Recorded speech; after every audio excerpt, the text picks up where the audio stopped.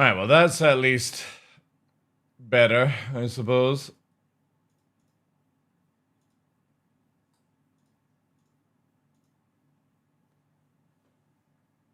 You don't have 1080p either? Yeah. I don't know what's going on, guys. It's not my end, it's Twitch's end. Obviously, they've got fucked up from yesterday's AWS shit.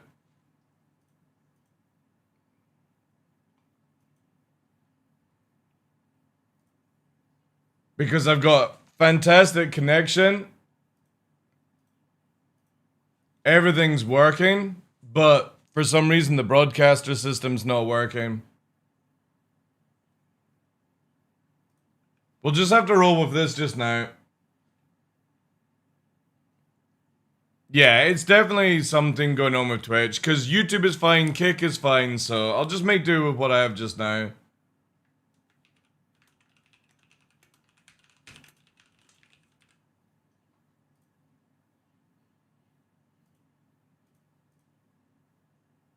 Give me a second to just set everything up properly.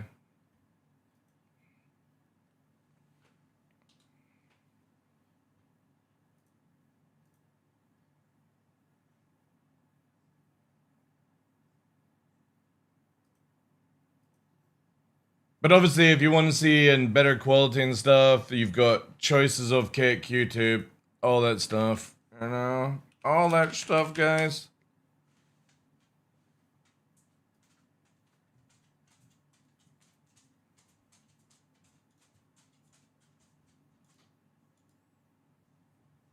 Yeah, because even stuff on Discord is super fucked, like...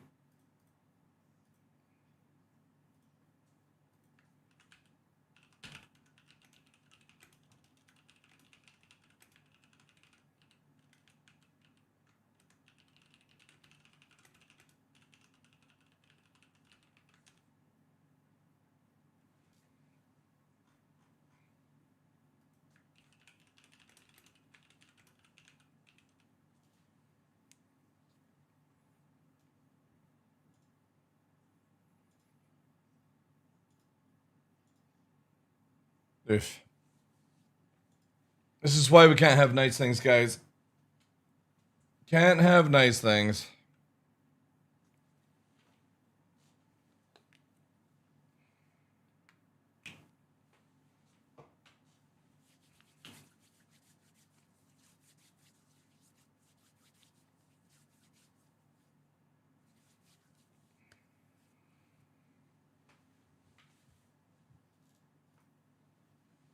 Alright.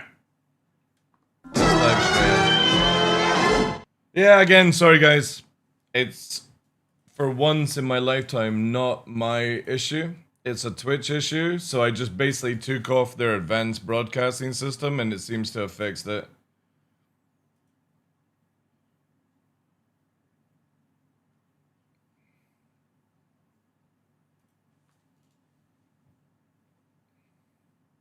Lovely, Java, lovely, Java. Thank you to all the people on Kick as well for being patient.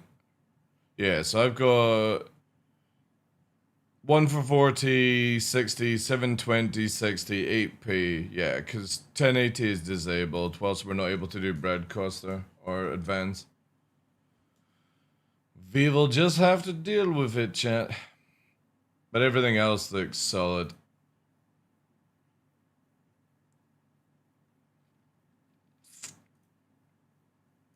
Let me just double check YouTube.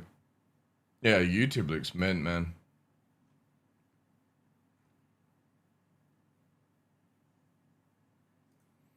Yeah, YouTube allows you to have 1080, 1 for 40. Like, I generally just don't understand Twitch's, like, self-destructive nature of making it difficult for you, right?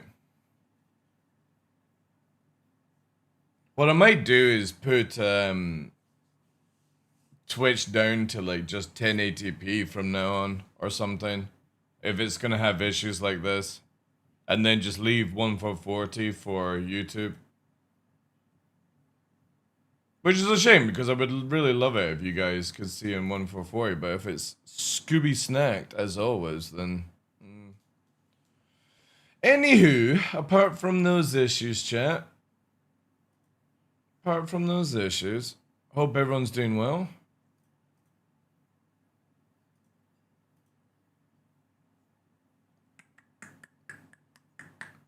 Let me just sort this out.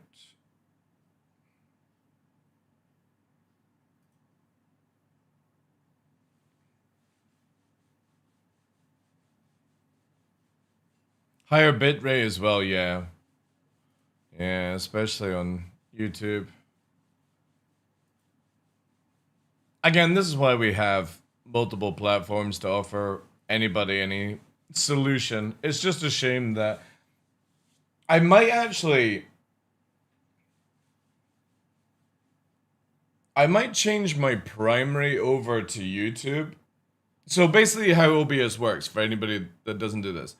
I have to go live on Twitch first, as it's my primary system. And then I basically output to Kick and to YouTube, right, for live. But because Twitch has the most amount of issues... Oh no, I wouldn't be able to do it, because then I wouldn't be able to get Advanced Broadcaster. Unless I just do 1080p.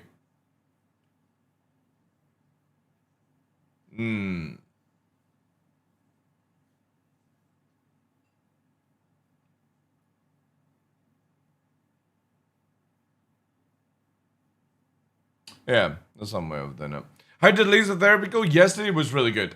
So he obviously got his assessment. He got a few of his joints realigned because of like he gets like chiropractor therapy. He didn't get laser therapy. He doesn't need it. He doesn't have thick solid muscle mass, which is very reassuring. But he did get to go and play in the hydro walkway. So it's basically like he climbs in. It's a treadmill that fills up with water and it sort of makes him float. So he just got his feet wet. It didn't lift him up. And he was walking on the treadmill. But as the two girls were holding him, he basically started to walk on all fours because he's got to walk very slowly. And obviously the treadmill forces the walking. So he definitely can walk on all fours. So it's either like down to laziness or he's got a bit of pain. So I'm going to start getting like CBD oil for him, I think, just to like help with pain relief a little bit in like orthopedic joints and stuff. And yeah, on Thursday, so Thursday stream, I need to stop stream at 11 o'clock. So I don't know if I'm going to stream on Thursday or not. Because purely, like, we managed to get a cancellation appointment for this Thursday to go into the full hydro tank and do, like, a proper session, which is only 30 minutes long. But the thing is, though, is it's at 12 o'clock. By the time I get back here, it'll be like 2 o'clock. It's kind of like, I don't know if it would be worth it to go live. So I think Thursday I'll probably take off just because we got in to do this. And I'll do, like, much longer on Tuesday and Wednesday, basically. And I know we're late. We're like an hour late already, but that's Twitch's fault, not mine. And I think that might be the plan. Yeah, actually, I'm going to just confirm that just now. I'm going to remove Thursday's schedule. So that'll be Monday, Tuesday, Wednesday, Thursday. Delete that from the database. There we go. I'm just going to do that just purely because I'm only going to be live for like an hour or two on Thursday, and then I've got to drive all the way to go and take him to his appointment, and then turning the stream back on is just not going to be whatever. So yeah, we'll just take Thursday off, and that will make it easier. Would going to a local lake help with physiotherapy? No, because it's not that he has to swim, it's the fact that he's going on a treadmill to walk, right? And hydrotherapy is basically the water lifts the body up, so it takes weight off joints, but you're still walking. They're not going to swim. They're basically going to walk on a treadmill, but the water raises up in the tank to just take the weight off the joints to do the therapy. So going to a lake and stuff will do nothing. Also, it would be like minus condition. He'll end up having a fucking stitch in the water and stuff. So, and there's no fucking way I'm climbing in the water to do therapy. So, no. It wouldn't work. There's a whole process behind it. But he's happy, and as you can see, like his leg is all coming in. It's got all his markings again, so it's getting better. He's had a chew. He's happy. He got a walk yesterday afterwards, and he was walking and playing with the balls. So again, it's just a long process to get him to get back. Again, he'll never get back to hiking and doing all that stuff, but yeah. It is what it is, chat. Thank you very much again for all the love on YouTube and Kick. If you guys can lurk on Kick massively, if we just recently became a Kick partner, for anybody that doesn't know. And what this does is basically anybody lurking in the channel, not only do you not get ads, you don't get music sadly, but you don't get ads, but I get the money in equivalent, and it's a lot more richer than Twitch, for example. It's the same as going to YouTube as well. So if you can lurk in any one of those guys, drop the likes on YouTube. But just to show you guys, because obviously like this whole journey of doing that, I'm wanting to be as untransparent, or no, that's not the right way, transparent as possible with you guys. Here, you can see yesterday, right? Even for the 3 hours we're online, we got $47 from the 10 gifted. So it costs, see this on Twitch, right? If, for example, you were to buy 10 gifts and then send it to me, I would only get 70% of the, it's about to run out because we're no longer hitting the mark, but I think we've got like 2 more months left of 70%, and then it'll drop down to 60% just because we're not hitting the numbers these days, which is fine. If you were to spend $50, I would only get 70% of it, but I get 95% on Kick. So Cell, who dropped a 10 banger yesterday, we got $47.40 from it. And just being live on Kick as a partner for 3 hours, we made $4.77. And I know that's not a lot, but we only had under 20 viewers, which is crazy. Absolutely crazy. Thank you for the follow on YouTube, Bad Habits. Appreciate that, dude. So again, like it's bonkers. And then here, the other day there, we made $16 for under 20 people. You would never make this money on Twitch. Not a chance. And the chat engagement is basically like bits on Kick. So in 2 streams, I've made $100 or just short of $100 for being on a non-main platform. But the thing is, as I was saying to everyone yesterday, I definitely think for our off games, when we're not doing Star Citizen, I'm going to just do exclusive on Kick. Because if I did exclusive on Kick, that $16 would have been $32 because it doubles when you're on Kick. So that $4 would have been $8 for that amount of time. So it's bonkers. Like, you make the amount of ad revenue on Kick the same as if you were having like 200 viewers on Twitch, and you don't need to. It's mental, really. Like, again, thank you to Kick for sorting this out, because that is amazing. And you can see even there, right? Even with our fecked up stream of turning on and off, I've made like 5 cents from internet issues, you know? So, really cool. Yo, Maverick, thank you very much for the follow on Kick. Appreciate that. So yeah, if you guys can lurk on Kick, massively it helps. But also at the same point, the way you can do it, right, to benefit helping out Kick and stuff on Twitch is like you can subscribe on Twitch, and any gifted subs you do on Kick, because we'll get more money, Kick gets a kickback, pun intended. So we will make more money from it, and then we make more money from Twitch ads because nobody's like subscribed on Twitch. It's like a win-win if we can manage to achieve that. But yeah, I just wanted to show you guys this because this is really fucking cool. This is how a company should be treating content creators instead of taking all the money from the content creator that gives you the money in the process. So it's really, really interesting to see what the world would be like if we weren't governed by greedy Twitch all the time. And obviously, once we get partnered back on YouTube, which is just hours now, because obviously, like, I didn't do any streaming on YouTube and I didn't do any video uploads, so we basically lost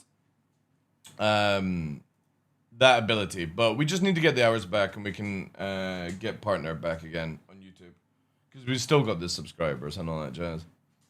Isn't that right, Nixie? Isn't that right?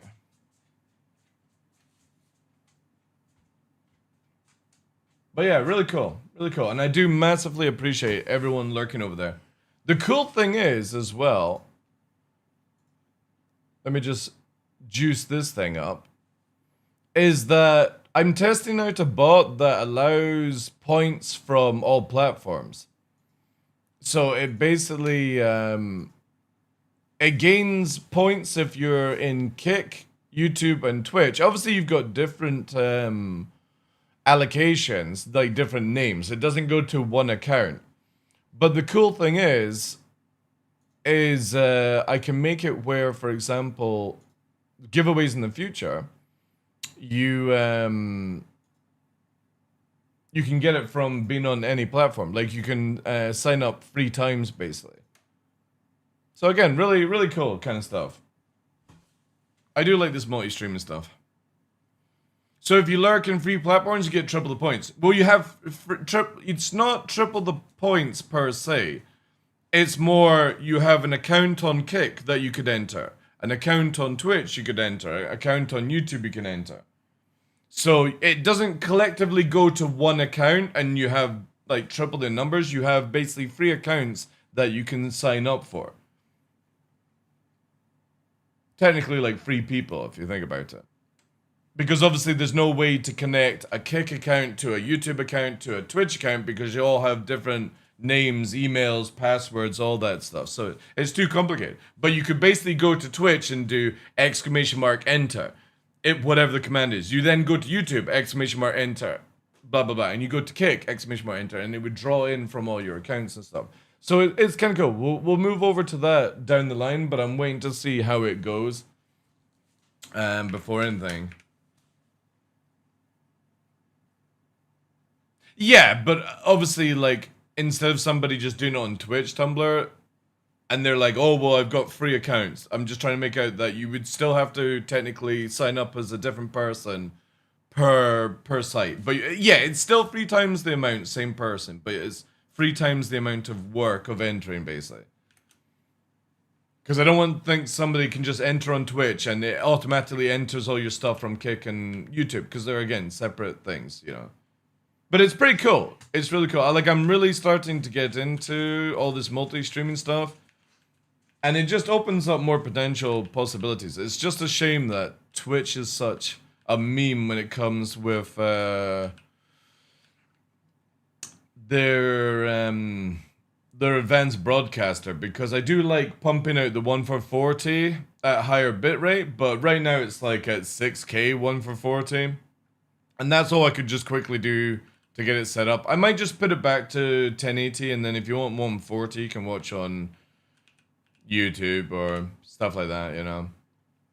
Where'd you get your research for? Just basically looking up endless looking up guides and pages and do this to improve your stream quality and the best settings for streaming 2025, you know what I mean?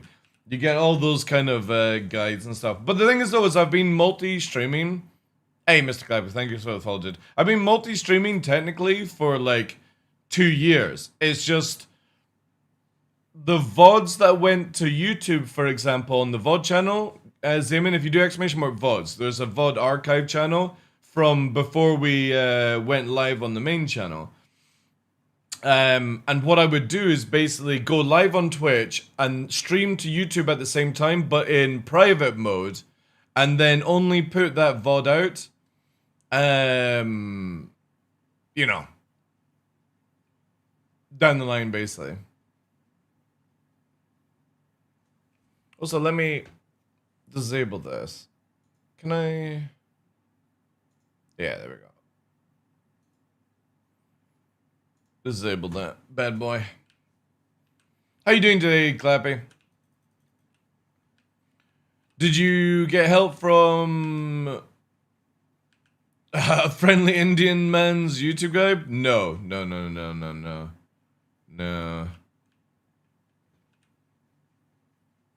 Again, I just looked up a lot of things. Again, I've been multi-streaming on Twitch and YouTube for years, just not at the same time. Technically it's at the same time, but for Twitch's non-breaching of TOS, nobody saw the video until 24 hours later, because what you were before multi-streaming came in, you were allowed to stream on Twitch and then send your VOD to YouTube 24 hours later, right?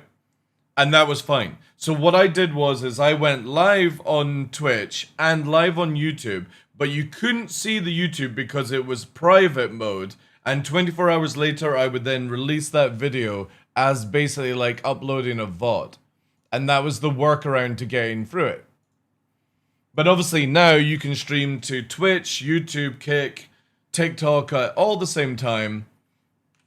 And it's just sort of trying to work out the best way. But Twitch is having a little bit of a heart attack with their advanced broadcaster. They really need to get that system out of beta, but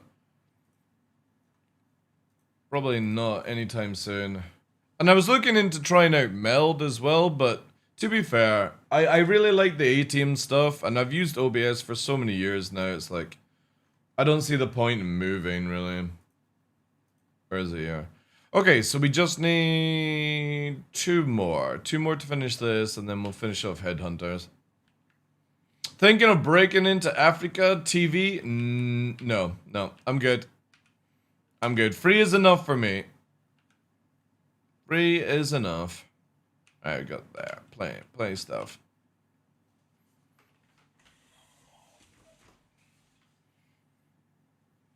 And I'm gonna buy Arc Raiders, chat. I've decided. I'm not gonna play it super hardcore, but the idea is I'm going to stream Star Citizen and then do exclusive Kick content in the evening with Arc Raiders. That's the plan. Just so I can just chill and play other video games without worrying about Twitch stats and stuff. At a level of tired, how are you doing? I'm alright, dude. I'm good. I got this can of Monster that I opened yesterday. Flat Monster. Tasty biscuits.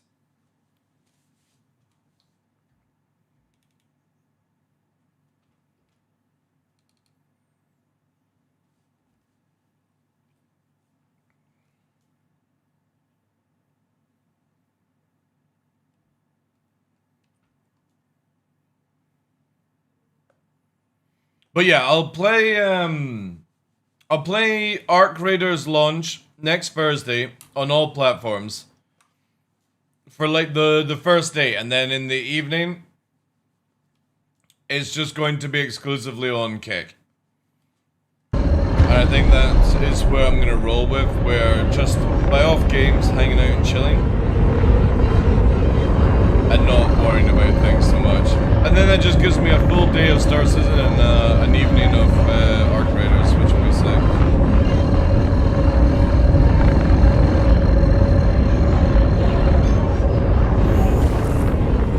Man, why is this so noisy? I swear, like, the audio in Star Citizen is so scuffed these days. Like, it's literally making the incorrect noises.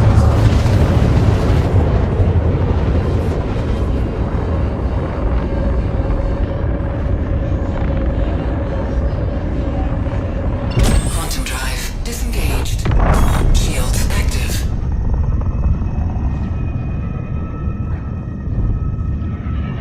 Too loud here? I can't do anything about that, as the game did. It is generally goes loud, gets quiet, CIG don't have inconsistent or sorry, consistent noises.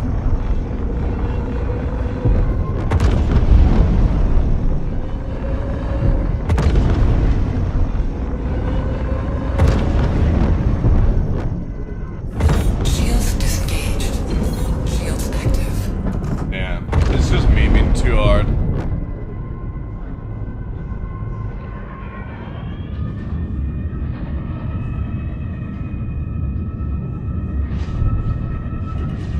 At least we only have to do 2 more of these missions. Apparently CIG have got Landing gear deployed. a workaround coming for the iPad system and stuff that we'll see soon.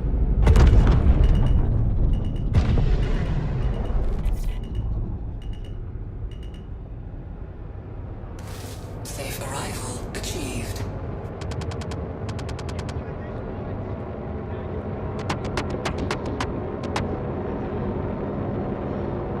Holy shit, look at that flying chat. God damn, that's beautiful. Engine system disengaged.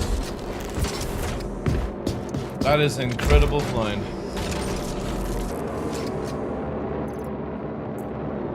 Oh, apparently my arm's broken.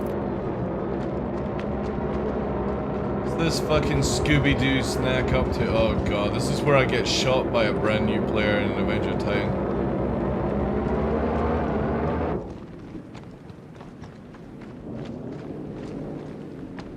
You know what I mean? Like, you can just always tell where I'm gonna go in here and they're gonna see, like, somebody moving. Oh, look, there's a player there.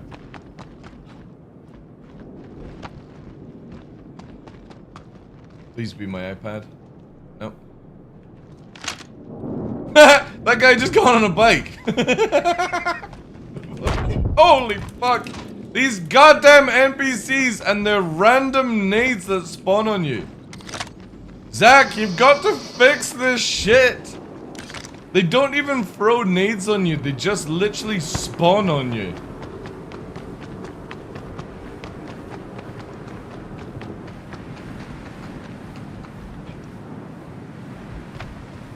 It's fucking brutal, man. Yeah, this bugged. Yeah, I got a feeling this is a bugged one, chat.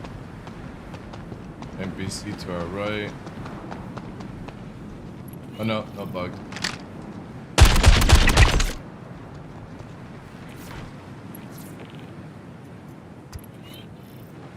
Again, we just need to get 2 of these done. Oh, oh, fuck Doug. Fuck Doug. Fuck Doug.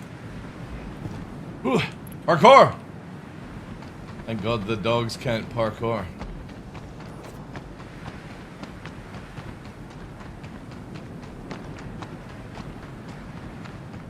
Run, Forrest, run!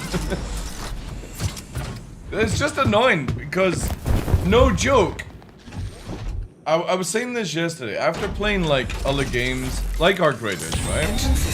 And he'll be my main representative of, you know, what's going on. Hi! Landing gear raised. I could do it and you wouldn't even know. Shields disengaged. The audio in Star Citizen is really, really bad. So, for example, in that scenario there, I only heard the dog the moment it tried to attack me. There's no footsteps. There's no, like, placement of anything else. And it's getting worse and worse and worse. Where, for example, listen how loud this is for no reason. Quantum drive engaged. Like, Star Citizen audio is dreadful right now. And I'm worried that Squadron 42's audio is going to be even worse. Quantum drive engaged. Quantum drive disengaged. Quantum drive disengaged.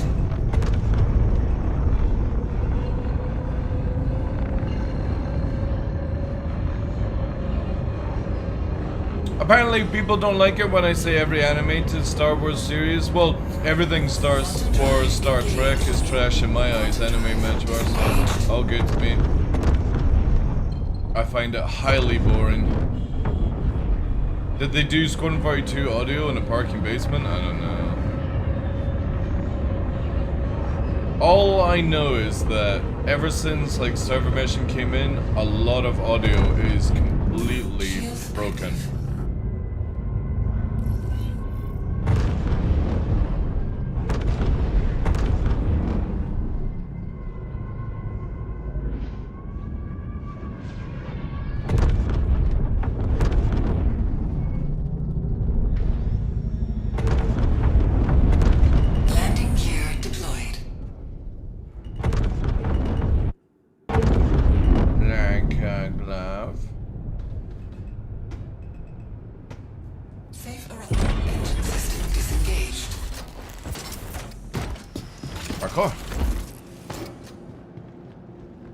I'm starting to think that all the developers are faking it truly ain't. I just don't get why everything seems to be falling apart, but maybe I'll make sure, you know. No, not yet, no. There's too many complications to finish off. I'll be finished with the thing about children. This is like one more now to do. And then I'll get the other one done. So yeah, we got 25, so we're like 75. I'll do another 100, that'll be done. And then I only have like, what, 6, 7 to do on that side. So yeah, we could be done today. All depends on how fast we can get the missions.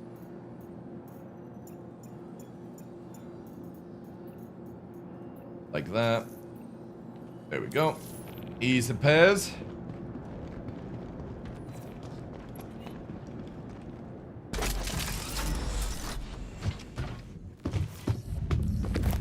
Lima, I'm just double checking, but I think you knocked out everything we needed.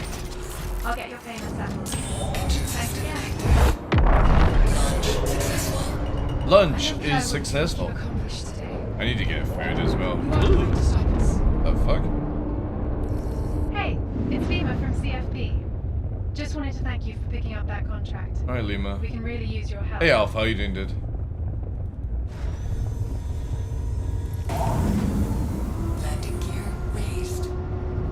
The hangars are semi-working. Oh wait. Shields disengaged. Landing gear deployed. Landing gear raised. I'm gonna disable these things. I had them on last night, just trying it out, because I was sick and tired of the head turning, but it does a weird thing.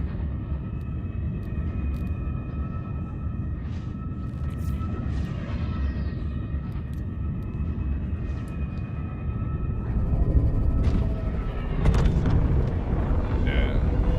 So it doesn't do it with that. It's almost like even at 0, it still has. Yeah, see, it has it there. Weird. Not that it's too bad, but hey, Najab, doing well, dude. Doing well. Had a little complications with Twitch this morning, that's why late. Hopefully, they will get their shit sorted out.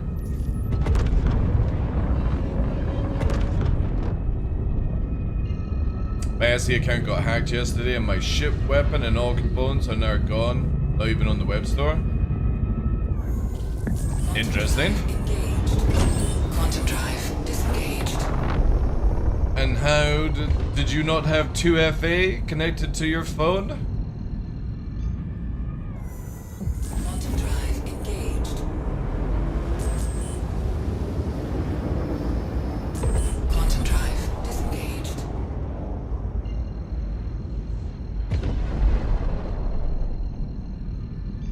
All happened when I was fighting 2 players. Quantum drive engaged. Quit clicking on shaking boobies and you won't get hacked. Very true, very true.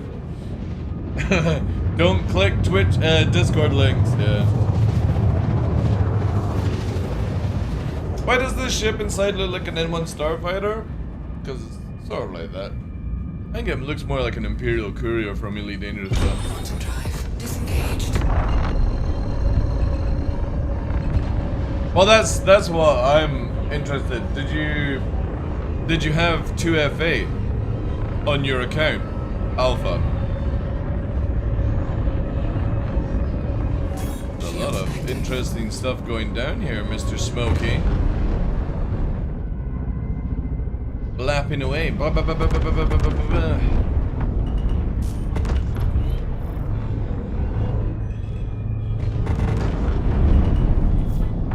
Look at this unathletic chimp. Soon won't be able to do this in their Connie.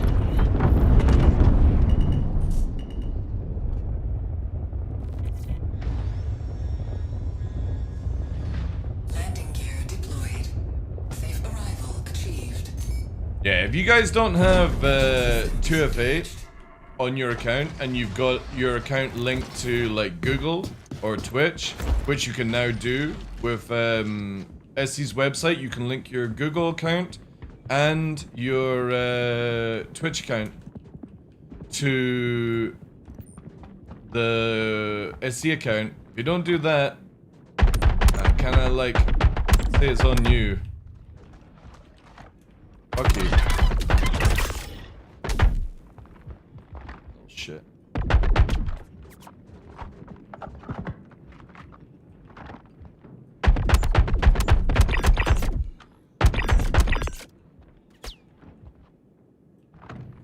Adventurer! Nobody ever responds. I'm so annoyed.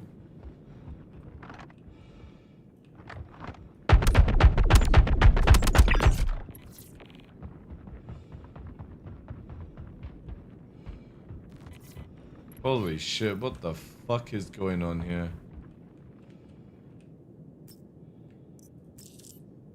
Ooh, double FS? The fuck?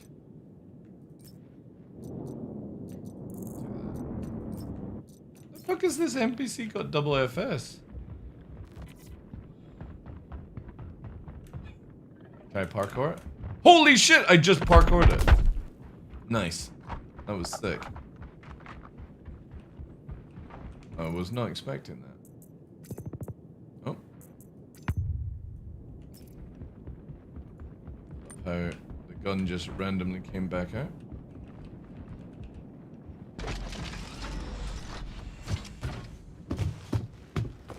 Second time it happened to me first was when the free flight shooter thing happened. Yeah, but the question is, Alpha, do you have 2FA? Alpha. Like, do you have two forms of authority before shit can go down? That's what Tumblr is asking. He's not trying to shit talk or anything. Alright, okay, so yeah.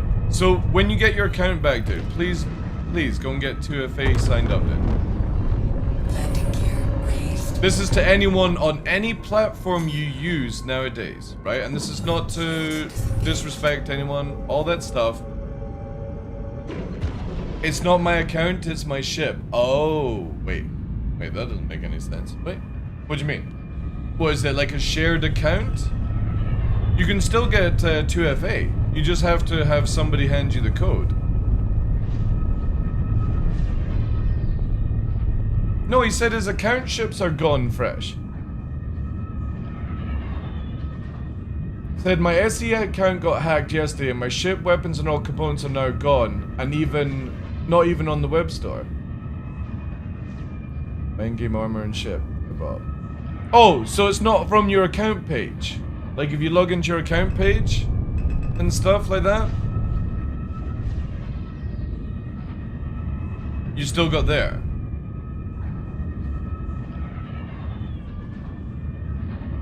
It's not on your account page anymore, right? That's really interesting. And was the ship able to be gifted?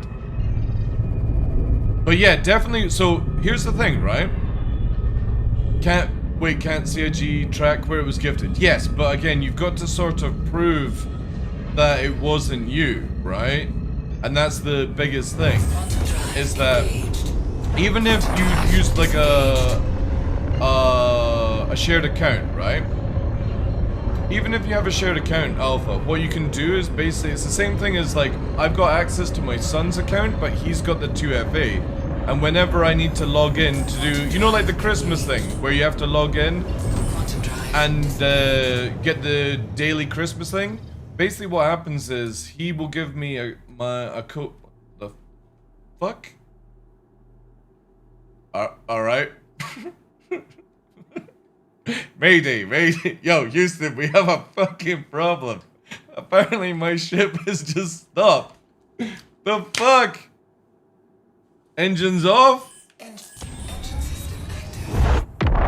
Alright, apparently my wolf needs rebooted. The TDL got hacked? No, I've got 2FA, Twitch FA, and Google FA connected to my account. Quantum drive engaged. Quantum drive. Good luck getting through that. That's what, 4 FA, if you think about it. Quantum drive engaged. Quantum drive disengaged.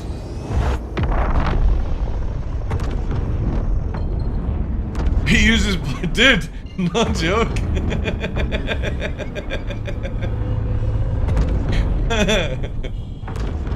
I've still got one of my magazines that I got from like when I was a fucking like 12-year-old boy at school. So around the corner from my school, there was this dirty CD magazine store, right? And this dude was total pervert, probably sex offender, but back then nobody gave a shit, right? And obviously, back in those days, you had to be 18 years old to go in and get a porno mag from anywhere, right? But this dude, you would just go in. As a kid, you're blushing, you're bright red, you're nervous because obviously, like, you're not sure what the fuck is actually going on. You pick up the magazine, put it on the counter, he would wink at you. And then you'd buy it for like a couple of quid. And you just walk out. And to this day, I still have my very first one. As a kid, kept as a memento, because as I got older and realized this is totally fucked up, but as a kid you didn't give a shit, right? And there was no touchy-feely nonsense, it was just a very awkward guy behind the counter winking, you know, making money as you do. But it was such a surreal fucking situation as a kid to go in and just be like, oh my god. It was the same for like buying cigarettes as well, because obviously underage buying cigarettes was super difficult. Alright. We have completed that. So now I'm gonna do headhunters.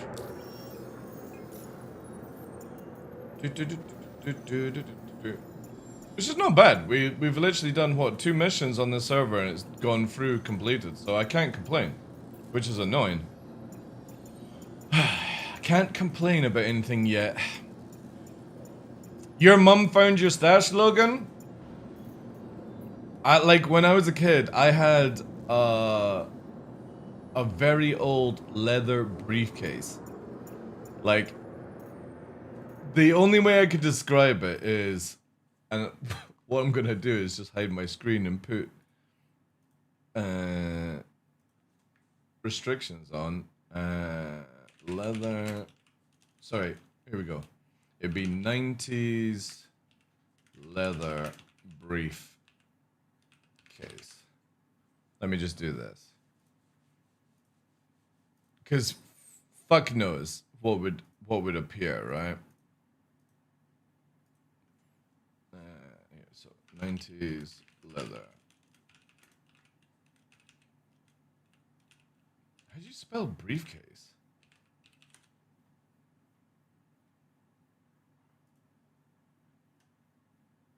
Right, that's how you spell it. Yeah, so let's have a look here. No, these are more like handbags. We're wanting, yeah, this is it. This was under my bed. Something like this.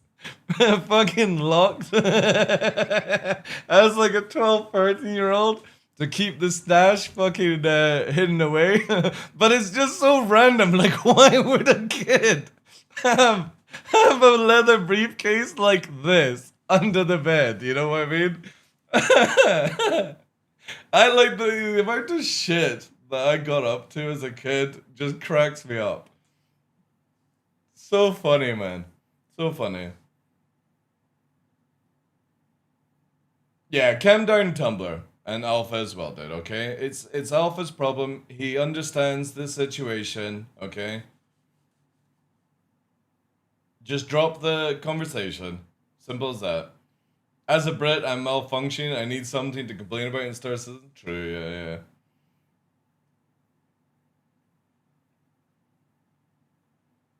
Yeah, again, like, email 2FA. I'm gonna just go on a serious note. Guys, 2FA up.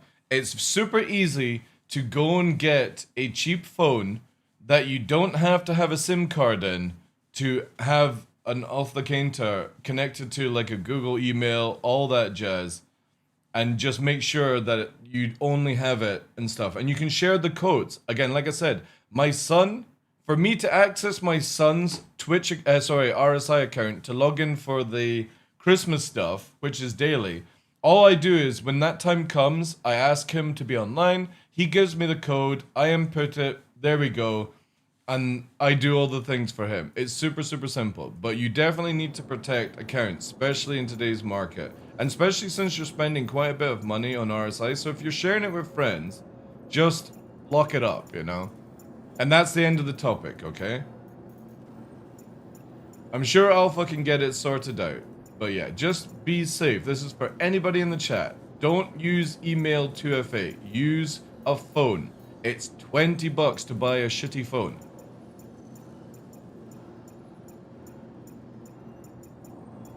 Can also just be you get an email. Yeah, but the thing is, though, Unga, is literally your email account can be hacked quite easily these days. You know? Yeah, backup codes, all that jazz, yeah.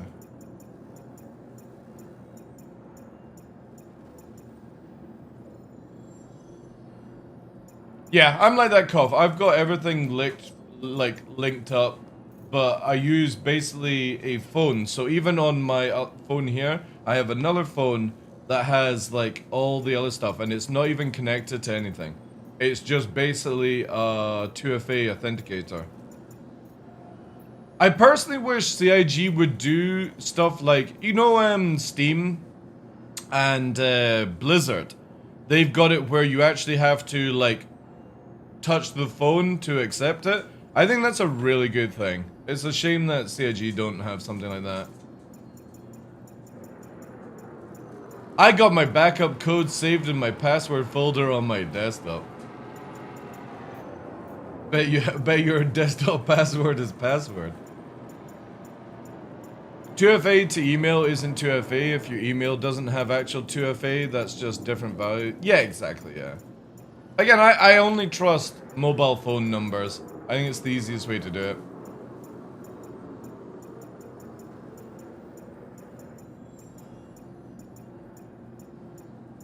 But yeah, that's a shame, Alpha. That really sucks, dude.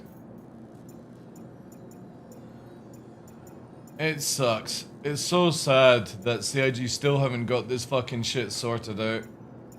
Like, they left dealing with hackers and cheaters to this point just kind of sucks. But there you go. That's what happens when you build everything on spaghetti code. Then again, people get their cookies hijacked on Gmail, then they should put them in the fridge.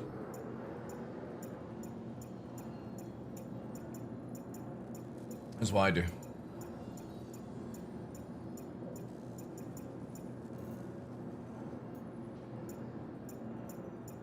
Come on.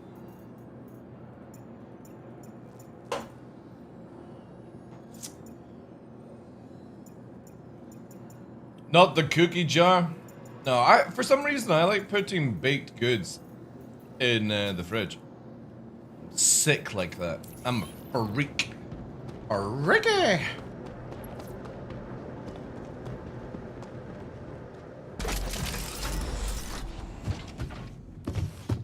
Hi there. I just saw you completed that last contract.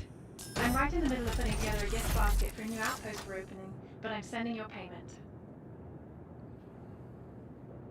I hope you remember their name. I really do. I hope it haunts you until some scumbag puts a bullet in your brain. Stokes here. Heard you're running this down for us. Appreciate it. Engine system active. Is there any other games coming out this year, chat?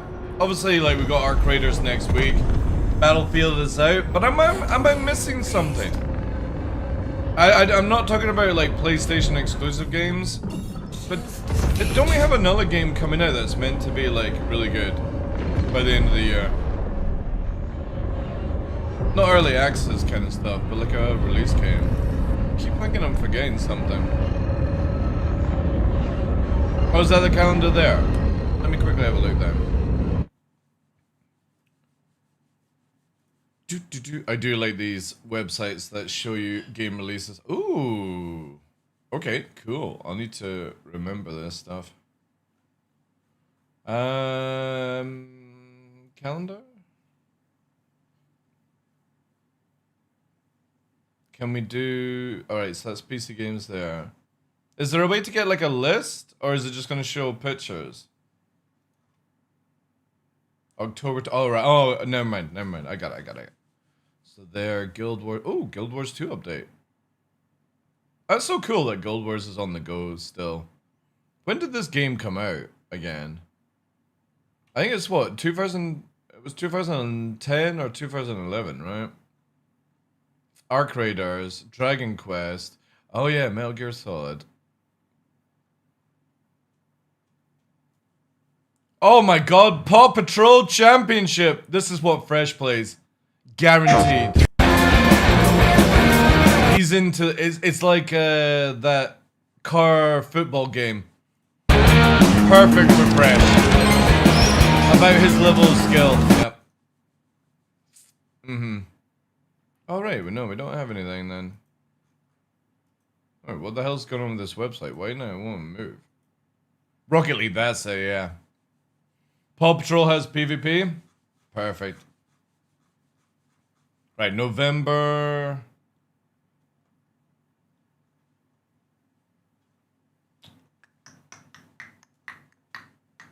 I guess we're not getting the new Fable game this year.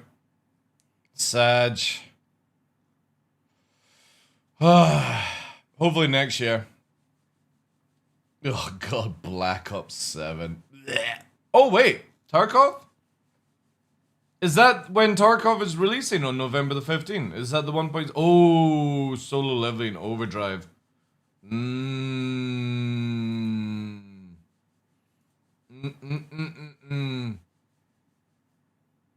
I am half tempted to get this game. I was watching Burke Black play it at TwitchCon, and it does look really good. I do like Solo Leveling. Shame that it looks like possibly no season 3 until like 2027. Mirage, what the hell? I thought that game was out ages ago. Oh, is that it? Can we get calendar for... Oh no, that's it there. Do like that, right?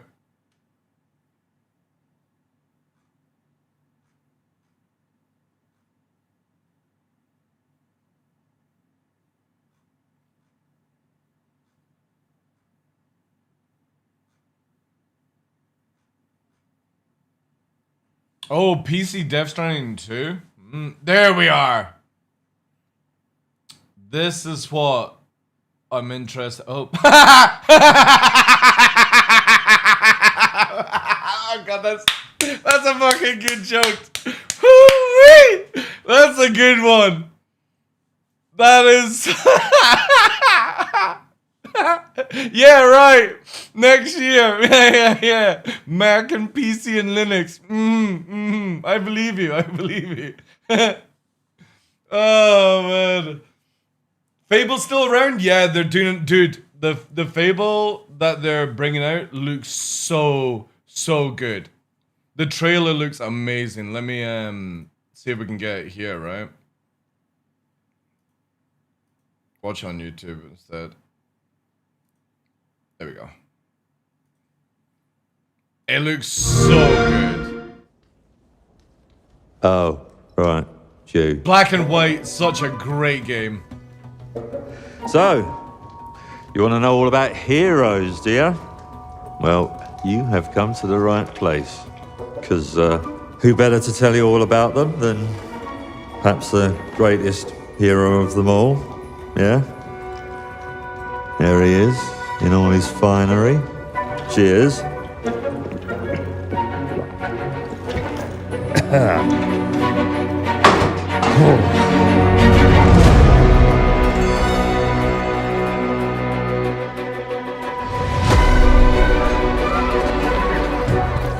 I mean, sure, you get your mega fans, You are like literally my favourite person. your haters, It's like a fan club, but we hate you. your chancers, and the occasional giant toad, for some reason.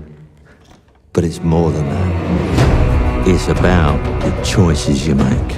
I'm a hero. I should do what I want. You thought you could save her. You know, it's your life and death stuff. That's what defines you, doesn't it? Really stays with you. I knew this one hero. I took her in when she had nowhere else to go. Welcome to the most exclusive club in all of Albion. Thought I'd get her out there, make the most of her gift. But you know what it's like when you're young and you have a point to prove. I tell you, this kid, she had it all. The skill, the talent, the power. She was something else, all right. She was terrifying. So, yeah, I knew this girl once who made all the wrong choices. Humphrey. She's back. Now the cool thing is, right? For anybody that knows about Fable games, you can be the good character or you could be the bad character. You can make these choices and you age throughout the game. But there's one thing that's really clever about this, the rumor is, the character you see him talking about is not the character he's talking about, and the character that you think you're playing as the female character is not you. There's a rumor that it's highlighting something else within this story of Fable, which is very clever. So you think, oh, I'm playing this female character as the protagonist and stuff, but it's possibly not. The rumor is it's talking about you. So they're doing it a different way within Fable, where instead of you chasing after like a certain person, you're the person they're chasing after, basically. No, you don't need to play any Fable game to understand Fable. It's, if anybody has ever played Fable, and the last one I played was Fable 3, you know? Yeah, she mentions the person, which is the player. Yeah, it's very, very clever. They're incredible games. The storyline is super rich. The mechanics is amazing.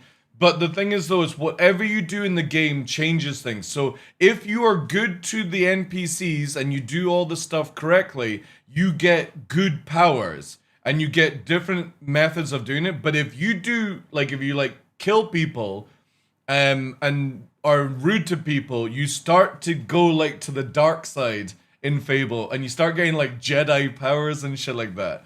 So it's very clever how you do it. But the thing is, though, is in every Fable game, you age. So it starts you off as a young character, and by the end of the game, you're like an old person. It's really, really fucking cool. And I've never seen any other game ever do what Fable does. So I'm super, super excited to see how that will be. Because I do love Fable games. They're not like a big sort of thing, but yeah. Quantum drive engaged. Quantum drive. Old OP person, yeah. Because when I last played Fable 3, which was many years ago, by the end of it, I was this long gray-haired guy, and I was able to do like lightning and shit at my hands, and I would just kill everyone in sight. Because when you do good stuff, villages like prosper, and if you do bad stuff, they start to like, they change. So it's a really cool thing where, you know, in some games like you can change the narrative a little bit. The game actually changes with every decision that you make, and you can't go back unless you scumbag save it, right? It's very cool. So every time you play it, if you change some of the methods that you do, it just allows a completely different like storyline.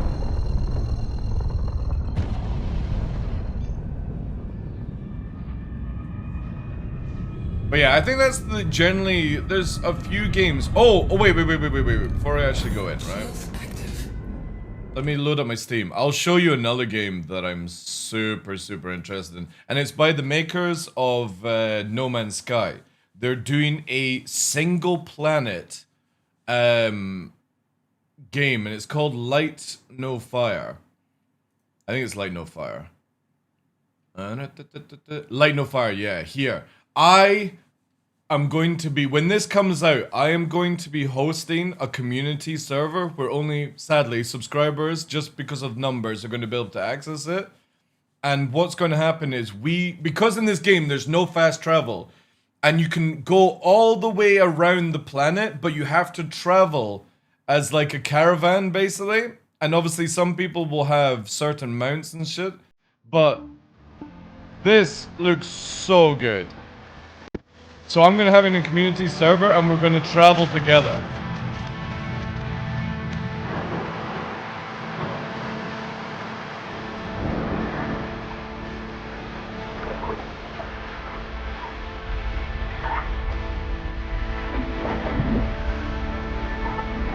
And this is by the same creators of No Man's Sky.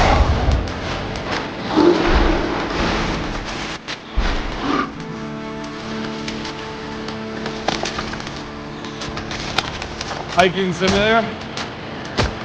So the idea is, there obviously the whole planet, no fast travel, is like different biomes, and as you progress through the game, there's like quests, storyline stuff to do, but you have to build a base and then do all your crafting and then move, and eventually down the line you can't carry everything with you on the dragons. You have to use like mules, so you would have to have like 5 people riding the mules across the planet, and you'd have people in birds and dragons scouting for you.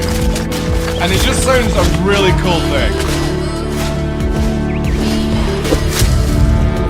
Just really, I love the idea of no fast travel, and you have to just go round. So my plan would be is we go round. Yeah, I know it's loud. That's just Steam, right? I can turn it down there.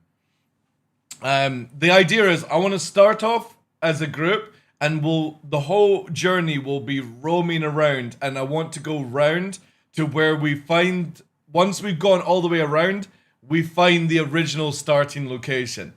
I just think it just sounds so cool to have, like, you know, like there's an anime called Firion. I don't know if anybody's watched it. It's basically about like adventurers spending years traveling together, and they do different quests, and they've got a general global goal. And at the end of it, Firion, the elf, is obviously doing stuff, and the other guys have done other stuff, or, you know, I don't really want to spoil the story. The idea is that they spend 10 years together. I like the idea that as a community, we could travel around the planet and just have like an adventure and stuff, and maybe do it like once or twice a week, community event in the evening or something. And anybody that wants to play could just like do their own thing, but I think this is really, really cool.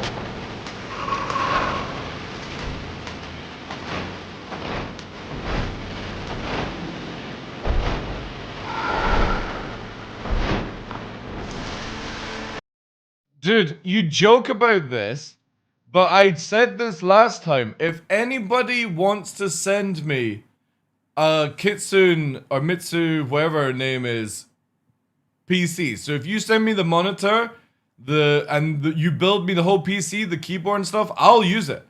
I will use it. I kid you not. You send me all this shit, I will use it for one stream. A whole PC with Hatsune Miku or whatever her name is, the Vocaloid or whatever. I'll do it. But yeah, so here you got to travel with all the stuff.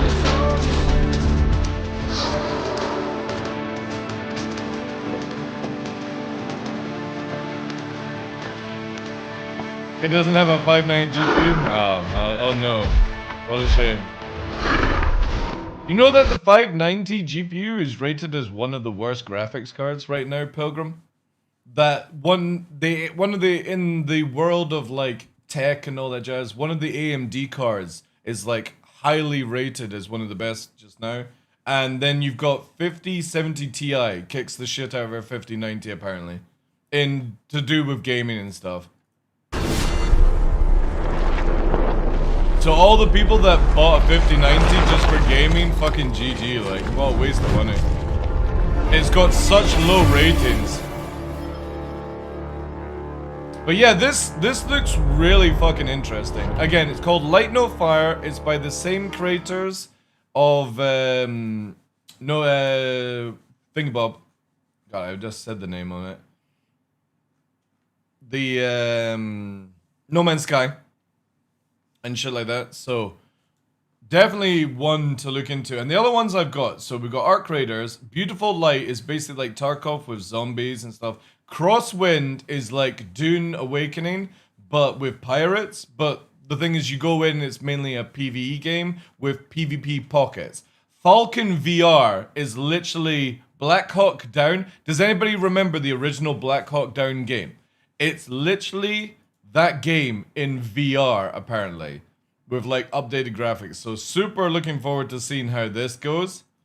And the other one, obviously, is Light No Fire, and then obviously The Expanse. They're the games that I've got on my list right now, and nothing else really sort of tickles that itch. Expanse, I'm very excited to see how that goes, because I did enjoy playing, what's it called? Mass Effect, but it never really sort of clicked with me, and this game looks like Mass Effect, but obviously with the Expanse theme, which I kind of feel like is a more me sort of thing.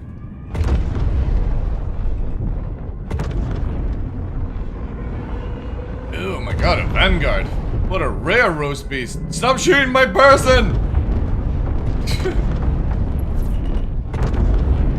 Oh my god. Why is the guns shooting down? The fuck?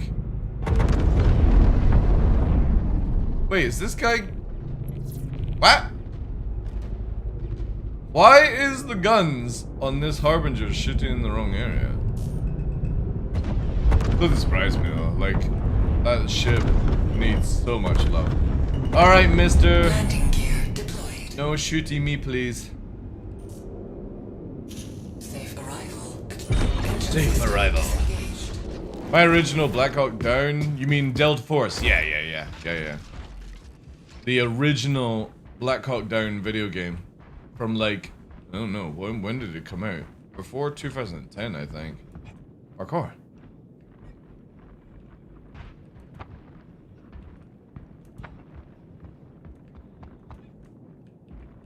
This would be great if it was this one. No.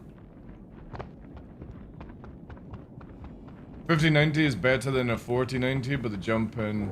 Yeah, but it's the price, dude. Like, literally, if you look at tech sites, the 5090 is rated as the worst card compared to other things right now. Uh-oh.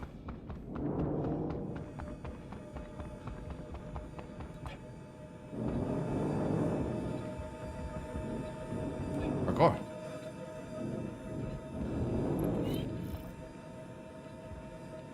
Uh-oh.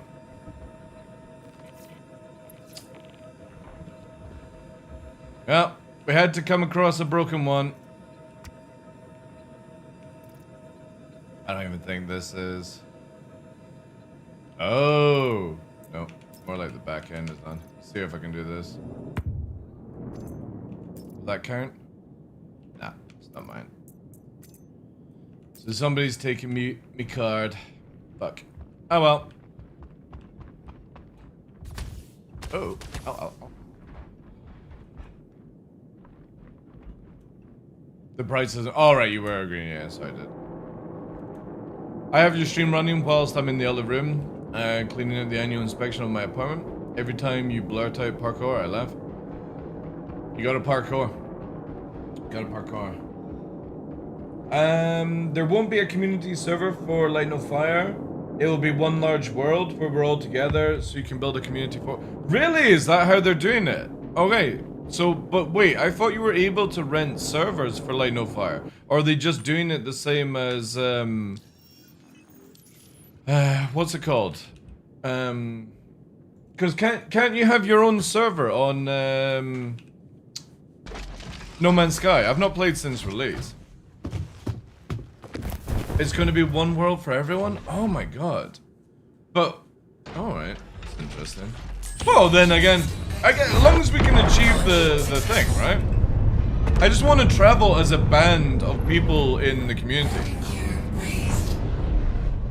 With one person hosting the file. Are they not just going to do that with Light No Fire? Or have they got like new technology then? Or they're building stuff? Either way, I just want that experience of like roaming around together as like a caravan going from biome to biome. I think that would be so sick. I just like the idea of that.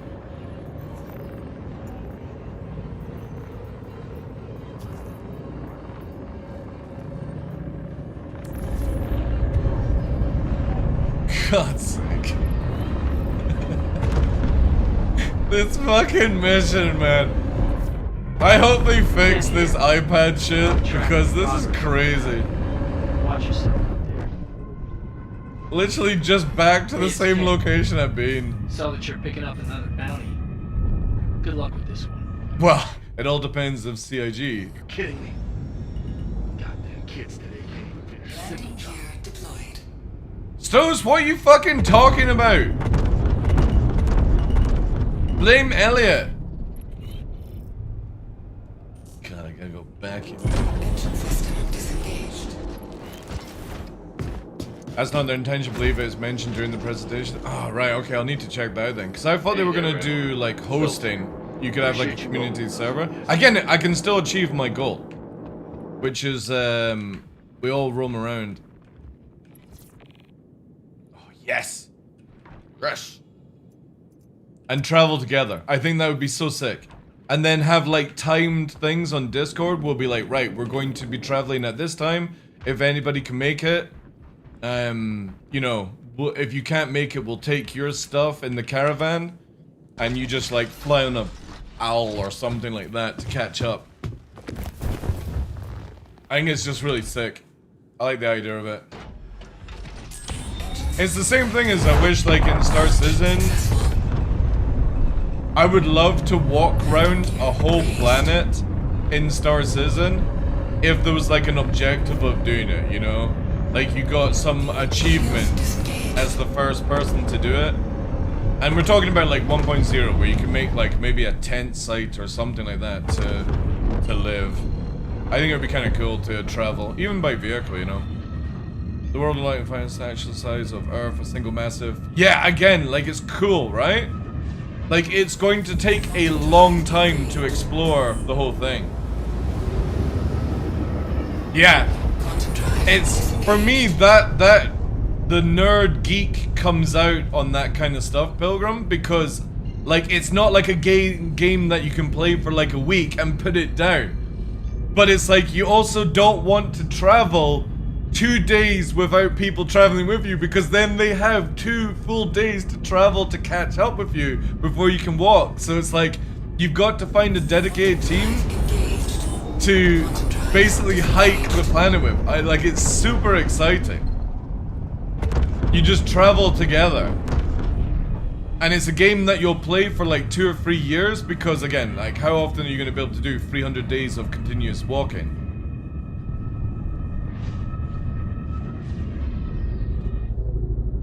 Because obviously you'll be able to speed up some time by using the flying mounts. Ooh. Oh, yeah, it's just going to keep going, are you?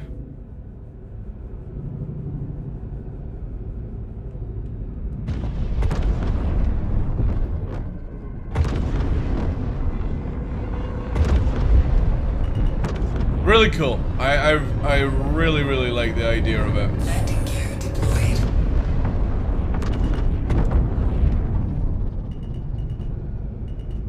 And again, they've done such a great job with No Man's Sky that I don't think it will have a bad release compared to what original No Man's Sky had. That was a very bad release. But it'll be sick. Thank you again to all the lurkers guys on YouTube and Kick. Thank you so much. You have no idea how much of a help that's going to be. Also, I appreciate all the lurkers on Twitch, but the thing is, if anybody's got the ability, lurking on YouTube helps us get partner back on YouTube. And Kick, if you're lurking on Kick, it massively helps us out with extra income per stream. And all that income right now is going towards Nova's Pilates classes, which we're trying to do every week. So this Thursday, I'm not streaming because he's going in for hydro straight You're away, all done. Nice one. which is going to be I'll get you awesome. paid. Get him worked on. It's going to be probably about 6 to 8 weeks, they were saying, just to maybe get him walking again. But hopefully Nova picks up a little bit faster.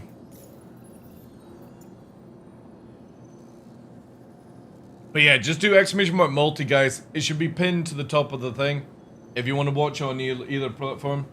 Obviously, the best quality is going to be on YouTube at 1:440 AV1. Oh, it's so good.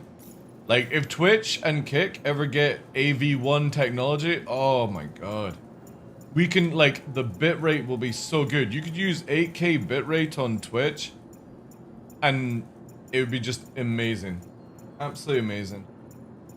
AV1 is basically an encoding, I can't really go technical into it, but say for example on Twitch right now, I use my GPU with the NVEC to send like 1080p at like say 7000 bitrate, but you can't send any more. What AV1 does is, does the same quality at half the bitrate basically, but if you do the same bitrate with AV1, it's like double the bitrate that I'm using right now. So instead of having like a 7K bitrate, it would be the same quality as like 14 basically. So right now I send AV1 15K on YouTube, and it's basically like if I was sending 30K bitrate to YouTube on 1:440, and it just looks mwah. There's never any artifacting or bitrate like compression issues. So it just massively improves, but unfortunately only YouTube allow AV1 uploading right now. And if Twitch ever gets to it, which they're trying to do, it will mean that all Twitch streamers, all Kick streamers will have a much better quality of show for you guys without having to use any more resources than we're already using right now. So it basically allows Twitch to have a better quality stream for everyone without having to increase their demand, because you're doing the encoding on your side. And it's really cool. But again, only YouTube have been doing it for like a year plus now, so. But again, if you want to check out, go over to the YouTube channel. We're live right now there, and you can set it to 1:440 and you can see the difference. Obviously, if you don't have a 1:440 monitor, probably not, but the cool thing is though, with watching on YouTube, you can watch on like a TV and it doesn't lose quality. The same sort of stream on Twitch has those issues. Come on.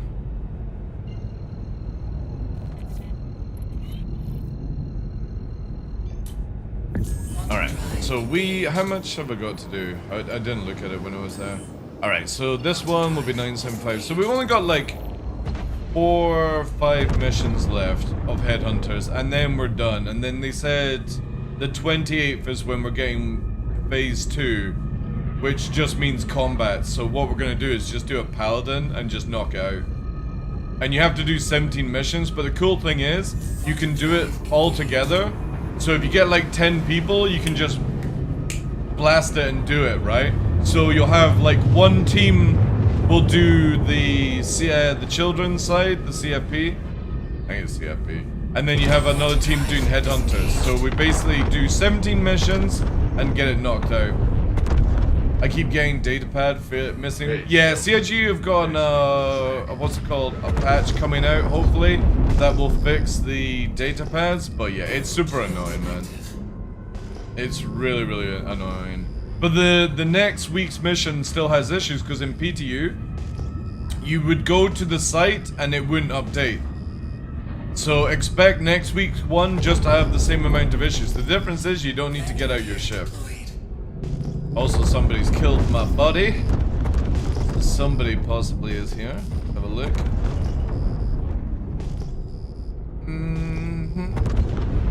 The good thing is, though, the body's at the back. Also, why is there like a Pisces hovering over? Oh yeah, there's definitely fighting going on. Lots of shots. Safe arrival. Engine system disengaged. Oh, I see somebody on the tippity top.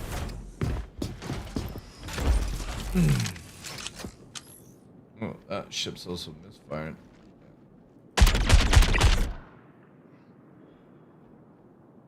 Yeah, so somebody's killed my body. Let me just keep my lights on. I'd announce we're here. Adventurer!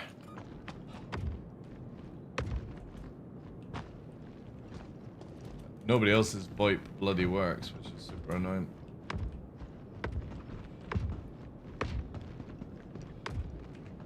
What is going on up here?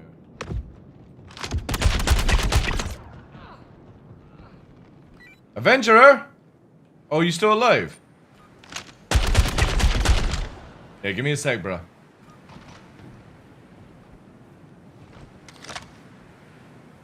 Oh no. They've killed you. You are dead. Oh. Oh. Oh, and I can't get my the fucking thing is jammed. Give me a sec.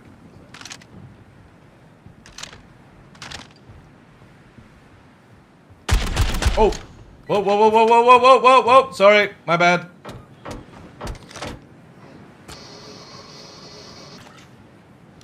You scared me, adventurer.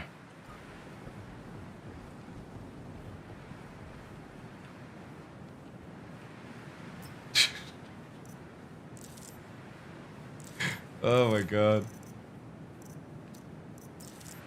Here we go.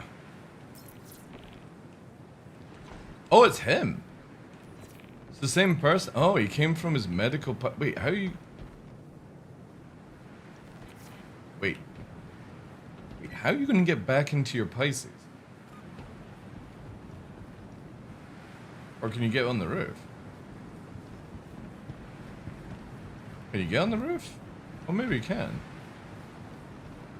Why does this feel like I'm gonna fail this really hardly? Yep, there we go.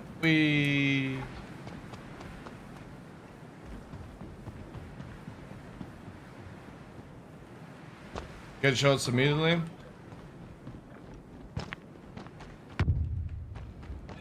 Also, should I spend my saved money on a Drake Corsair or save it for IE?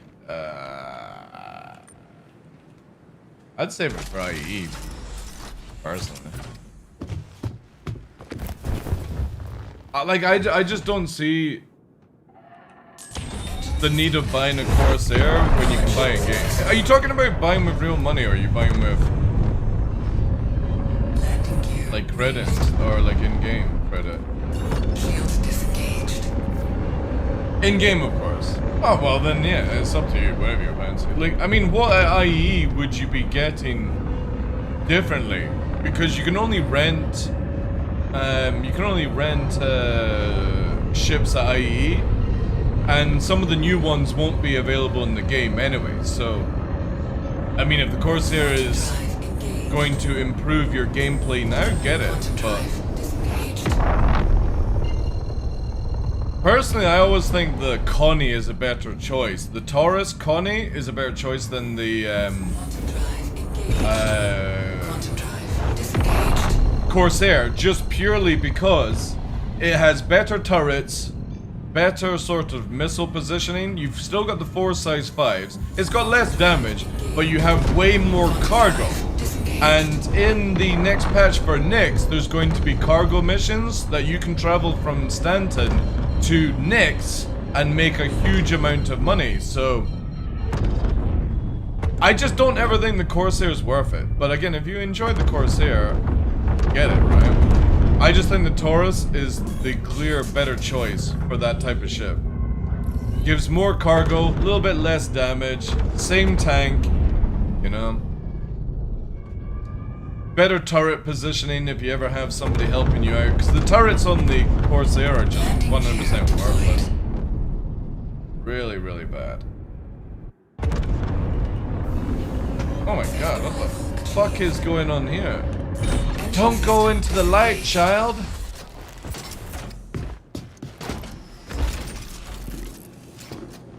Is LTI really that important? Nah, not really, dude. It's more like an EP bragging sort of thing. If, like, look at this way. So how insurance is meant to work is, say you get insurance for 6 months, it's 6 months in game, and that would translate to 3 months in real life. So if you've got like a 24-month insurance, or like a 10-year insurance, it's like 5 years in real life. The question is, are you going to be skint in the game to justify needing lifetime insurance or 5 years worth of insurance by that time, right? That's the way I look at it. So, if you wait till IEE, you'll get 10 years worth of insurance, which translates to 5 years of insurance in real life, because it's 2 weeks for 1 week in the conversion. 2 weeks in game to 1 week in real life. The question would be is, at the point of playing this game for 5 years straight, are you broke enough not to pay for the insurance? I would suggest that I highly doubt anybody's in that situation if you're playing the game. And that's the only benefit that you get from lifetime insurance, is that you would never have to worry about that. But if you're constantly playing the game, you're going to be able to insure your ships no problem. I don't think CIG will make it too expensive. I think the downside will be is that if you have to insure your ships over and over and over again in game, you'll have like a penalty of time. Yeah, LTI is a sham. The only reason I collect LTI is just from pure 100% selfish bragging rights. It has no effect. But then I have ships like the Raven and the Mustang Omega, which are super rare ships, and they don't have more than 6 months, so that's only 3 months of insurance in real life. I'll easily be able to afford insurance for them, so yeah, don't worry about LTI. Get it if you can, and because you want to buy a war bond or something like that, but don't think you need it. If you're playing the game on a regular, like, once or twice a week, you'll be able to afford it. Just don't go and buy, like, 200 fucking spaceships. Generally, I would always suggest to people that they only ever get free spaceships with real money. One spaceship that is going to start off the game like an Avenger Titan, where you're going to be able to play the game on day one and do everything in the game to a certain degree without having it being costly. Second would be like you go to like a Shiv, another solo ship that can bring you more money, but it does a little bit of things better than the Titan, doesn't cost too much. And then maybe something slightly bigger, Connie, whatever. And then after that, just play the game. Obviously, if you're going to run an organization and you need a capital ship, then fair enough. But here's the kicker. Any group that has capital ships in their organization on day one will not be able to run capital ships. So like an organization like TESS that has like 10,000 plus members and they have more capital ships than they have enough players in the organization, they will never be able to run it. I hope the pat on the head Because it'll be too costly. It's worth what you've taken away. You killed a good person. Remember that. I killed a good person, champ. Oh, I should have got some food, but whatever. I love the concept of the Corsair, but it's just not practical use. It's so bad. The turret placement is dreadful on the Corsair. Also, where's the mission? There we go. Oh, wait, is it not working?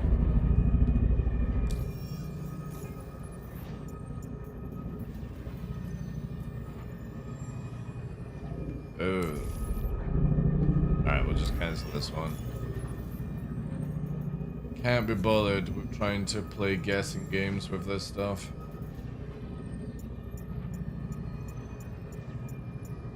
The best boat is your friend's boat?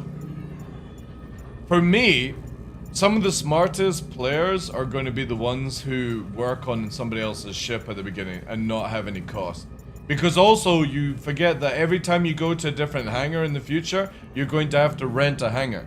So say you have 200 ships, you can only have those ships housed at your starting location for free, and anytime you move them anywhere else, you're going to have to rent a hangar to store them. So if you have like 50 ships and you move them all to Grim Hex, that bill is going to be extremely expensive. And also, you're not going to be able to reclaim and teleport the ships eventually down the line. That's just something that we have as a utility right now. But I would imagine it's a bit like Elite Dangerous, where the ship will come automatically, but it'll take time to do so. So again, I just would never suggest you have a lot of ships in this game. Get them in-game when you need them for certain purposes, but treat your ship like you would a car in real life. 1 or 2 is fine. 5 or 6 is stupid as fuck, and you're just showing up for no reason. So shut up. If I could kill you in the game, I would. They tried blackmailing us with that intel. Shut up, Amelia. I don't need to hear your yak as well. Holy... Chat. No cause. Can I please put a blocker on comms on my ship? Won't find us. Or Mobiglass? Like, can I please... Stokes here. Appreciate you rolling with us on this. You just were negative to me, Stokes. Shut up. Ban them. CIG desperately need to come out with a block feature for the NPCs. Hey Gray, how you doing, dude? Thank you to everyone on Kick as well. YouTube, I see you guys. Super, super fucking thankful. Huge, huge wins right now.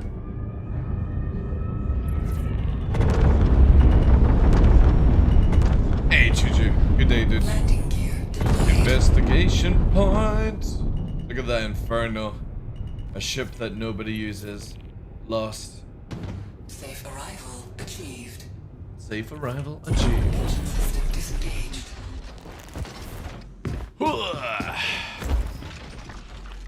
At least it's a nice sunny day on Yela. Oh wait, is that Polaris? Uh-oh. I don't think it's active, but let's just get in and out. Shake it all about. Oh yes, that's the shit. That's the shit. No problems.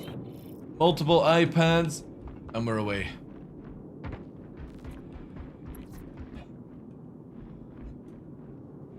In the wonderful German skin. Who's that? An NPC at the top? Engine system active. Launch successful. Shields under attack.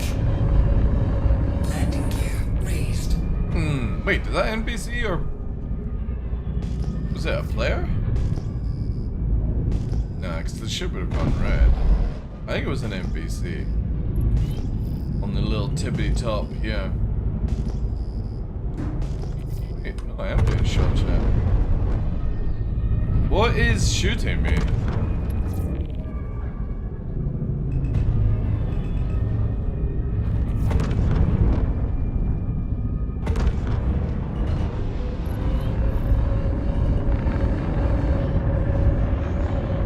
There is that. Oh no, they are! Holy fuck! Look at them.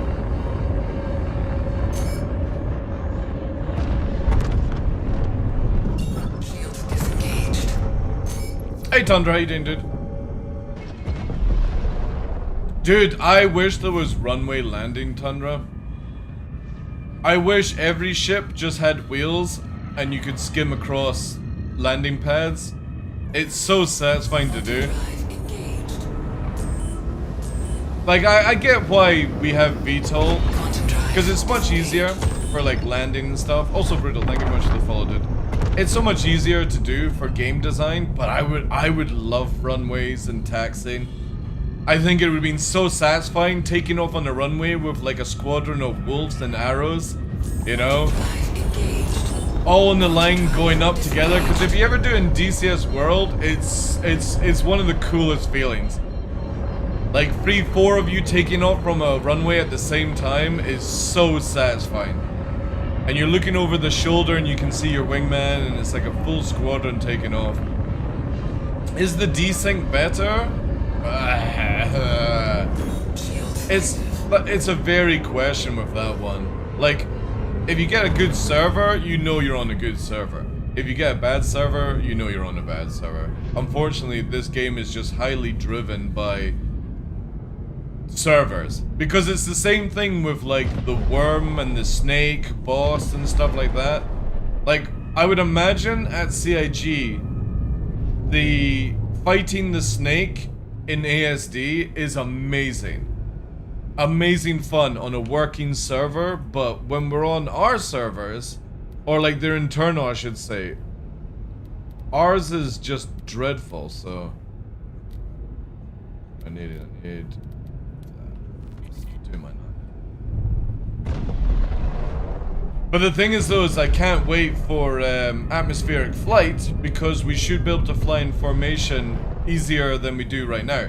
Because the problem with formation flying in atmosphere and Star Citizen is that we're all governed by thruster placement. So if somebody strafes up, you're out of formation because that person strafes.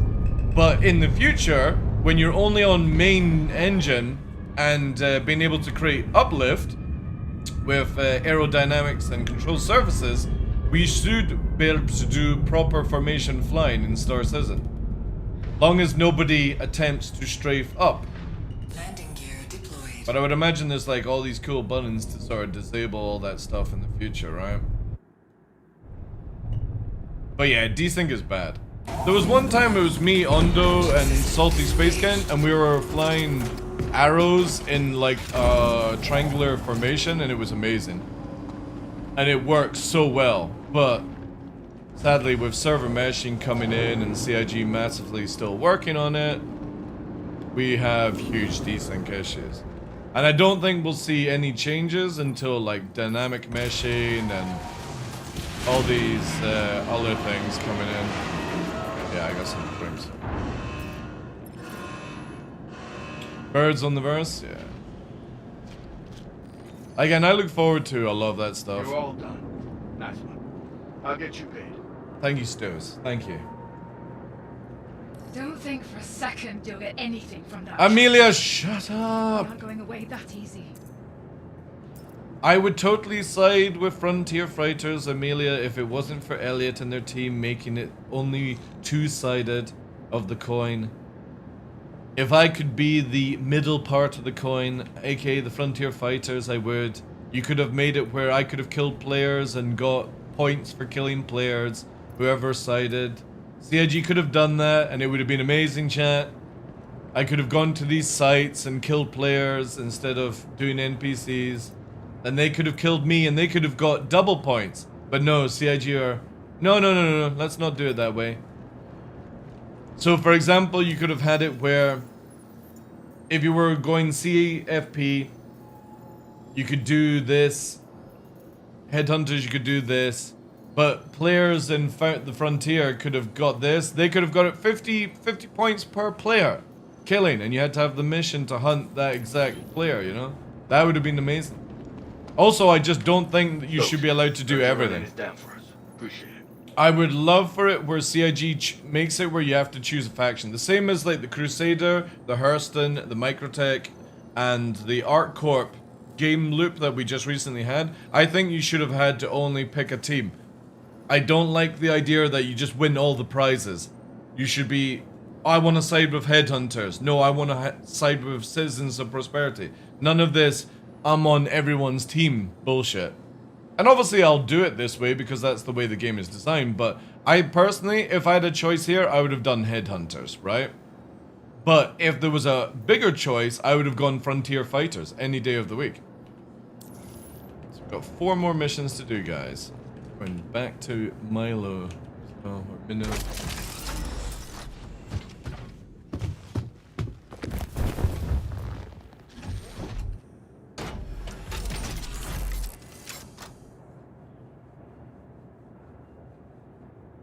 Also, we hit 400 followers on Kick.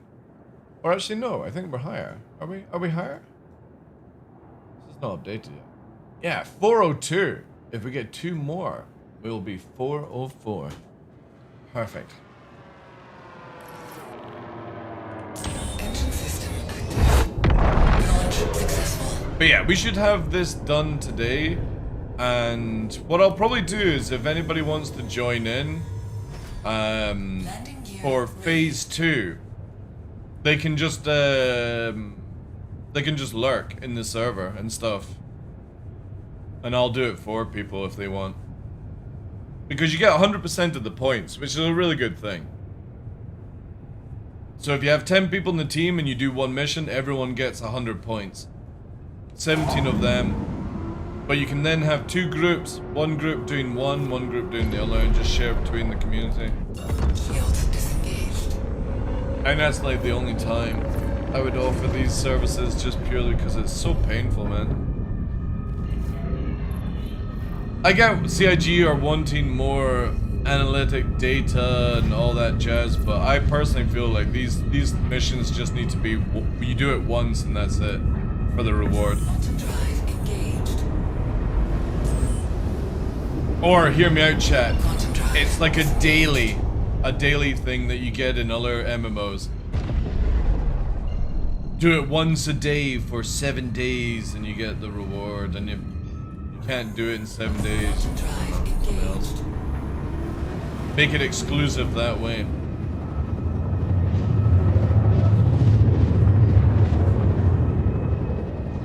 Thank you for the follows, guys.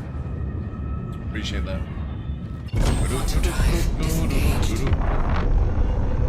But what do you guys think of this event? Apart from like the data pads running, what do you think of the actual mission that's involved?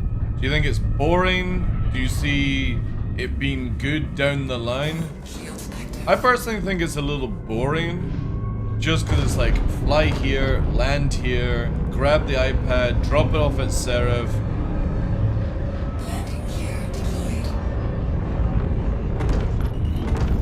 Alright, Dyson, appreciate it, dude.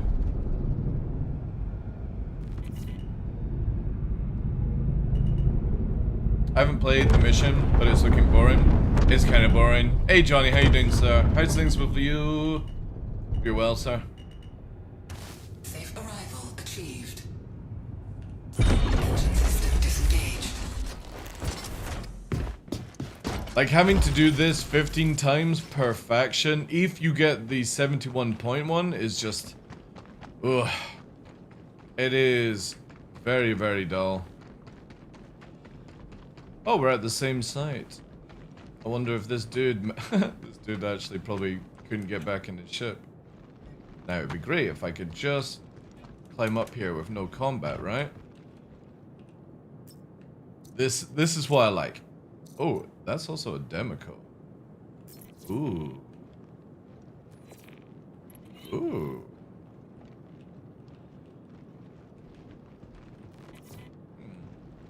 Is the Demico any good these days? I kind of feel like it's probably like needs an upgrade, right? After reputation and no risk of loss of items, yeah. Yeah, how you doing, Seiko? They need more variety, they do. Also. Din, din, din, din, din, din, din, din. Hello?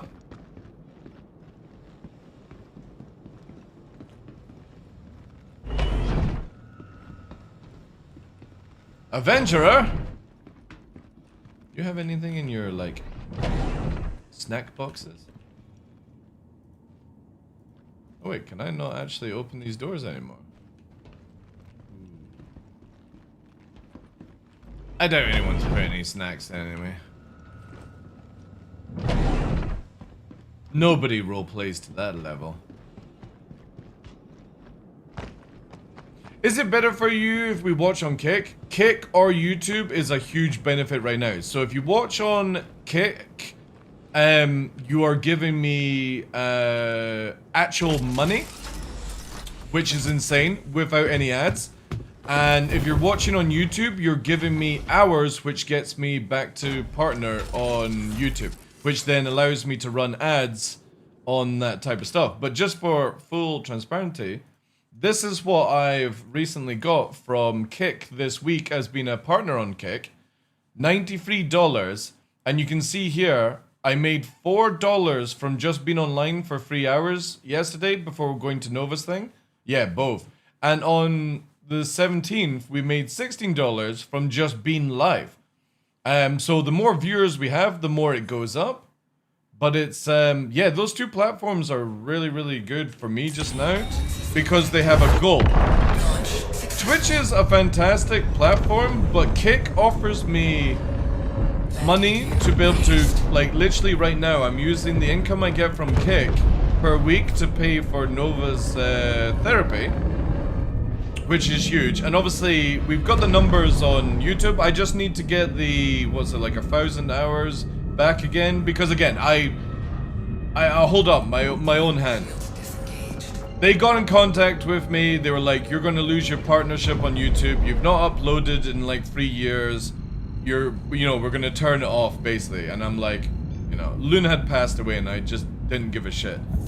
But now that we can multi-stream, I can get it back up and running. So all I have to do is just the hours and then turn it back on again. But I don't think I'll turn membership back on YouTube. I'll put like super chat and stuff like that, but I don't think I'll put memberships on, because if anybody wants to support me massively, just go to ! website, and it's basically the website which is like Patreon, merchandise, and you can get discounts with subscriber stuff there and all that jazz. That actually is like one of the best places to support me. But it also gives you something back, where you get discounted merchandise, and for example, all the hydro activity, all the designing of the Monster Tech stuff was all exclusively on the website. And when I get back to doing YouTube stuff, I'm going to put everyone who's a member on that site, basically copying like what Detailx does. He puts all his members and Patreons in his videos at the end, and that's the plan. Put them all there. But again, it's just to get everything reset up, It takes a wee while, but it's super easy. The only thing would be nice is if Twitch's advanced broadcasting system actually bloody worked and we didn't have issues with it like today. That's why you can only do 1 for 40 or 720, because the broadcaster's just not working. It's like spewing out where you were getting 1080p 20 FPS. It's like, nah, it's not worth it. Hey, Spinner, how you doing, dude? I'll stay on YouTube for now. Fair enough, dude. Again, everyone can choose anything. In a normal day, you'll get 100 hours or something, so you'll get it back fast. Yeah, exactly. Yeah. I think we're already at like 200 hours out of the 1,000 or something like that. I can actually show you here, guys, because again, like, I got nothing to hide. Where is it? It is YouTube. I think this is the link to go to earn here. So yeah, free uploads, 500 subscribers, but you need 1,000. Yeah, we're 120 hours already out of 3,000. We have to get. I think you have to get, yeah, 3,000 hours. So it's like 2 months. We'll get this back. No problem. Easy peasy. Like we did it in like 3 weeks when I moved over to YouTube at the beginning, but yeah. Easy peasy. We'll get it back. And once I start doing actual YouTube videos again, I think what I'm going to do is I'm going to teach people BFM flying when the what's it called comes in, the new flight model.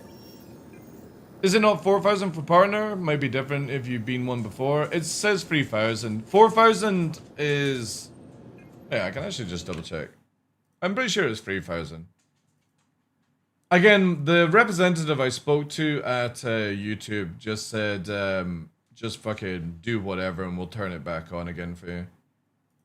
Because again, I've been a partner for years. I just couldn't be bothered. Because I wasn't making anything. So yeah, 500 followers, 3 videos there, and the following for there. 3,000 hours, last 365 days. Or 3 million views if you're doing shorts. And then here is... Yeah, that's like full partner features. It's like 4,000 or 10 million shorts and stuff. But the guys said to me, like, just get one of them and we'll just fully turn it back on for you. Again, I'm not that bothered. We'll get there eventually. It's just the nice ability to put it on any platform for people that they choose and stuff. I think right now, like, the biggest benefit is Kick, just because it helps with getting Nova stuff done. But again, I'm in no rush whatsoever. It'll grow super fast when I start doing videos again, like it was beforehand. And I don't think many people will be able to offer BFM, like, tactics for the new flight system for Atmosphere, so... Kick is really good, yeah. As I've been saying, Kick is the only platform that actually supports its creators. Twitch just has the numbers and the memes, and YouTube has the discoverability when you're not online. And it's the same with TikTok and Instagram. They have the ability for you to be discovered when you're not online. The problem is, with me, I'm never going to do an Instagram for, like, content creation. It's only ever going to be for the dogs. Just because I've always wanted to have separation. I don't always want to have everything about Star Citizen. It's a really bad idea where you've got, like, TikTok Star Citizen, Instagram Star Citizen, YouTube Star Citizen. That means that you'll never be able to play any other game because you'll only ever be known as a Star Citizen streamer, and I just don't want that.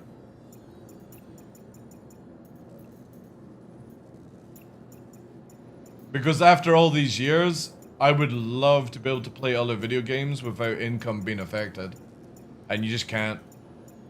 So that's always my recommend to anyone, and I've said this to Spooner. Don't just stream Star Citizen. The negative will be down the line when you're 5 years in. You'll be dropping your sub count. You'll be dropping your viewer count because people will move from your channel. And then whenever you try to play other video games to try and grow it, you'll never be able to do anything. And everyone has that thing. Like, if you watch Mythologist, he goes from, like, high viewers, he goes down to, like, 90 viewers if he plays another video game. Burks is the same. Salty Mike is the same. If you're only ever known as a Star Citizen streamer, you'll never be able to play other video games. What else are you planning to play? Games? So we're going to be... Because Kick is fucking awesome, Lux, right? Kick, for example, here, right? You have the option for partner income to disable multi-stream. And what disabling multi-stream does is, see the revenue I got from being a partner on Kick on 17 was $16. It would be $32 if I was exclusive on Kick. So the plan is, when Arc Raiders comes out, I'm going to do Thursday and Friday, or maybe just Thursday, of release on multiple, and then in the evening, so it'll be 9 to 5 will be, or 9 to like 3, 9 to 4, depending on Nova, will be Star Citizen. And in the evening is going to be exclusive Arc Raiders content on Kick alone. And then the VOD will go to YouTube 24 hours later, which is allowed by their TOS.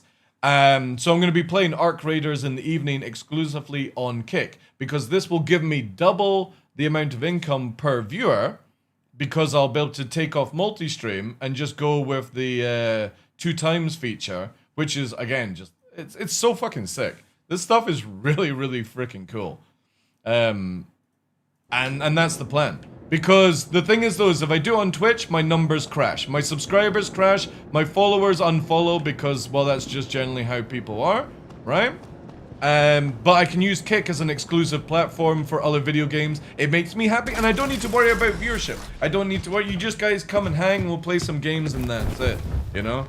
So I can just detach from Star Citizen. But unfortunately on Twitch, because of this, and this is what I said to people whenever they're getting into content creation, only do a game for like till you get partner, and then start doing multi-streaming, because you will never ever be picked up by a what they called an actual broadcasting team that will get you sponsorship deals and other deals that you wouldn't get if you're only a Star Citizen streamer. So if you do multi-streaming, you can be picked up by a brand, like an actual company brand, because if you know Anna, right? Anybody know Anna Demetrio? I think that's how you say her name, I can't remember. She started off with Star Citizen, because obviously she's a voice actor, but she did the smart move and started to play other video games within the first year. She now gets 400, 500 viewers in any video game that she plays, and she's with major brands. So instead of it just being the Star Citizen content creator, Anna, she is now Anna the brand. And it means she can go anywhere and make a huge amount of money. So you've got to do that. You wait till you get partner on a channel, and you don't need to do Star Citizen, right? You could do Battlefield or something like that. But once you get partner, start playing in other video games, or you will crucify your channel 5 years down the line. Because every content creator that doesn't take this advice is in the same boat right now.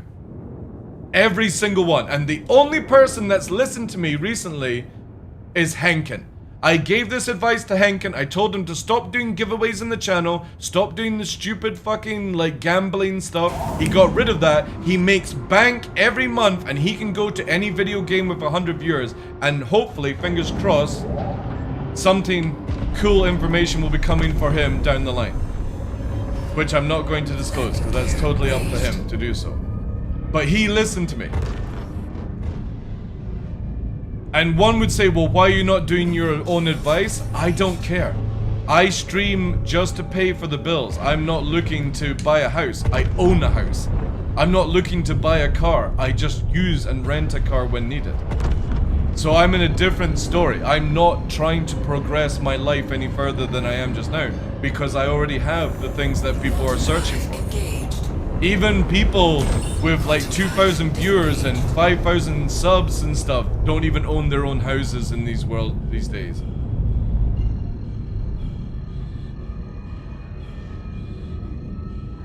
Hey Ink, how you doing, Chief? Welcome in. Sorry I've missed on the follows as well, though, Jaco, Ink as well. Appreciate that, guys. Is that the king of barrel rolling and backflip, lord of the low fly squadron? Yeah, the wolf is awesome, dude. It makes me want to see like a medium or a heavy fighter from Kruger. But also I would love a wolf that didn't have the rudder and it was laser guns instead. But yeah, if anybody's ever starting off as a content creator, I'll give you 2 pieces of advice. Don't do 1080p streams. If you want to get partner fast, 720/60, and the reason for that is not everyone in the world can watch 1080p, so you actually lose viewership if you push 1080p 60 out before you get transcoding, because not every channel gets transcoding by Twitch. So if you do 720, it means that more people can watch your stream and it makes you grow faster. The second thing is don't change category at all until you get partner, Because obviously if you do, your numbers go down and it causes you to fluctuate in your time, and then you just have to spend more time to gain it back and forth. Do those two things and you can get partners super fast. Then make sure you're uploading constantly to discoverable platforms like Instagram, TikTok, YouTube on the shorts, and you will progress so much faster than the people that don't do that. And this is to anyone that wants to get to that stage. If you just don't care and you're only streaming for fun, awesome. But I have to question, when you're just streaming for fun, why are you moaning in your channels that you don't have viewership? Because if you want to gain viewership, you have to treat it as a business. And just like a business, you have to send out the leaflets, the flyers, the word of mouth to all these other people. And if you don't do it, you'll never grow. The thing is though, couldn't you just say that the 400i is like that though? I get what you're saying and stuff, but I just don't want to see CIG copy too many like Star Wars, Star Trek type ships. I really wish that they would go, so for example here, right? Let me just stop. You go to any browser and you search sci-fi concept spaceships, right? It brings up just a ridiculous amount of cool looking stuff. And sometimes, like for example, like this, right? I would love to see big ships and so forth like that. Yo, Astronaut, thank you very much, dude. Appreciate that. Thank you for the subscription on Kick. That is juicy. I will get $4.70 from your 5. Thank you. Appreciate that. W's in chat, please, guys. So, like, say for example, let's do not fighter. We'll do fighter, right? Fighter spaceships. You can see here, like, there's a lot of cool you know what I mean? Like, starting to look really unusual kind of stuff. And I wish CIG went with more of this sort of method. Like, this looks like the Wolf, right? But it looks way more sci-fi than the Wolf is. Something like this, even, you know? I really wish CIG would break into, like, their own sort of niche when it comes to spaceships, instead of sort of copying every other company under the sun, you know? Blasty as well, the subscription. Thank you, dude. Appreciate that. Thank you, thank you, thank you. W's, W's, W's, W's. Wait, does DarkLaw W not work on Kick? Actually, no, it would be... Or does it work? Does it work on Kick? Oh, it does work. This chat thing doesn't understand it, that's why. That's why it's confusing me. Thank you, guys. Thank you so much. Huge, huge, huge, huge, huge. Also, how are you doing, Blasty? Welcome in, sir. Like, look at this. That looks sick. This looks incredible. So, again, I just really wish CIG would move into, like, some unique branding than just the oh, also Firefly Serenity. If only we could have something like that. Little Babylon.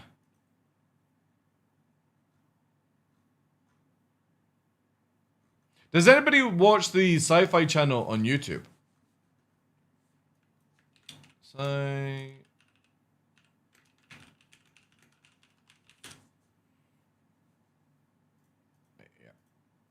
Anybody watch this? I think it's this, right? Is it Science Fiction Station? No, it's not this one. No. Sci-Fi channel. Is it the Sci-Fi channel? Booba. Ah, here it is. Sorry, it's Dust. This channel here, Dust. This, I'm gonna link it here for you guys. If you're not, like, if you're heavy into sci-fi, and I'll do it on all platforms. This stuff here is amazing. I absolutely love these short sci-fi shows and stuff, but sometimes they have really, really cool looking spaceships. Obviously, I'm not going to watch it because I'll get copyrighted on YouTube and stuff with the sounds. But this channel is really, really, really freaking cool. And again, it's just like little 6-minute sci-fi videos. There's so much, but there's so many cool things that CIG could copy and use like the ideas and stuff from it, like from aliens and like mutants and what's her name? But yeah, this is a sick channel. I've been subscribed to it for a while now. Multiple years. Really, really cool. I want a dragon. I mean, to be fair, CIG could technically add a dragon in.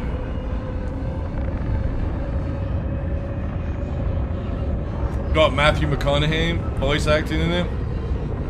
I do enjoy the Lincoln adverts, I have to say. Especially when Jim Carrey took the piss out of Matthew McConaughey doing the Lincoln adverts. So funny.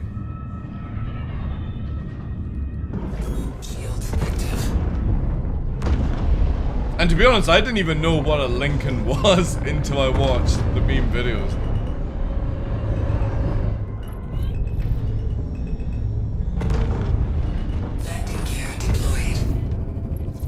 Alright, where do I have to go? Missing person? Wait.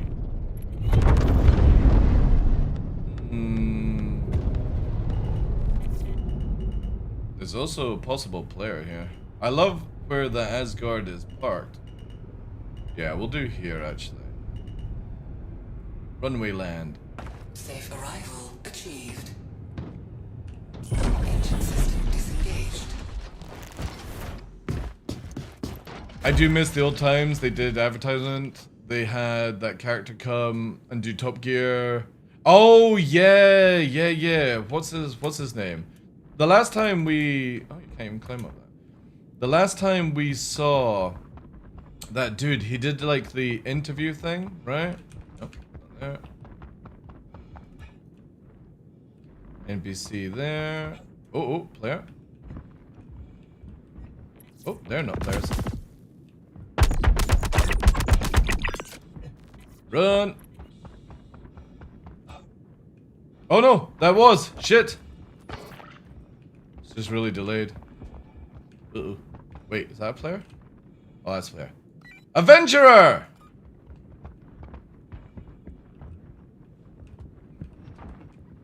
That's where I get shot in the back one. That's a lot of shots. Ooh, an F8.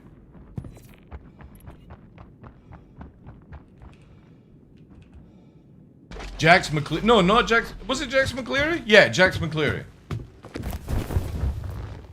I'm not a big fan of the dude. What's his name? The dude is actually based off, who did like Top Gear and stuff. Shield disengaged.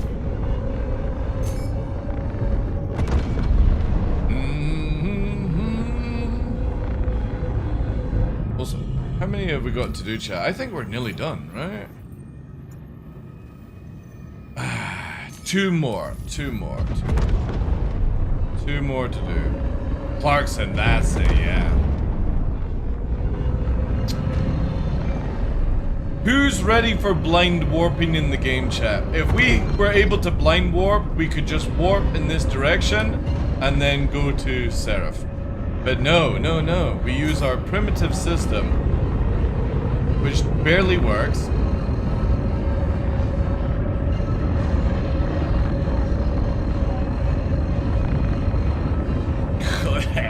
God.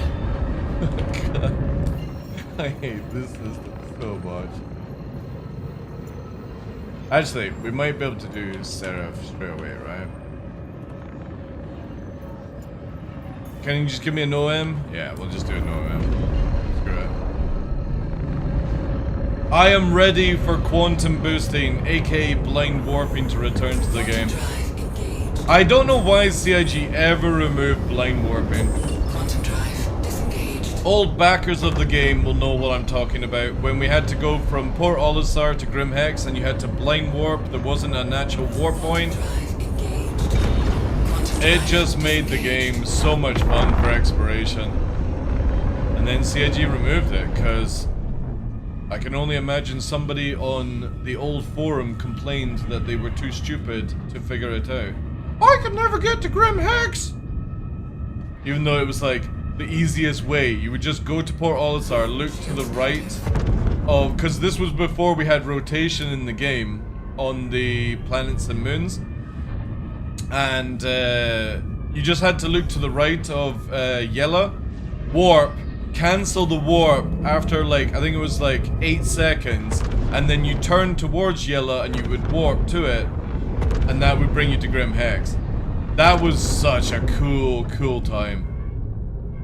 Grim Hex was like this little cool kids club area, because you couldn't just warp to it, you had to discover it, you had to travel to it. Landing gear deployed. This was at the time where you also couldn't warp and in and out of atmosphere, and it just felt like everything was more meaningful in the game.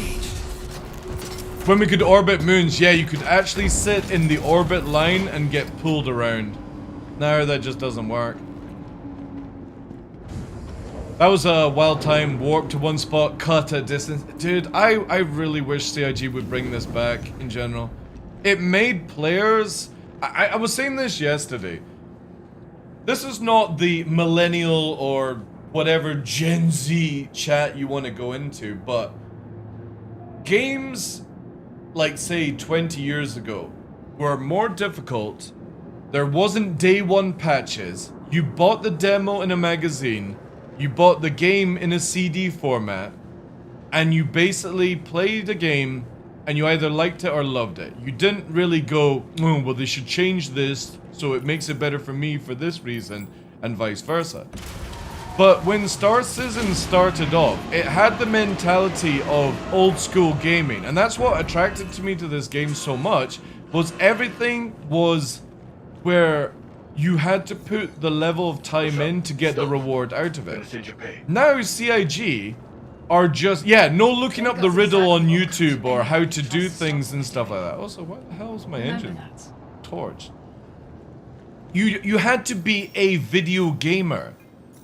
And Star Citizen started off this mentality, and now to this day, they are constantly making this game easier and easier and easier for some people to get into, yet the complaining from the same people are going up and up on Spectrum about anything. And I genuinely believe that if you don't make a game easy, and you don't listen to the whines of other people like that on Spectrum and Forum and Discord and stuff, you will actually get a more richer game that people will enjoy. Because I think as humans, we're just designed to suffer. That's it. The more suffering we have to deal with, the better the character of person we become. And when everything's too easy for you, you just become a slob. A useless husk of a human being.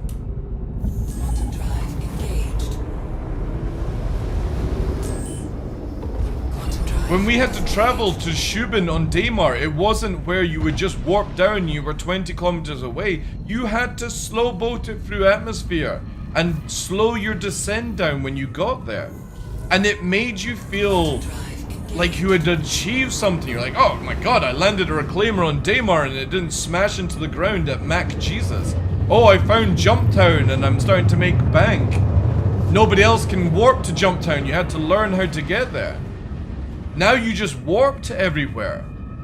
When we first had to, when Jumptown was first added in and even updated, you like literally had to do a mission line to learn the location of Jumptown. And it wasn't because of that mission line is how we actually knew Jumptown was even there to begin with. It wasn't that somebody discovered it, it's somebody did the mission to clean out the dead body bags at Jumptown, and then it started off, and then everyone started learning to go there. Now you just, CIG tell you how to do everything, they give you a warp location so you don't even bother to try and learn the game for yourself, and then still you'll go and complain on Spectrum that you couldn't figure it out. And it's like, I kind of just feel at that point CIG give up on players like that. Safe arrival. And bring meaning to the game. Dude, old Jumptown was amazing on, what's it called? Yella. before it got moved to Daymar. Oh, hello. Oh. That might help. I also need some, yeah. Parkour.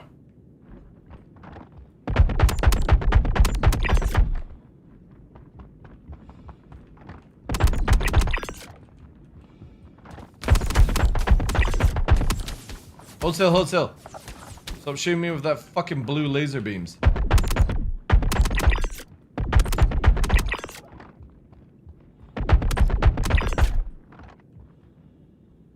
Why is that gun floating? Good? Cool? I got... How the fuck am I meant to get up there? Who? Oh, hello. How the fuck am I meant to get up there? Oh, God. I'm gonna have to fly up. Oh, there's a ladder? Wait, onto the tippity top of the roof? Adventurer! Nice armor, nice armor. Juicy. I didn't see you, were so camouflaged. That's the pay to win armor, by the way. And it's not even pay to win. It's the, you buy it from the store. I actually think it's really cool. I would probably buy it if it wasn't for the fact that it gives like a Starfare or star... Oh my god, what the fuck? Starlet... Oh, that's my gun. I thought, for a minute, I thought somebody was on my back. Fucking game piggyback ride. Look at it. Also, wouldn't it be sick if you could do piggybacks in this game? I think that would be really, really cool fun. I've always wanted a game where you could do piggyback. There we go.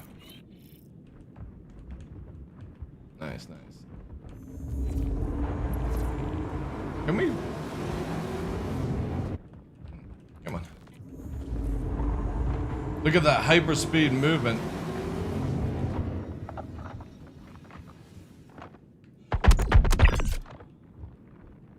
Can I do this, chat?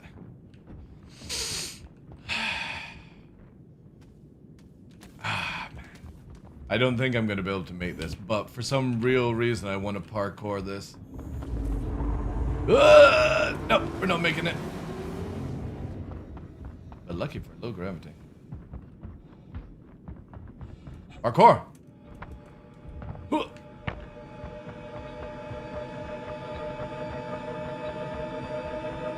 For science!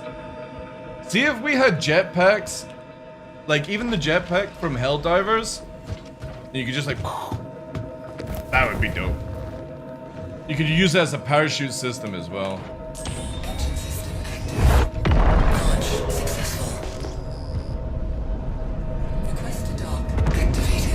The quest to dock activated.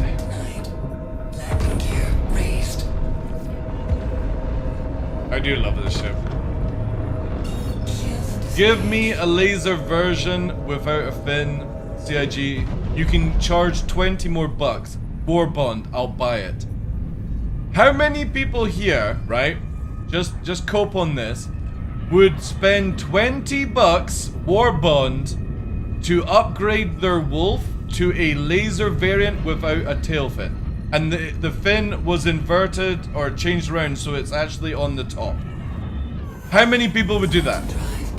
I would, chat.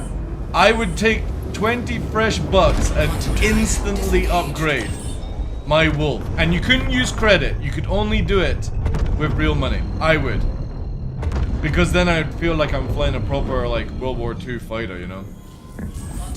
You might buy one then, yeah. I think it would be really cool. Really, really cool. So again, instead of this fin there, it would be at the back on top of the engine. At the back. Facing up the way, right? Also, what the fuck? Because I love the cockpit of this ship. Like, I don't really use it for PvP, I just use it from getting from A to B, just because I love the noises. Also, possibly a mistake. How much is the wolf? I don't think it was that expensive, right? I think it was just slightly more than a Gladius. So what was it, like 120, 130 or something? Or was it cheaper? I actually can't remember.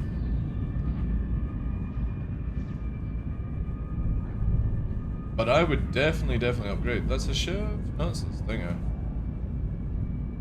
The mighty Stinger. Possibly the worst ship to be released this year. And it could have been so much better. So here's what I think CIG should do for the Stinger. Take away this stupid idea of being able to change the guns and make it bestowed weaponry. Take the Blade's main cannon and upgrade it to a size 4 variant. Then, with the Stinger, you have the size 5 that we already have, the size 4, 2 size 4 upgrades and 2 size 3 blade cannons, and that's its loadout. That would also make it good for Squadron 42, and it would be good as a hard-hitting ship. It would then be slow, unable to turn very well, but if it hits you, you get absolutely vaporized. That would be amazing. That would definitely make the Stinger worth it, in my opinion. Engine system disengaged. Whoops. Huh.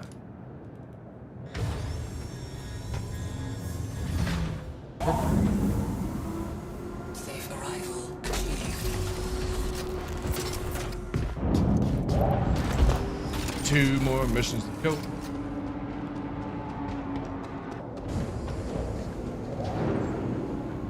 I'd pay him $20 to add more fins. People hate the fins. Dude, no. No, no, no. We want to make the wolf look how good it looks, chat, without the fin. I'm sorry. But Designer Boy goofed hard. It looks so clean without a fin. And if you had just had a little fin coming out the top here, it would have looked mint. But it's just, oh, it's such a bad, like, visual choice. And the funny thing is, they were like, oh, it's going to make you better in atmosphere. And CIG don't know that a giant keel actually makes it worse. Because you don't want anything center of gravity on the fuselage. But they're like, oh, it's going to make atmosphere flight so much better. And Yogi's probably like crossing his eyes, going, what the fuck are you talking about? John Crew. John Crew. Hi, I'm John Crew. It's going to be fucking twat. Thanks for sorting that out for us. Transferring your crates now. And see you next time. Looks like a Naboo fighter. I think it looks like the courier from Elite Dangerous. But again, everyone's entitled to what they prefer it to look like. We remember our fallen. Who will remember you?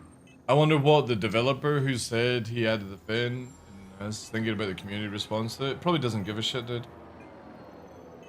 Unfortunately, these guys just don't care. They get paid a crap ton of money and they don't give a fuck, dude. Look at the Polaris, for example. The Polaris released beautiful exterior and dreadful interior layout design. You can always tell when it's designed by a monkey. Like, it makes no sense as a war vessel to have all these places. Oh, wait. Oh, my God. 25, chat. Should we do the lowest tier mission just to, like, round this off? What even is the lowest? Oh, wait, there we are. Right. Yeah, here we go. No. This one. Kill and collect. We're gonna go to a derelict. I've not done these ones, so we'll do it. Is it 75? Is it that low? Oh my god. Okay, so I'm vastly off. I thought it was more expensive than the Gladius. Yeah, that makes it really worth it then. And again, if they made a laser variant for maybe like 100, I would upgrade. Landing gear raised. I would definitely upgrade. It's $100. Yeah. All right, so it's $100. Yeah, okay. Fair enough. Again, it's still cheaper than the Gladius.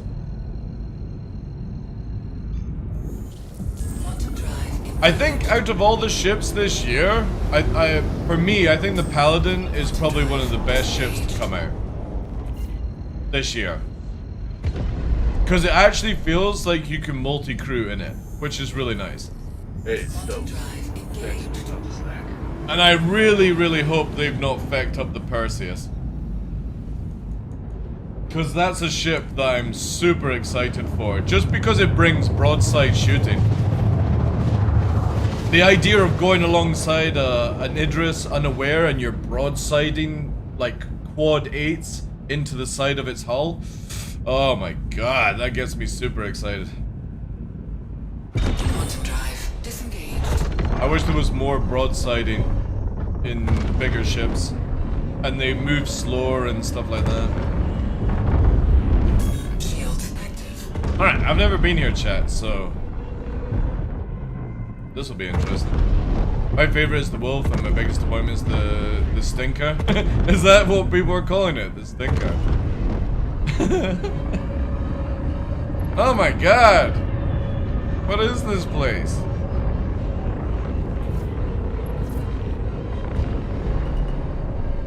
It's like a little shack. Landing gear deployed. Engine system disengaged. Safe arrival achieved. Launch. Safe arrival. Let me just juice up a little bit. I do like this gun. I need to go to a CZ zone and get the non-bone version. But also, I would love it if you could get the original version, right? Like, if it had like cladding and stuff on it. And you didn't have the laser. It was just the ballistic version of it without the laser attachment. Kind of jazz. Also really cool. I like how the idea that CIG with the ammo have a battery at the side and it connects to the laser wire. It's very unique. It's a very cool design. It's like with motorbikes, you know? Need a little bit of paneling on it.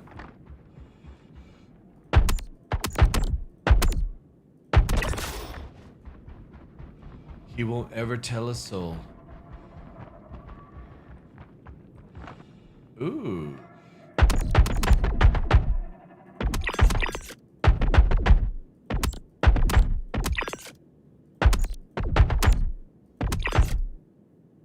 Also good at long range. Oh my god! It's a Zerg! Oh my god. Holy shit, chat. The fuck? Retreat! Tactical retreat! This is actually probably a really bad tactical retreat.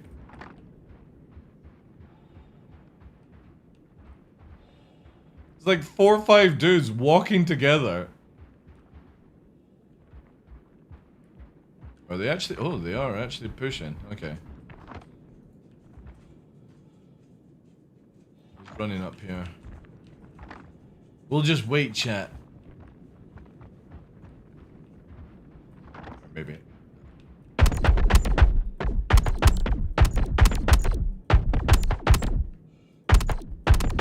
This fucking ship shields. God damn it. This is where I kind of wish I had a nade.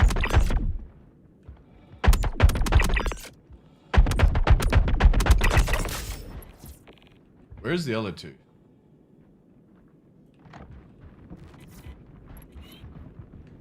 Hello?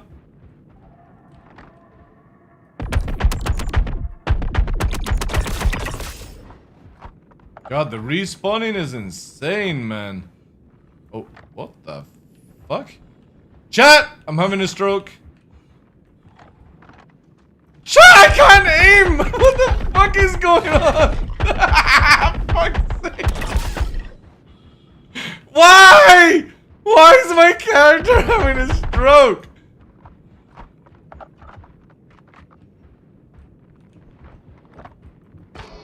God's sake.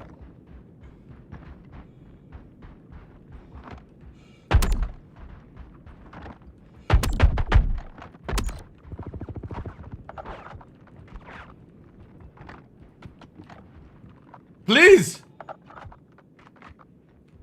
Our final mission and it's malfunctioning hardcore.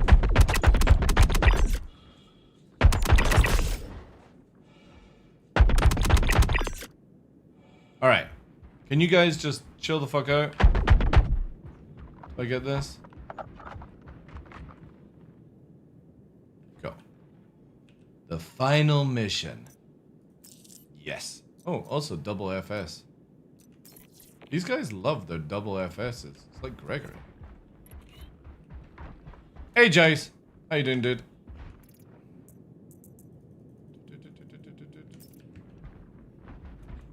Ad revenue is fucked on Twitch. You have the same thing. I think it's just purely because of all the AWS stuff. Spinner.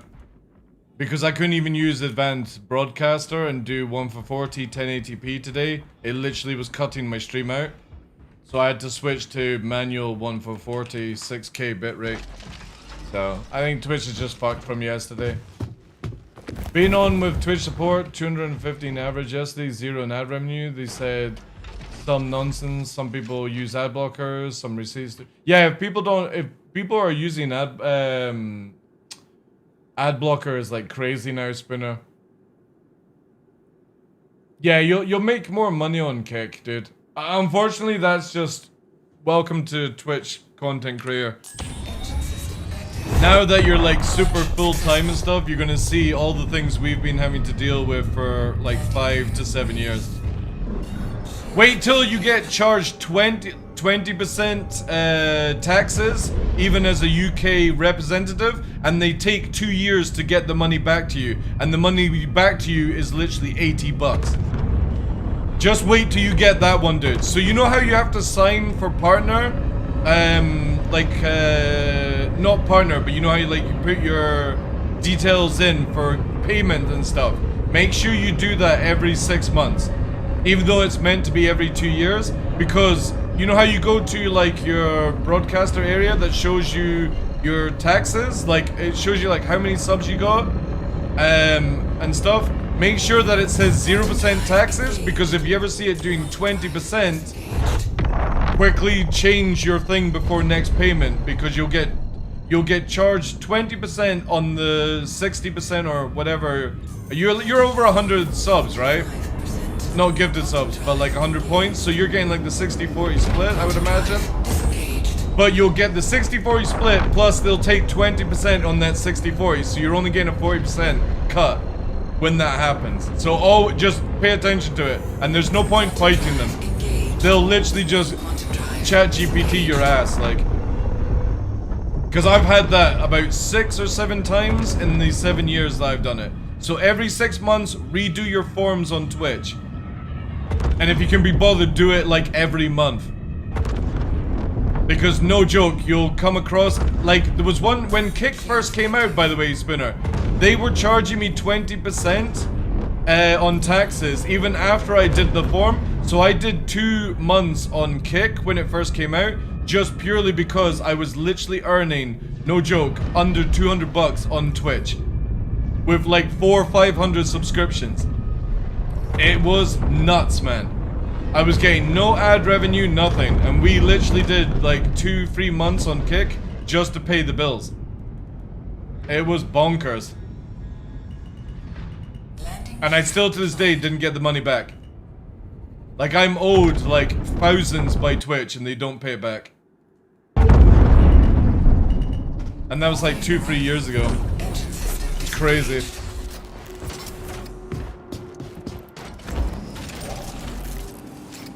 We don't have it in the UK, no. But again, they'll still add you the American tax even though you're in the UK and you don't pay American taxes. They'll take it, you know? And they won't give it back. I know a few people that are owed a shit ton of money in the UK and they eventually just stopped streaming on Twitch because Twitch weren't going to give them the money. So you know what they did? They went to OnlyFans. And you want to know how much money they're making per month now? Well over 100 grand a month from just flashing a bit of babbage. Crazy shit, like. Legit Twitch streamer with huge viewership, huge subscriptions, fucked over by Twitch, And now she does OnlyFans, and she just literally flashes. And she only has to do it like thing. Are you on? I'm on. Yeah, I'm OnlyFans. Yeah. What's up? I'm on a Stop. website called Gonna send you pay. OnlyFlans, Joyce, where I will get naked, put a penny on, and make a flan live. Someone who It's believes in the that's evening I okay. do it. It's called onlyflans.com. Yes, OnlyFlans. Alright, we're done, chat. We are done. We are done. Awesome. Well, that's the end of the Star Citizen content then, I guess. Because, well, Phase 2 is on the 28th, so that's in fucking 7 days. Then we've got Arc Raiders release. Phase 2 is going to be so much better because we're just going to go out in a Paladin and knock it out. OnlyFlans, you like that? You like that? Is it maintenance now too? Wait, are we getting maintenance today? Where was notification? I don't know why I put it in a German accent either. Or a fake German accent. What are we on? Star Citizen, Spectrum, testing. See, another reason why I can't stand the... No, there's no maintenance today. This information should be posted out on all social platforms. It's for 4 hours tomorrow? Why couldn't it have been on Thursday when we were at the hydrotherapy? What to do, chat? What to do? I suppose I could do it on an alt. I'm not that bothered. You know what we can do? We're gonna... go to Orison. Let's see what you actually get. Play Rock Simulator. I can't wait until a game called Cairn is out. Anybody interested in a game called Cairn? It's literally a rock climbing game. Looking forward to seeing how that will actually be. We streamed it, the demo one time. Wait, there is a maintenance in 20 minutes? 12 UTC for 4 hours.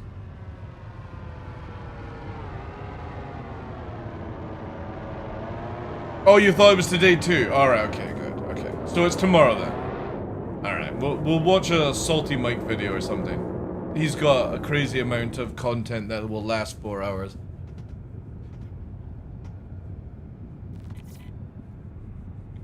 We'll just hijack some Salty Mike content.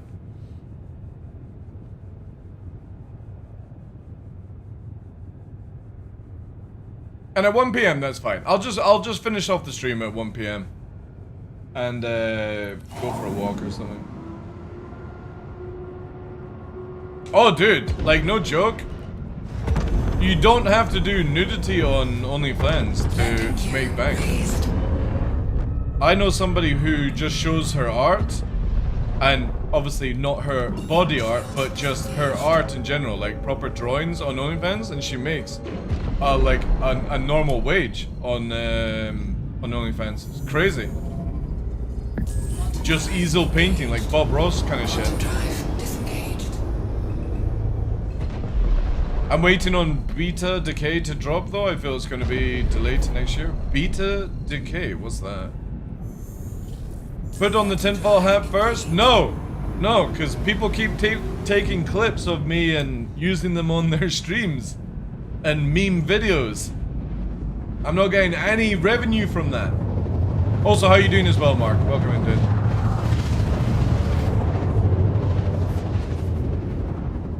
For 4 hours starting 12 PM, so that's okay. So that's 1 PM BST during the maintenance window, all gameplay.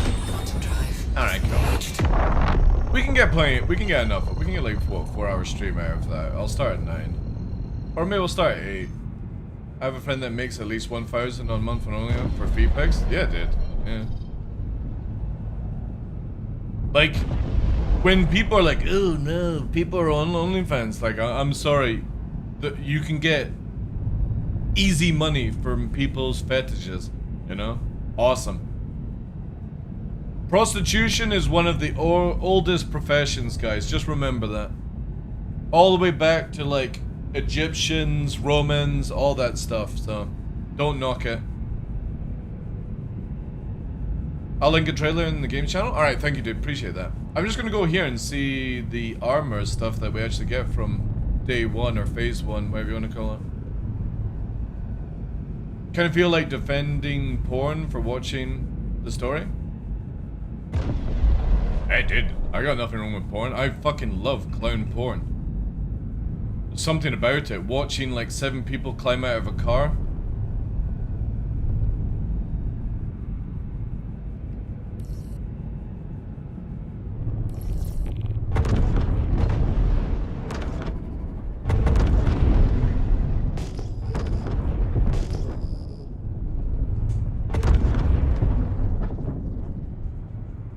Still haven't seen Tiny Hotties? No, not yet, no. Prostitution is not very Christian? Well, the good thing is I'm not religious and I don't give a shit. There we go. Landing gear deployed. So, whatever. Whatever floats your boat. Engine system disengaged.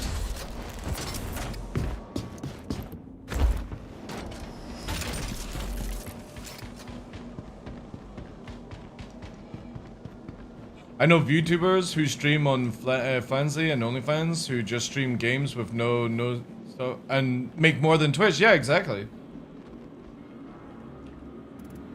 Like it is crazy, crazy stuff. Would it be under clothing? Or do I have to relog? I guess I would have to relog, right? Yeah, I need to relog. Okay, give me a sec, chat. Let me just store this. To the ASOP. Hey, Technoman. How you doing, Chief? Welcome in. Here we go. Alright, chat. Let me just store this and then see the goodies that we got. You have to relog, right.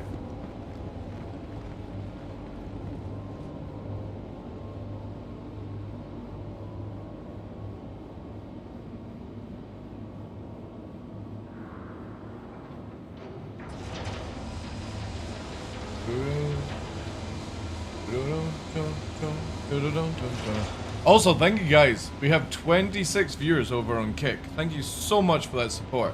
That's my highest number to this day. I will be very interested to see what we get as a result. I have to leave for work in 30 minutes. No. No, sorry to hear that. Okay, what's this? In a world with no explanation. Star Citizen.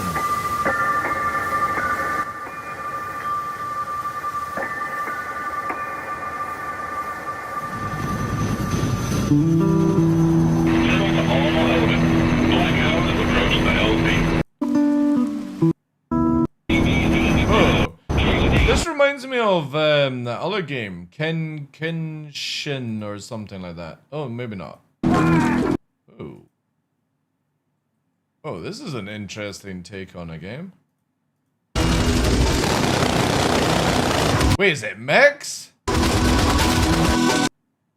Is it meant to look like old school gaming? I'm cutting it because I'm pretty sure this music will get VOD locked, so.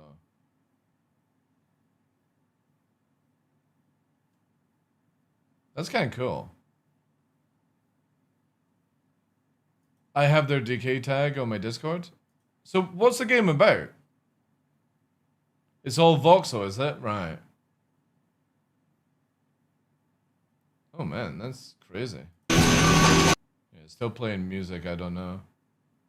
The mechs are fucking sick looking though. Also the sort of Osprey dash hind looking ship vehicle. Why does this dude got his hands out? Yeah, that looks kind of cool. What's the genre of game? Is it just like FPS horror?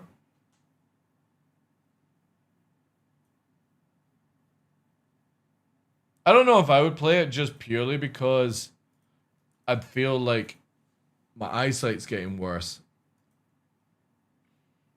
I've had enough years of voxel games to last me a lifetime. I can't play them anymore after playing like Arc Raiders and stuff, sorry.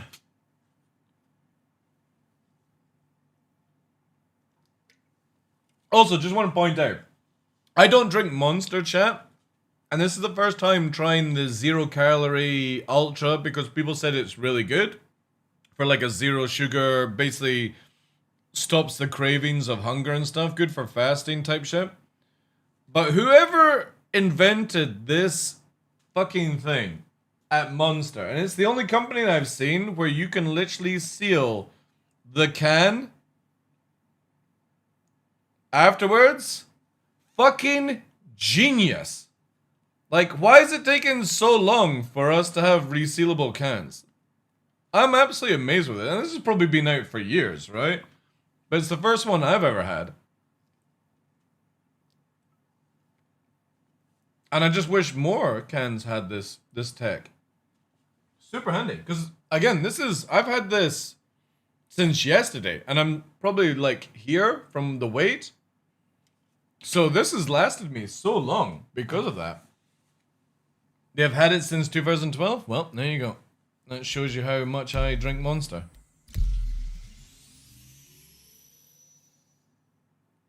They call it Monster Imperial in the USA. Yeah, I wish more can companies did that.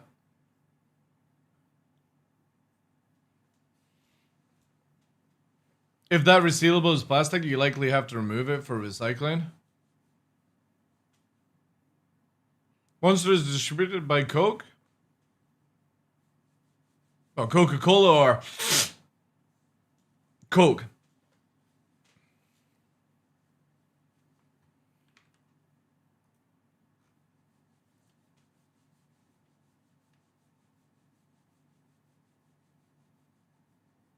Bigger than Kenshi, right, okay. Coca-Cola, yeah. Just making sure. You never know. You never know these days.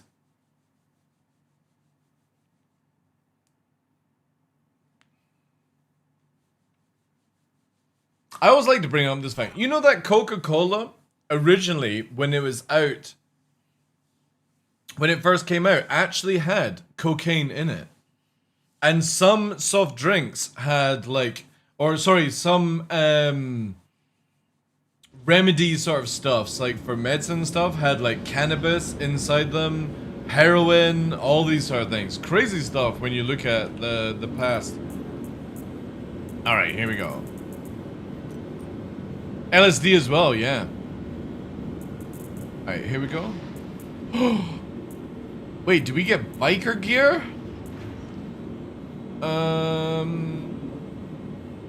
Let me get out. Oh, I got the hiccups, chap. Let me take this. Let me put this in here. I'll put this in the container. Also. Alright. Apparently I'm using some bondage gear. Alright, let's have a look at this. Let's start with the Renegade one, or the Headhunters.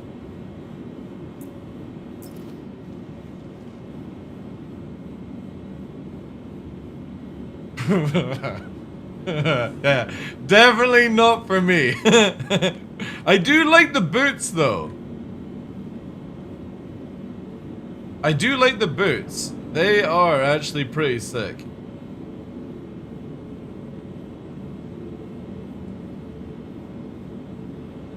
I mean, it's not bad. Like, the hell are the light bulbs are? I just like, yeah.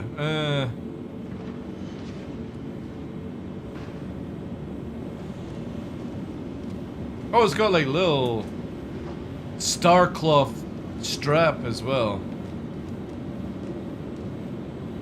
I wonder when CIG will ever get round to allowing us to have the not having to wear armor all the time stuff. Right, so that goes in there. Little undersuit, a little helmet, little fingerless gloves, and the other one is this, right? Is that it?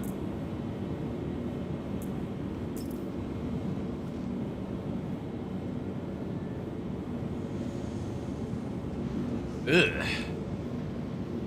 What is this meant to be? Like Warzone fucking broadcaster? Go camping with my little roll? Going camping, yeah. Yeah, alright, well.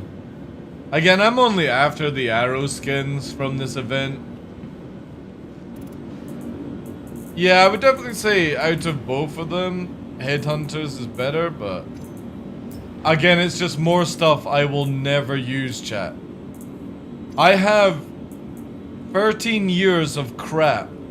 I even have these things. Wait, you guys are gonna get super jelly at this. Look at that.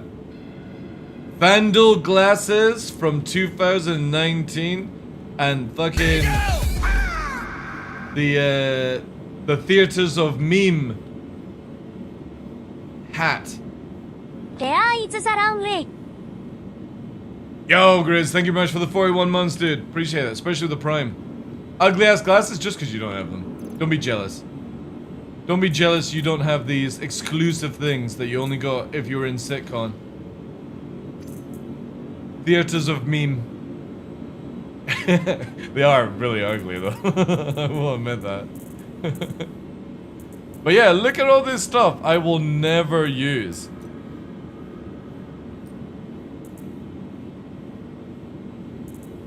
Like even this, chat. Time to roleplay. Roleplay that game, Death Stranding. I can roleplay Death Stranding. Yay! You found a slug? Find a pickle and eat it. You'll enjoy it.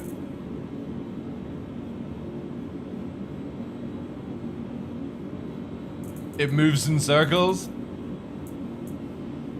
Wait till you find the rats. Look at all this other stuff. It's the same with like the armors. Just, I'll never use this stuff.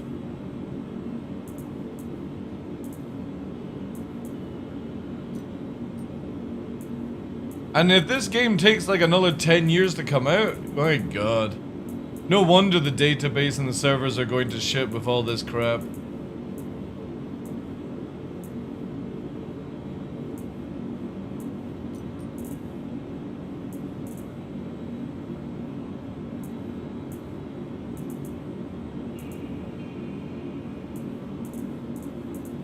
Oh, by the way, at SitCon, whoever was the winner of the SitCon package never claimed it, chat.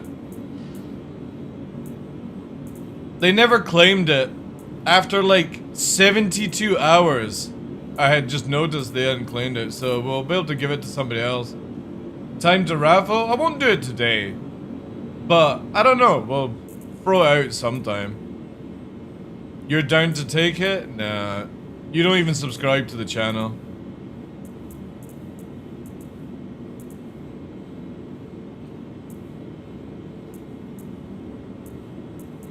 Let's use this, chat.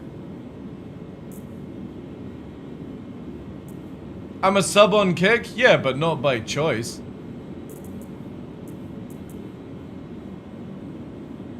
You were given that. Also, why are you not on Kick just now? Yeah, let's use this. Nobody will know, chat. Nobody will know apart from you guys that I'm wearing this undersuit under my ninja armor. It'll be exclusive just between you guys. Look, there's just a little glimpse of pink. Perfect.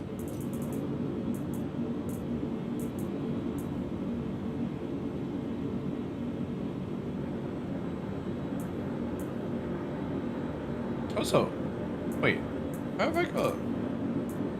Oh well.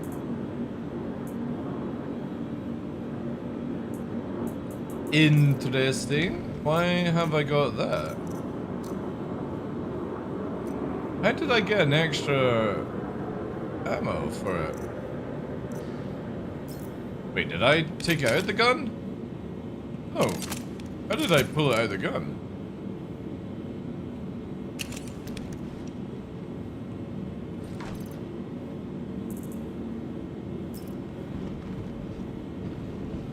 I can smell the sparkles.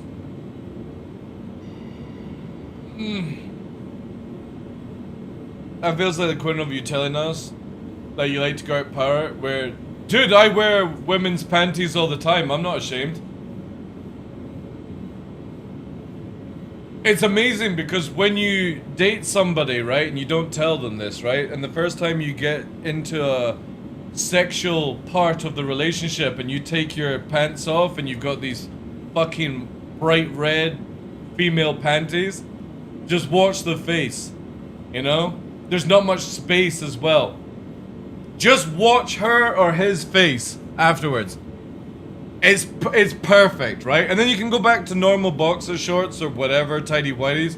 But for that first experience, when she sees you for the first time in bright red female pink panties, it's priceless. You take your phone out and you take a snapshot and that's it. Even if she dumps you afterwards, at least you've got that face of... It's so worth it. Traumatized, yeah. You can tell why I've not been in a relationship for nearly 18 years, chat, right?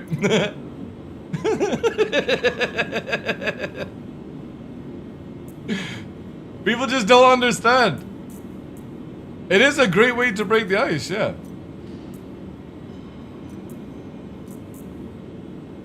But also when, you know, she wakes up in the morning and you're wearing lipstick and you got mascara on and you're trying to get into her dress. You know, right? So Jack's mother, I'm gonna, like, Jack's not on the channel, so I can embarrass him all I want. Jack's mother, when we were going out, so obviously I would be around about 18, 19 years old, right? Still in the military. And I could slip into her size 8 dress with her high heels, and she got so pissed off because I looked better in the dress than she did. And she would tell her friends, who then told me, because it was just funny as fuck, that she was constantly moaning behind my back that I looked better in her dress than she did. And to me, right, some people be like, oh, that's fucking gay, blah, blah. For me, I take that as a huge fucking compliment that I look that good. You know, because she was beautiful back then. Obviously, I've not spoken to her in like 10 plus fucking years, but it was fucking amazing to like walk around in high heels looking better than somebody else. So I'm not embarrassed with these things. I'll gladly get into a dress and walk down the street and have people have their head turned. Probably not be a very good sight these days.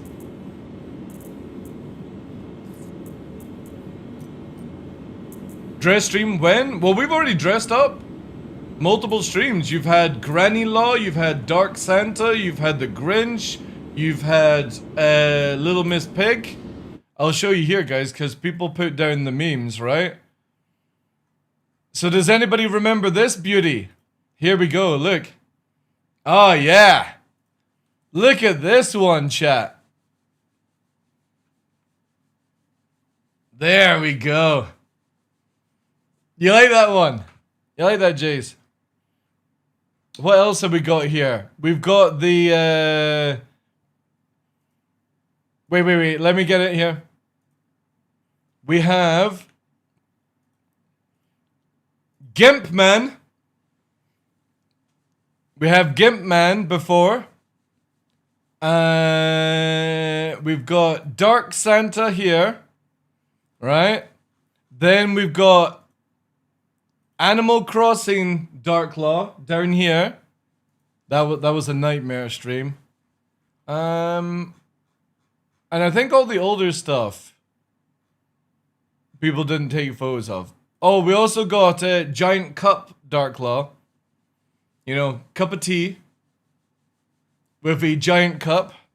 And the latest one, Jace, you'll appreciate this one. Tinfoil hat TheDarkLaw. And everyone's using that as a meme in other videos. This one.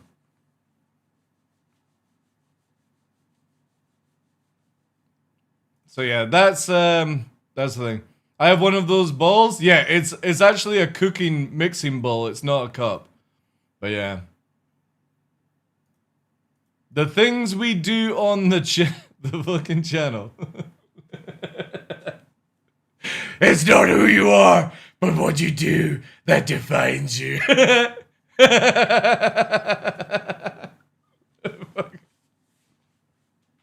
That fucking mask is so bad because it's PVC. It's like solid rubber, chat. You could see the redness in my eyes. It was burning under that thing. But yeah, the things I do for you guys, your redeems. Santa looking like a boss. I did 1 year where I dyed the beard, like because I had obviously a lot bigger beard, and I dyed it grey.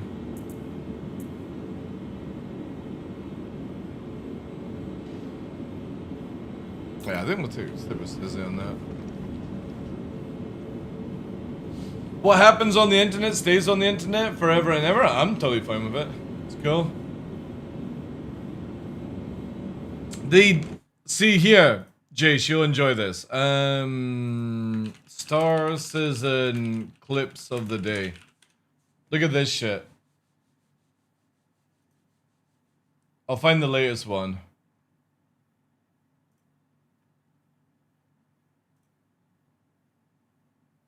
Is this which was the one here?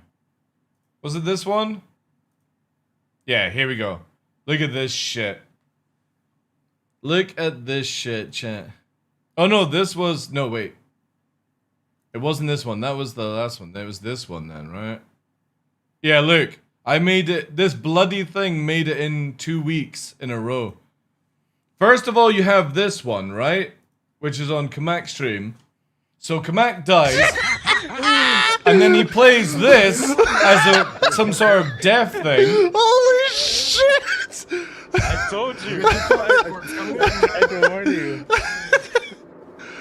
He's gone to the replication layer, which can't be connected because it's a fucking system designed to take the server and replicate another server. So he had that, right? He's got that one, and then the week following, they've got me. They've got me, chat, watching the fucking reaction of the reaction. And it just goes down the line. It's going on here. So 2 weeks in a row, at the end of this fucking clips thing, you've got me in a tinfoil fucking hat. It's gone full circle, yeah. Bloody hell. So yeah. This is why I try to avoid doing things on the internet, chat, because it seems to end up in everyone else's channel.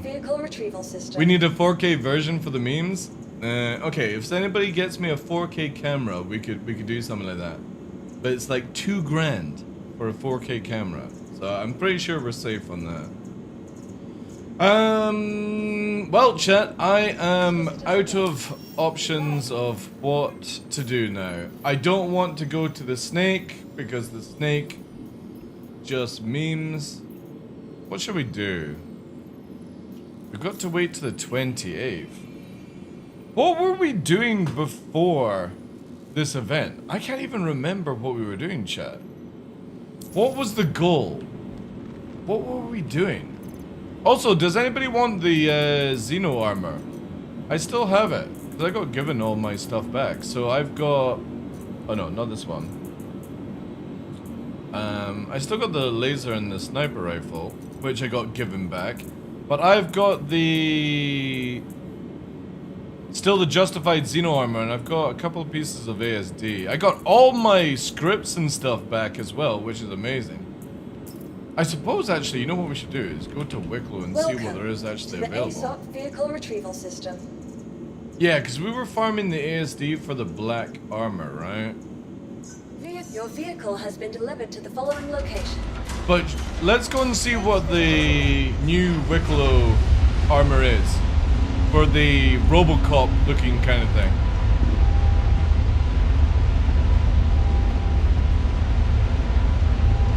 Wicklow might eat your scripts. Yeah, but it's more just to prepare for when, because I think Wicklow's disabled, right?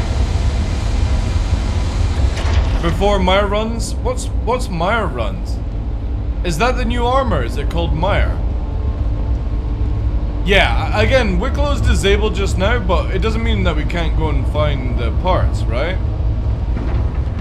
Meyer's won the color, okay. And is that the one that turns into the Wicklow set? Or is it still a weird name, right? And I'm not talking about the ASD Wicklow set, I'm talking about the new weird one. Again, I'll show you when we get there. Let's quickly hippo over. The new science area set, right. So do you have to actually kill the snake to get the parts? Ugh. Your adventure, courtesy of Kruger Intergalactic. Oh, you don't? Yeah, let's go and find out. Let's go and find out what's required. Again, I'll show the set to people anyway. But I guess we'll do that because we've got a long time to wait until the 28th. Thank you for also the follow as well, Duchess. Appreciate that. Before you needed to do the Hyperion 20 times? No, I'm not wanting that armor set. No way. I've done it once that run because of how buggy it was. It's the same with like Hathor and stuff. I just don't want to do these things until it's more stable on servers. That's why I really like the ASD one that gives me like the white ninja armor that I'm wearing just now. Because it was just basically doing the runs for the armor and then 10 missions and it gave you it. I really wish CIG wouldn't make the Wicklow stuff such a rabbit hole of having to do it. But I guess they want to make it. Yeah, 28 for the phase 2. So we've got the ability to do both factions right now for the Frontier thing. For phase 1, which is the recon stuff. It's super boring. Phase 2 is called Siege, which is you stay in your ship and do combat. And then phase 3 is where the server has to fight Polarises to achieve it as a community goal kind of thing. And that will give you the arrow and the spirit skins. Next week on the 28th, you get the Grey Cat skins, I believe, for the MTC. Is it the MTC? The latest Grey Cat meme vehicle that came out. MTC, thanks, yeah. And I'll do it anyway, even though I don't own an MTC. I just want the arrow skins, but it's also something to do, right? But I really do like this new armor set, the heavy one, and I don't know why. Because I'm not really into that whole got cables attached to your armor kind of stuff, but it reminds me very much of like a Dead Space kind of looking set. Time to go and see what Diccolo has. But first, chat, every time we come here, we must play this song. And you, obviously for anybody on Kick and YouTube, you won't be able to hear this song, but every time I arrive here, this is literally what I have in my head. Da da da da.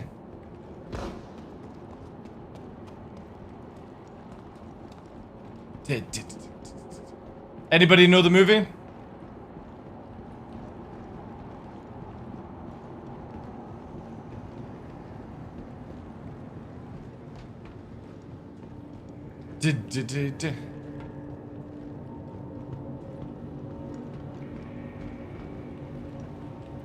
Cheeky boob. Yep. Every time I'm here, that's all the song I can hear in my head. Ooh. Have they buffed the FF? Oh, wow, that actually is nice. Or the FR, sorry. It's the FR, right? Oh, no, the F55. Wow. Alright, so I need eyes. So I need to kill it, what? 2 runs and some... Oh, Carnite. Ugh.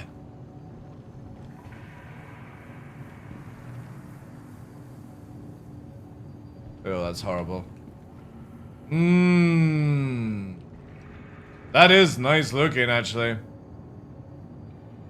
It would go with my tactical gear as well. There we go. There's the armor. I don't know why I like it. It looks really fucking interesting. So what do I have to do with this? Right, so... Oh! Holy shit! I've got to do it 10 times? Oh no, wait, no. Wait, no. 5 times, right? Because there's 2 snakes. 2 snakes per run. I gotta do it 5 times? Also, why has it got a dick flap that's, like, erected? Is that meant to be like that?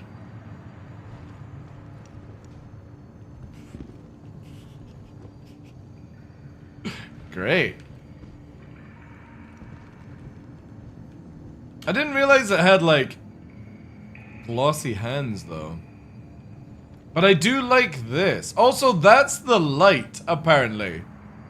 So when you've got this helmet, that's where the light, instead of it being on the side, like other helmets, this actually glows. And it's a shame this one... Oh, it does, actually. I think the CIG have fixed it. Like, I love that. I love the, like, the under light, basically.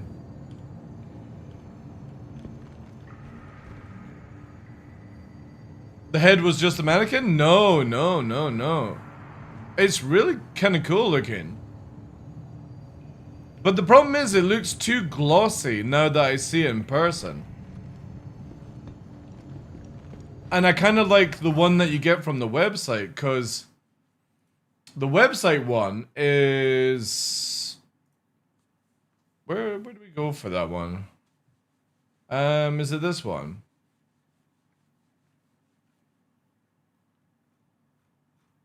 I think it's here, right? Yeah, see, look at that. Look at the arrow skins. Oh my god, I love this. I don't like that. Like, the headhunter one is okay, but... Yeah, that's sick. Where is it here? Yeah, this one. This one looks so dope. But it's like 25 quid just for a skin. And I don't like this skin. But that armor does look fucking dope. If the cable was like white, I think I would have to instantly buy it. If those cables were white, I would have probably bought this. Because I do like it when it's in this sort of like digital urban camouflage kind of style. Ethernet cable runs, yeah. Again, that's the shame of it, like, you know what I mean? These weird cables going around. Now, if they did stuff like Helldivers, you know, if you guys ever played Helldivers 2, if they had made this where this armor set was more resistant to electricity shots from like all the new LMGs, right, and the shotguns, these weapons here, the Volt weapons, if that armor set had been resistant to it, like you have in Helldivers, I would say it would be really cool to get like a set of armor for each type thing. So like this would be, because it's got the cables, it could transfer lightning or energy around the character a bit more. If CIG would do stuff like that, this would make armor sets so much more viable. Because you've got the... Wait, what's that? Oh, it's Coda. If you like, I can make for you. Where's it here? Yeah, like you've got this one here. If this one had maybe like resistance to animal bites or something, right? I think that would be a really, really cool thing to add to the game. Yeah, so this would be like animal bites because it's more of like a predator kind of style. This could be where maybe, I don't know, it's because it makes you look like a freaking cheetah. You could maybe move a little bit faster at the cost of less resistance or something in heavy. So instead of 40%, it was 35%, but you could run faster. I think that would be cool to have in the game. Obviously, there's this one here. This serves... Wait, why have I got a quest? Did I accept something? Ew. Oh, this is the new system. Oh. Right, so you can't get any missions from Diccolo anymore. You've got to go here. Oh, okay. Yeah. That's I actually kind of like that. That's cool. Also, I would love to show that. But you know what I mean? Like, I wish some of these sets had like this was maybe good for going into caves. And like, I don't know. You could get like a stat or something and stuff like that. I really wish armor had cool values. Like, for example, this made it where you didn't have any resistance, right? You take away the 20% resistance, but because you've got the sort of Black Panther kind of sneakers on, you would have like no footstep noises, but you have no armor. If you had unique bonuses to armor and weapons, I would get very excited in this game. And then you play it to your strength and stuff. Do they not have the last one? Or have they got rid of that already? Oh no, there is. The shotgun stuff. I still, every time we come here, I want these, chat. This. I would love to do a takedown with a spoon and a Stanley knife. And also double katana. That's my favorite knife there, the Shizzy. Yeah, this one. This armor just, oof. And look at what's required. 10 drives, and then you need 15 of these fuckers, and each one of these 15 requires like 30 minutes per run. Then you need the armor set as well, and the backpack. This thing is just so much work. And you just look like you got some toasters and slapped them on your armor. Like, I just don't like this armor set. Like, you've also got handles. Like, why is somebody gonna piggyback ride and hold on to your arms? This is such a weird choice of gear. Oh wait, can we get Xenofret? No. No, I got excited there. If we could have got the Xenofret armor and helmet, I would have actually got excited.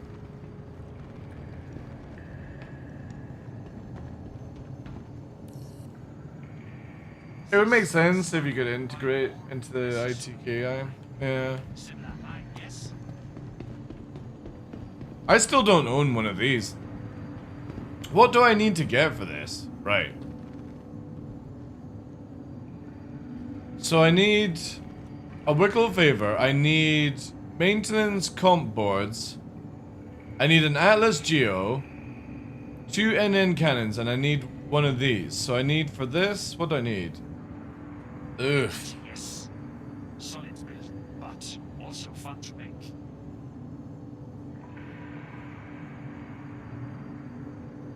Yeah, I'm just never in a situation to actually need one of these things. How easy is that to farm, by the way? Because that's not the super, like, top-end grade stuff, right?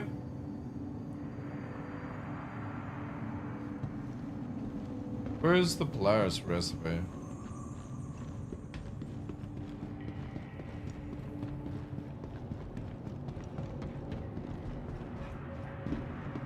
I'd give my left nipple for that helmet. Oh, the Xenofret one. Yeah, it's cool. Right, so what do we have to do for this thing?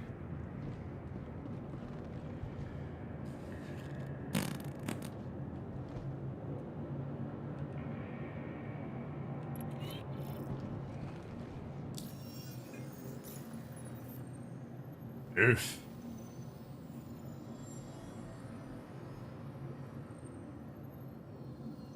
Oh my god.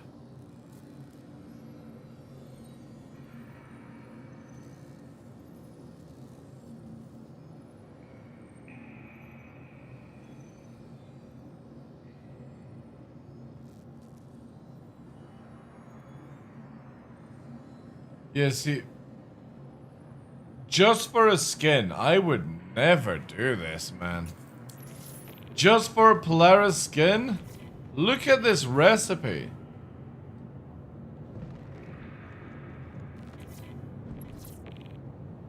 Like, even if this was 1.0, I would never ever do that. 2 seconds.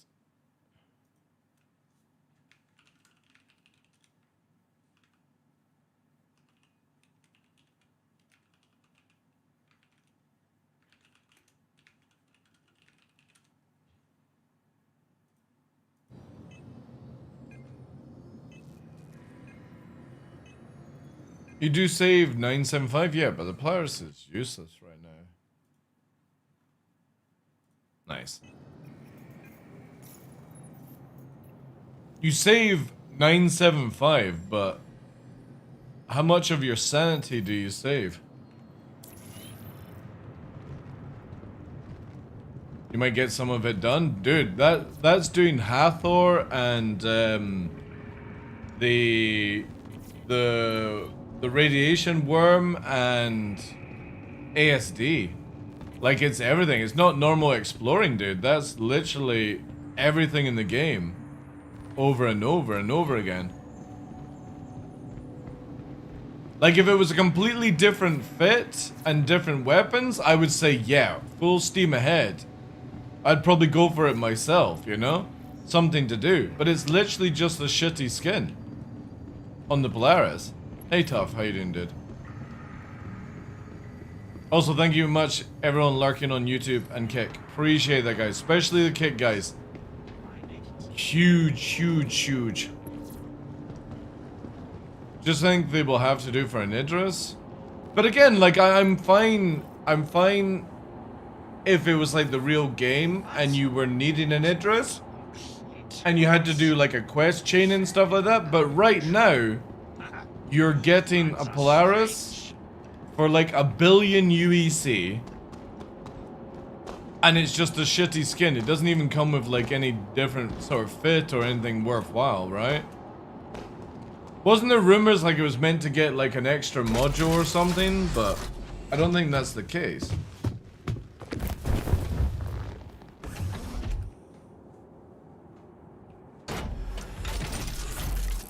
For me, I genuinely believe an Idris, when the game... Oh my god, my knee just locked there. Holy shit.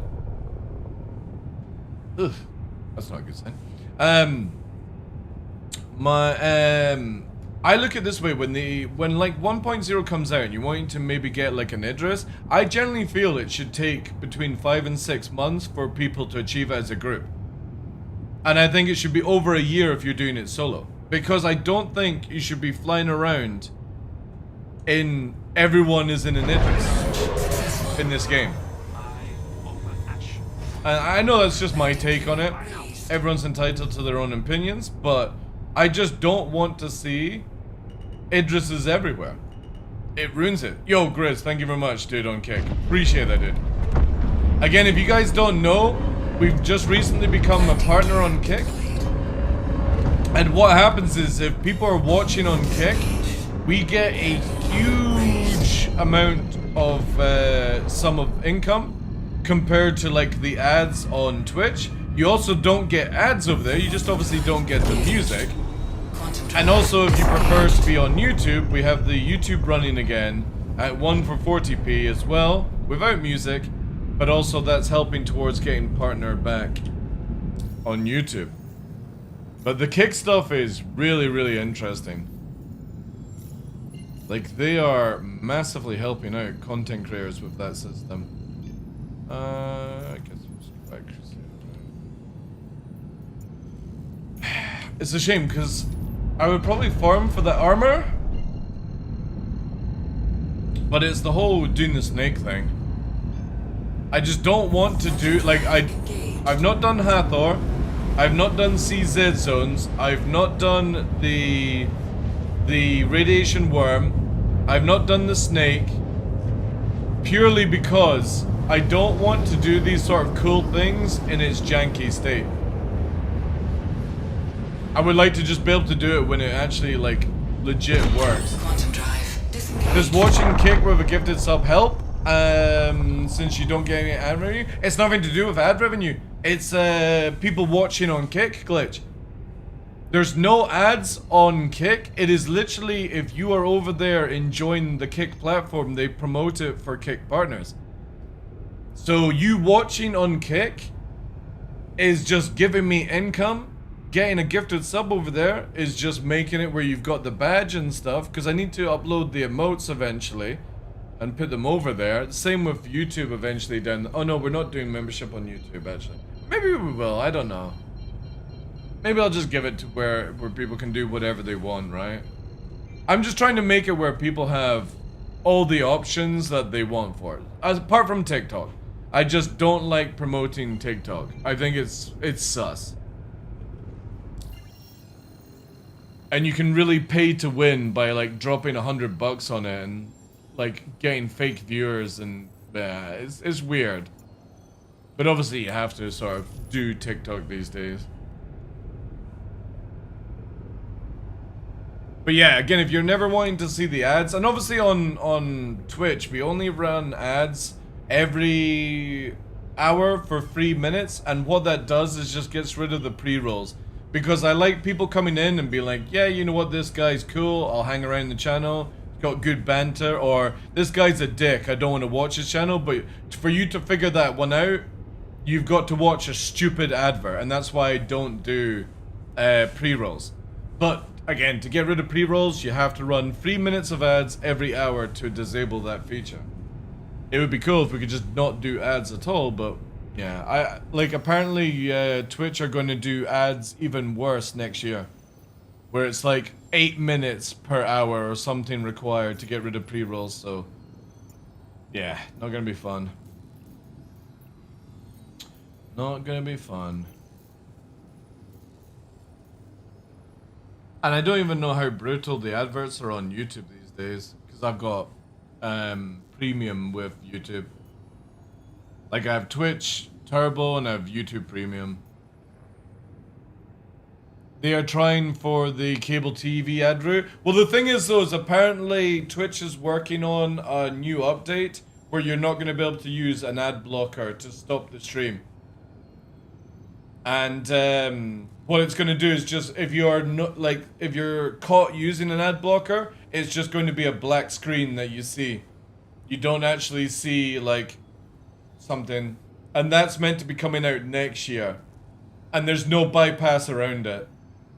YouTube is also working on ad blocker stuff, you know.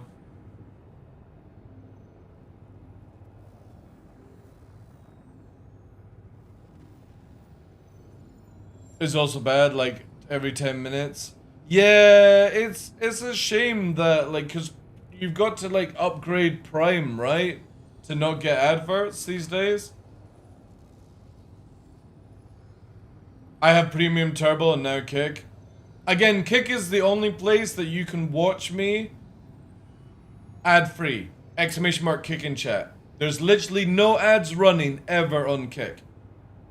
And you still give me income by being over there, which is insane. And I can show you here, guys. Look. Literally, yesterday for 3 hours, obviously we're just on for a short show, right? But you can see here that yesterday I made $4 from you guys just sitting in Kick.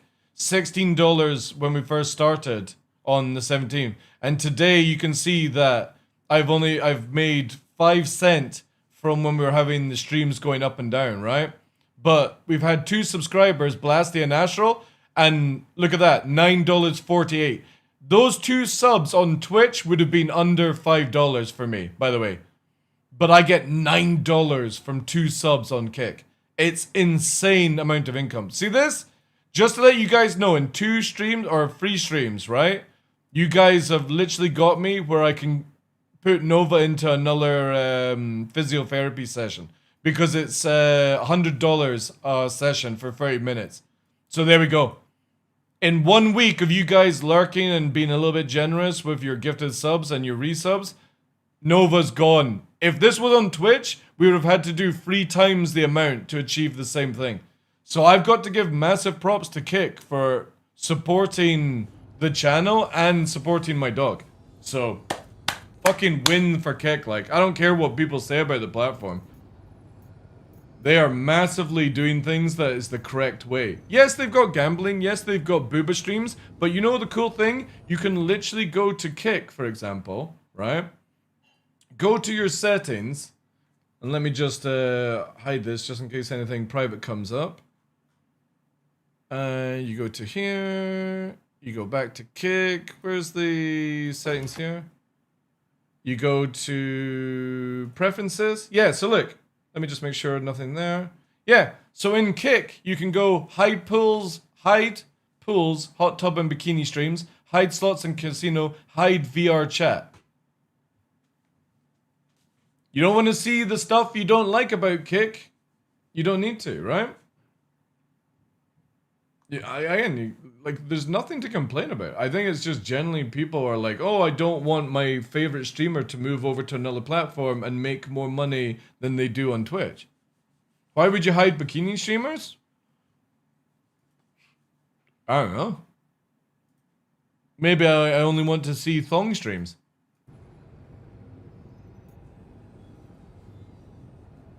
Netflix lost a lot of people due to their different tier of subs. Yeah, I've not, like, for me, I really want to see Aliens Earth before somebody says it's shit. I don't care what your opinion is. But for me, I can't afford to subscribe to these platforms every month, so I kind of wait for... I still need to see, because everyone tells me to watch it, Star Wars, Rogue, and the series that was Athor or whatever the fuck. That's meant to be really good because it doesn't have Jedi in it. Bullshit. I want to watch those, that series, and Rogue Squadron, because I think that's a movie, right? And then I want to watch Alien Earth. So I'm gonna binge. I'll get 1 month of Disney and just binge all that stuff, right? It's a movie, yeah. And it's the same thing with Netflix. Like, I generally can't afford to buy Netflix all the time, so I'm going to try and maybe get like a family account and see if anybody wants to share on that. Because I think with a family account, at 4K, I think it's like under $20 a month for Netflix, but you can share it with like 4 or 5 people. So I was going to see if anybody wants to go like $5 in kind of thing.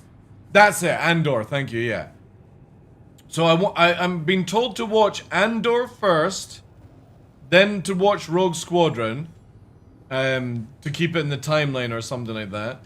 Again, I'm not a Star Wars fan, just if I'm gonna get a month subscription of Disney, I might as well make sure I got plenty of it, right?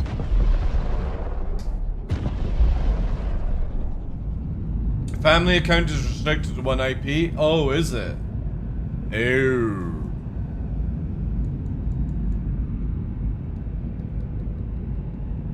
Well, if Henkin comes to live with me, if he does, we could go halfers on Netflix, and I'll just do it that way if he wants. I don't know if he watches Netflix. They don't want you to share, it sucks. Yeah, that kind of blows, right? That kind of blows. You have to pay extra to do multiple IPs? Oh, okay. I just don't want to bother getting like 1080p, like, what is Netflix now costing? Let me just see. Doesn't log into any weird shit. Restart your membership. Oh. No. I don't want to restart my membership. No. How much does Netflix cost? Right, so here we go. Watch Netflix on your smartphone. Thank you. Oh, nice. Range from $5.99 to $18.99. No extra cost. Where's the list that shows you, like...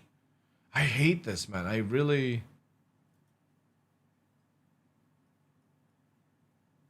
Yeah, join... See, look at here. Adverts. For $5.99, 1080p only. But you get short and seamless adverts. Like... And then you get the higher tiers, right?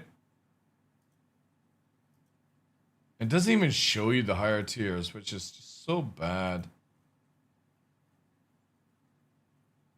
Explorer plans? Where's that? Oh, wait, there. Thank you.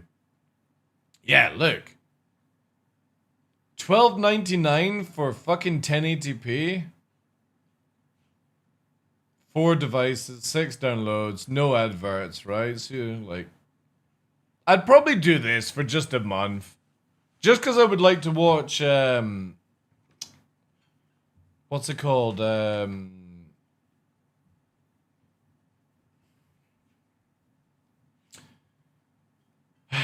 Demon Slayer, the movie, when it comes out in 4K.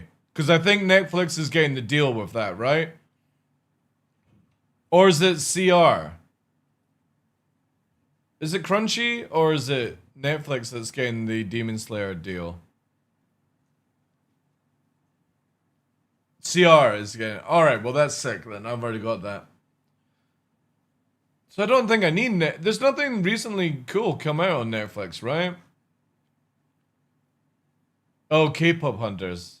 Yeah, still not seen that. I don't really care, to be honest.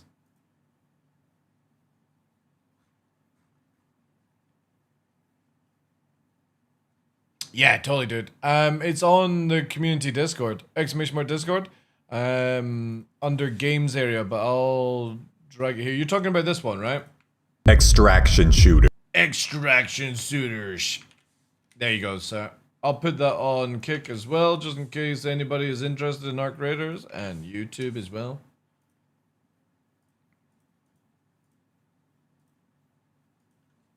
That's the video that convinced me to play Arc Raiders.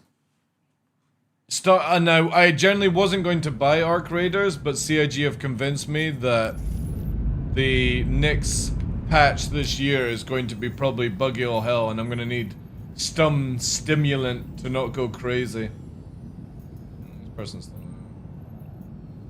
Also, I've got some food here, chat. I'm gonna quickly hide my screen. Boop.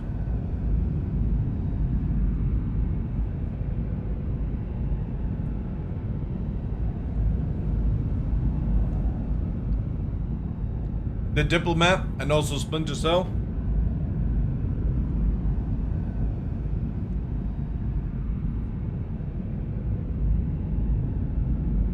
When I watched it in theaters, it had CR as the producer. Really?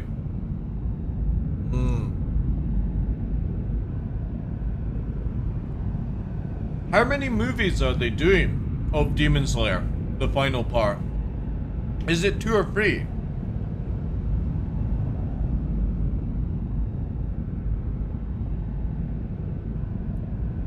Three movies. And when's the next one? Is it next year or is it like 2027? $2028? What? Chat, I'm gonna be over 50 by the time the 3 movies come out. Holy shit.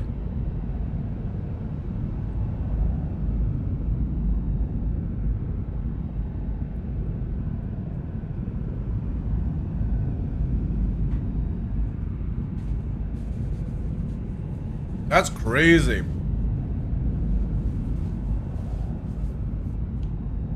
Oh, dude, I can't wait for the Chainsaw movie. Oh, I love Chainsaw Man.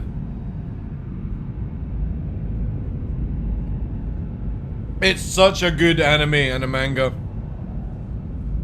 The main character is so funny. He's just a lunatic. But also, here's the funny thing. No joke. This week's episode of Hero Academia, definitely I was seeing a lot of Denji sort of laughter from the other dude, the explosive guy in, I can't remember his name, in Academia.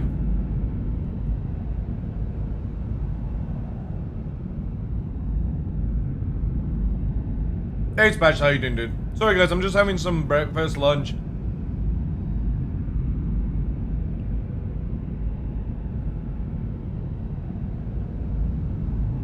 2030 for the final episode of... Oh my god.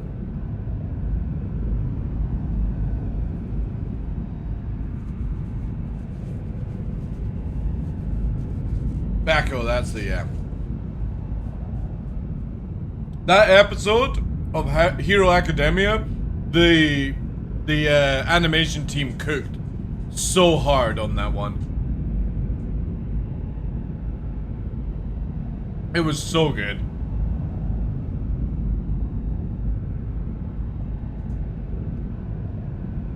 Like, it's like, no joke, Demon Slayer, Chainsaw Man, and like Academia, even Bleach, the animation teams working on that stuff have been amazing.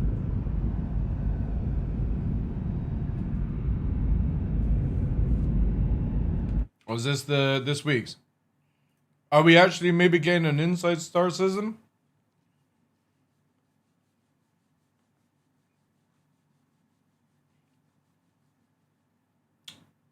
No.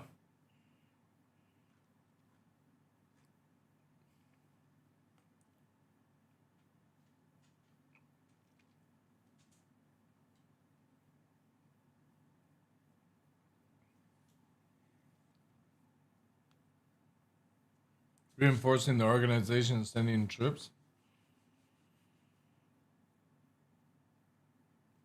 Yeah, but like, no offense to anybody who does this. I only care about who manages to do this solo the fastest. Like, I can see literally 2 people here, 2 there, 4, 6, 8, 9, 10. There's somebody shooting from that direction. There's like 11 people here doing this boss run in under 2 minutes. Like, I'm sorry, CIG, that's not impressive. Console it under 1 minute and with a railgun, can you?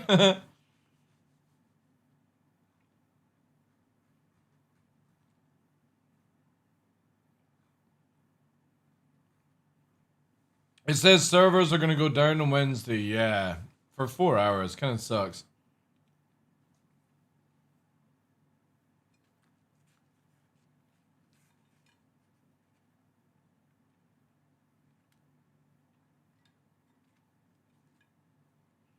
I'm getting camped by 2 wolves whilst I try and have my lunch, chat.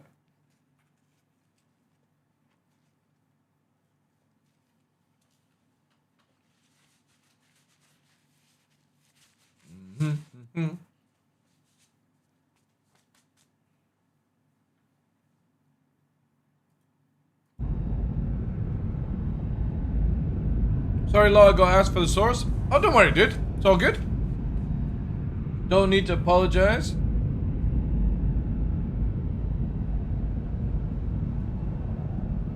Obviously, anyone who's a subscriber can post a link. We just have it so that bots don't come in and start posting links that will get your accounts banned and stuff like that.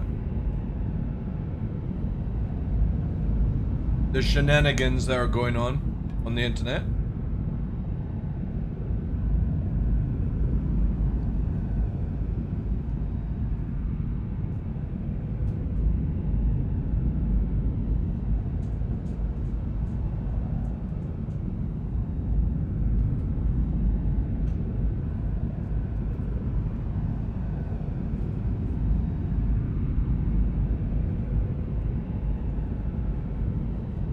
No, sorry, Mr. List.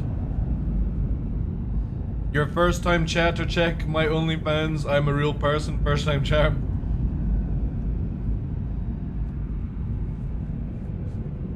Not allowed. Be careful with those memes, by the way, guys. There's a certain thing that if you type in Twitch, it auto-bans you. And I'm not going to tell you guys what it is. Nobody else type it in channel. But watch out for certain key things when memeing on Twitch, because you can actually be permanently banned by the auto algorithm for some memes.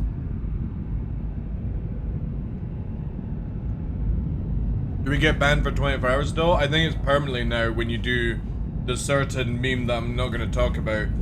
Because if somebody stupidly types it in chat, they'll get auto-banned.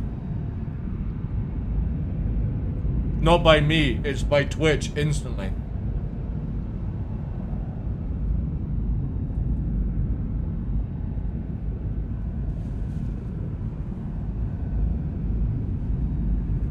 It is absolutely brutal. Oh no, it's only 5 minutes.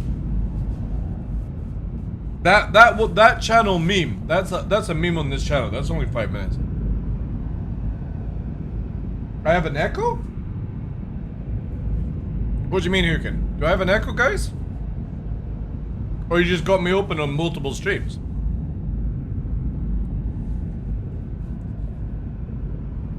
No echo? Also, goodbye, Unga. he tried to meme me hard, chat. he got wiped out and everything.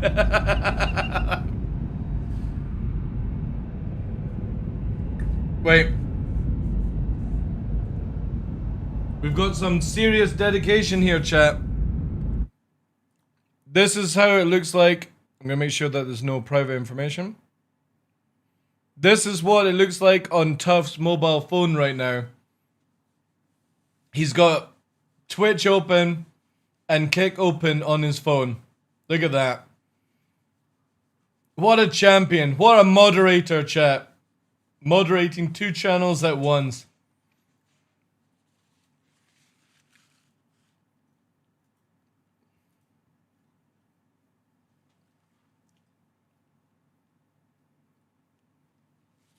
Multitasking, yeah.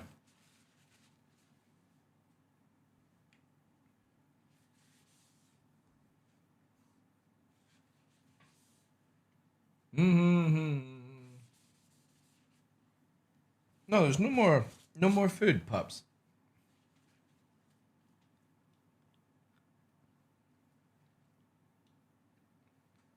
My 1 bar of light would be seasoned up if I had that open.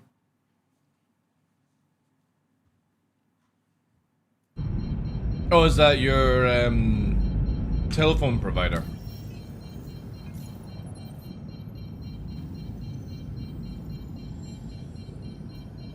Chat, I generally don't know what I want to do now I've completed these 2 things. And look at that! I even got them at 1525 on both of them, and that wasn't planned. What are we up to this morning? Well, I've just completed these 2 things today, Hukin. And I'm not sure because the next system is on the 28th, which is, yeah, a week today. There is a progress bar, but you have a whole week to do it. And even when the phase 2 starts, you can still do phase 1.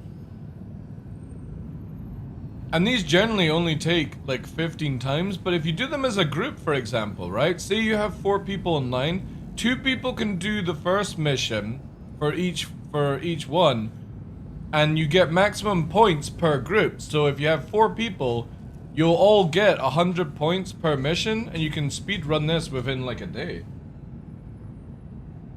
Mix is not next week. No, phase 2 of this event is next week.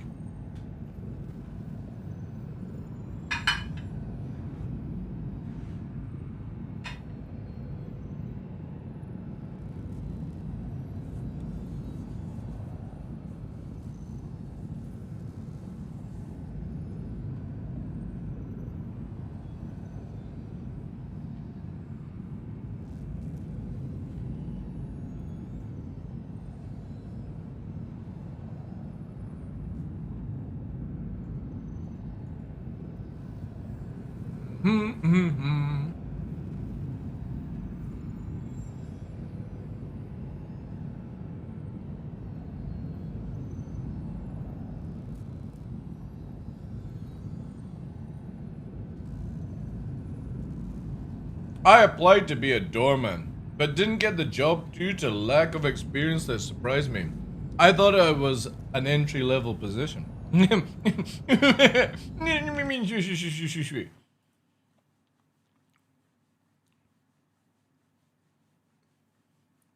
Oh, that's what you mean. Also, good lord, at your white chat. That's what you mean with light. 1 bar of light. Okay. Oh, dude, you got 167k points on the channel? Oh my god. A regular. Alright, oh, here we go. Whilst I'm still finishing up food chat, who has the most points of the channel? Do we have anyone over 200k?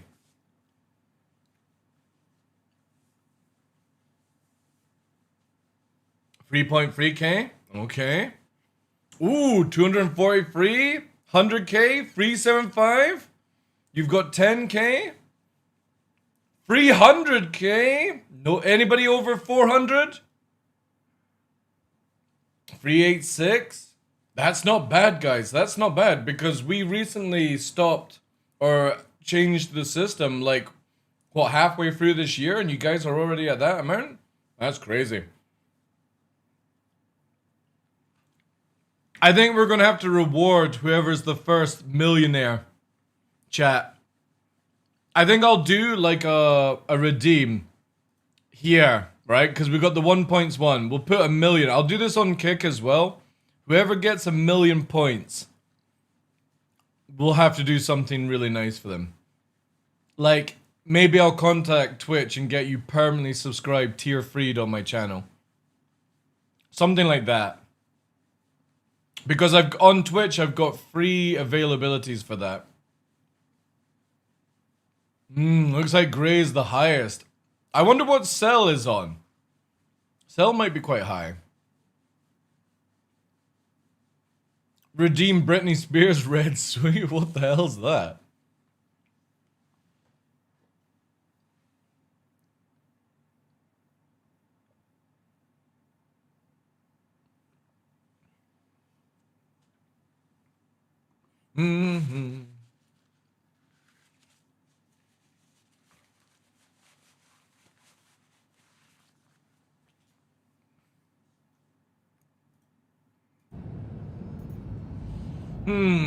What to do, chap? Oh. What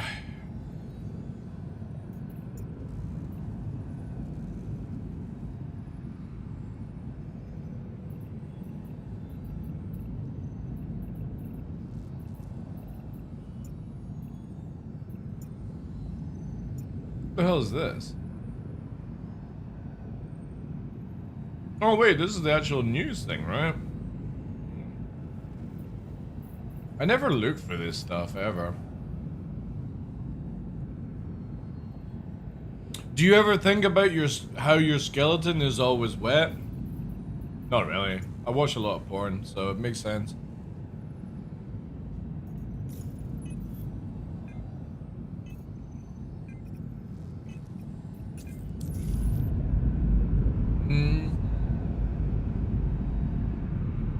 I guess we could go and finish the ASD armor, I suppose. I only need like a few parts.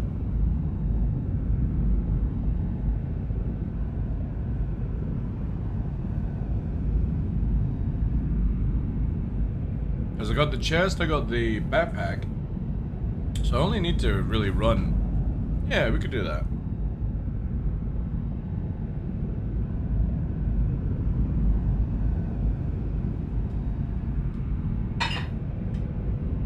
Don't you touch that. I know what you're like. That's not for puppies. No chocolate brownie for puppies. Move this over here so you don't see it. However, you can have treats from your actual treat box. I think it's the Perseus coming out.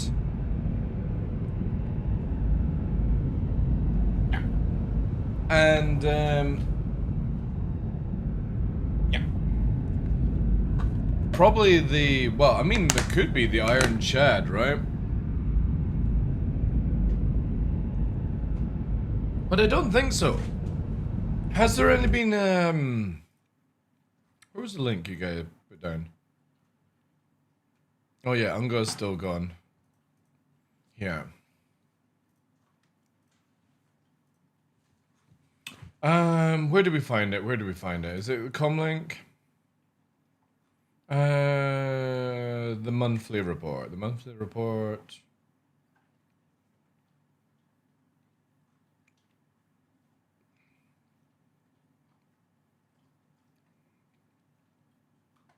Would it be that one?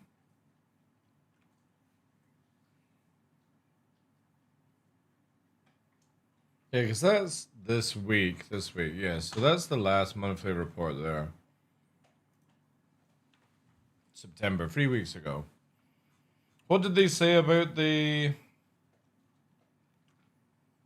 Bring the RSI Aurora and Aegis Hammerhead to the modern standard? Cool.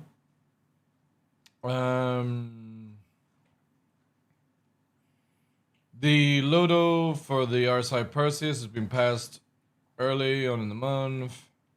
Yeah, nothing about the big boy. However, CIG did post this, right?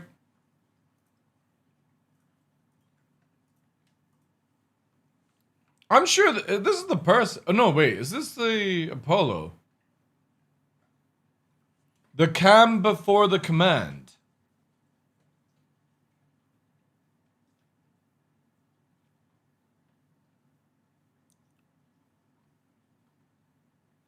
This has got to be the Perseus, right? Yeah, it is RSI. You can see it. But the thing is, though, is it the cargo Apollo? Is that a chair? It might be the cargo Apollo. Yeah, but the thing is, though, is I don't think that's actually a chair. I think that's the console of the Apollo. So if CIG are leaking this, this has to be the what's it called? The, what, Apollo, what's the other name they're calling it? The Hermes, right? Yeah, the Hermes.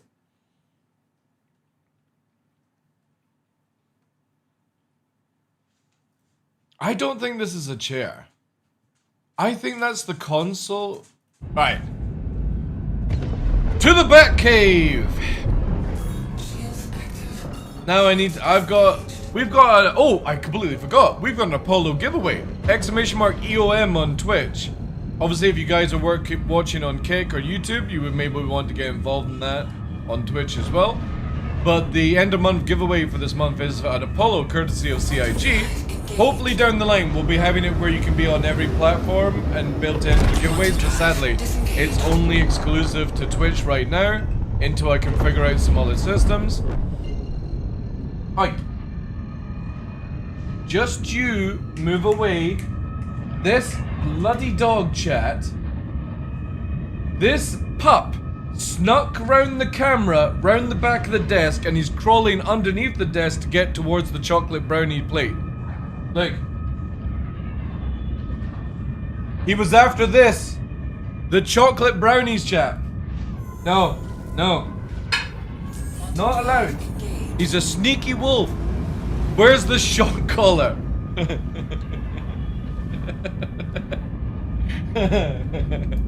You know what we should do, chat?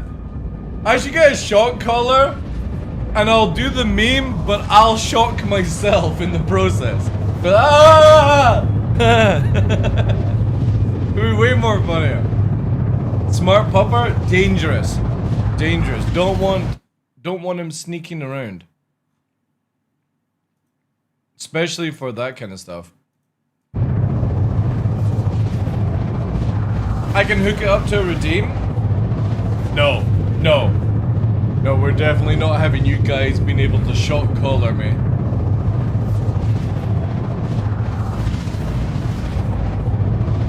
Could it possibly be the Zeus Mark II MR? No, because CIG said they're not bringing out the MR until they updo. So we need the new flight model biomes, and we need the new interdicting system that they're going to be working on. And right now, there's no deadline on that, so you won't see the MR for a long time. Quantum drive disengaged. Shock him on the bang dono.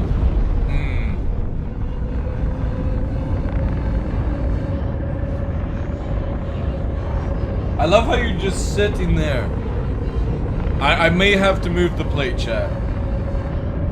It might be too dangerous to have chocolate brownie with the wolf around.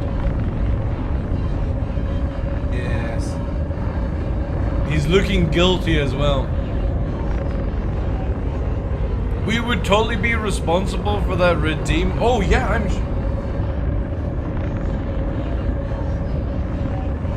chat.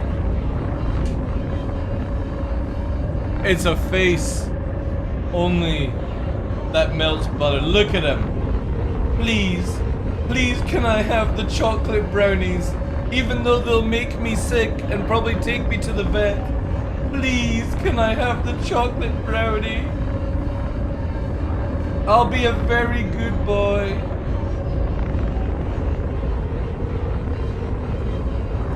A face worthy of treats? No, you can't have it. No. No, Hibbity Hop, you can't have it. No, you'll be too sick, chat. You're eating it, so if the pack leader likes it, then it's gotta be super tasty. I know. But he's just desperate for chocolate brownie. Yes, oh. And then this one here, he's like, I'll stay off camera. No, no, get your faces away. Alright, it's too dangerous, chat. We're gonna have to move the chocolate brownies away. They can't be trusted. Can't be trusted. No, no, no, no, no, no. Moving it. I'll have it later.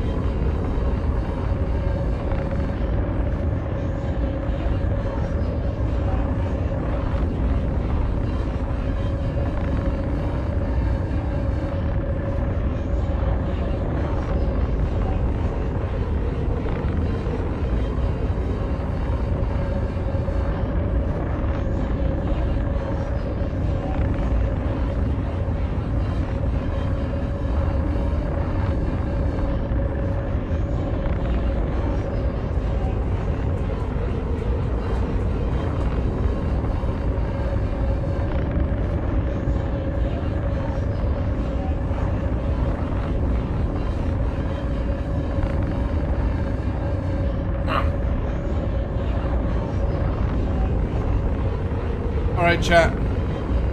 I will openly admit that even though I went to the kitchen to place the chocolate brownie in a safe place, I decided to eat the whole chocolate brownie.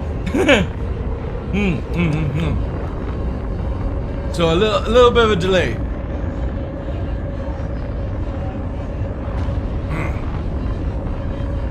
Also, somebody shut this fucking ship up, like. Yeah, I do have music on, yeah. But I don't think you can hear it. I'd never survived the trip, yeah. So, at least it's secure.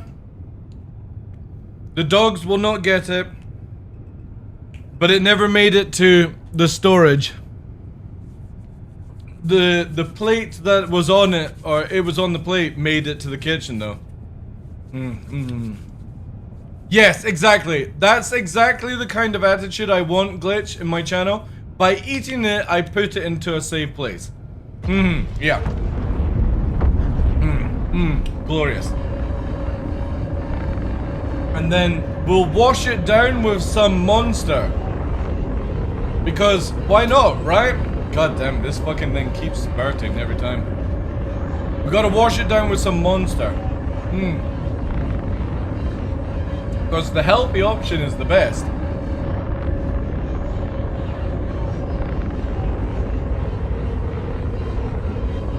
It's so silly. It makes these noises. Oh. Right. To the Apollo.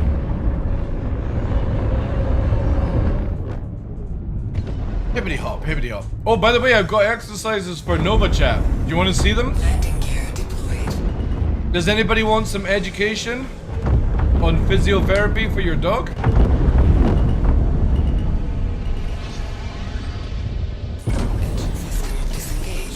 Let me open up the page here.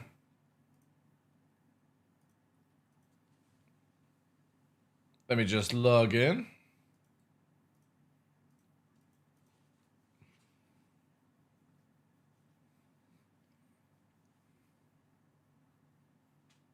My programs, Nova Exercise Week 1. Here we go. So this is for Nova, and then we've got to complete it. So this is Nova's profile. Started on the 20th, so yesterday. So Nova, we have to do 4 sets, 10 reps. Time to educate, so this is what he has to get done.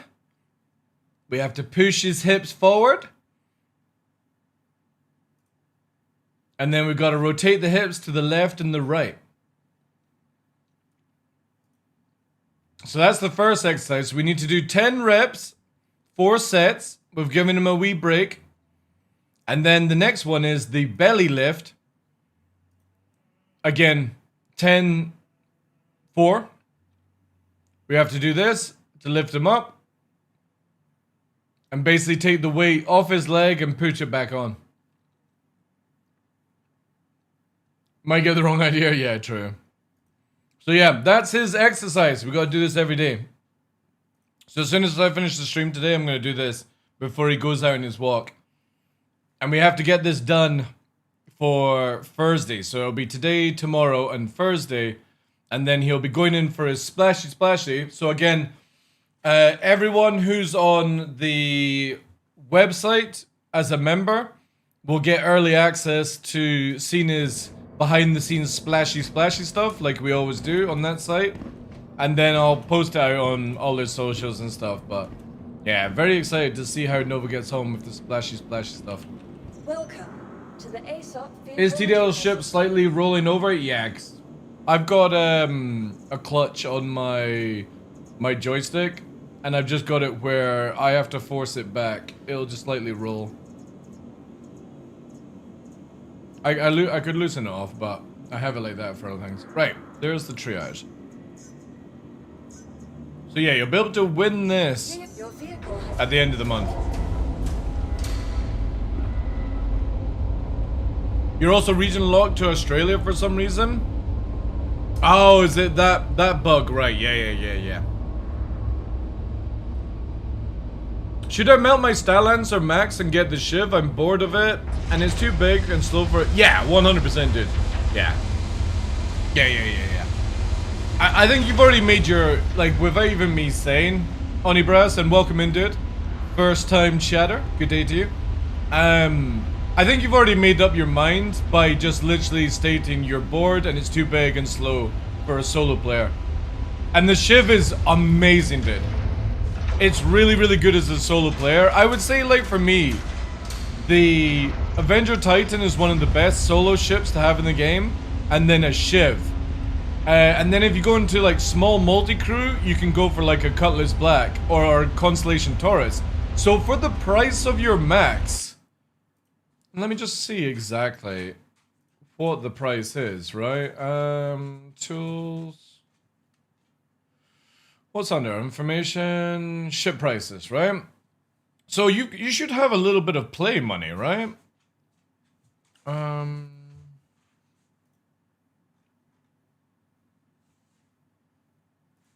What is it that you've got? You've got the Starlancer.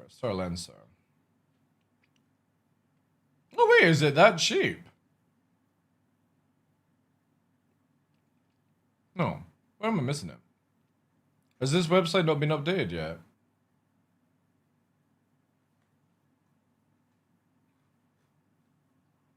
How much is a Starlancer?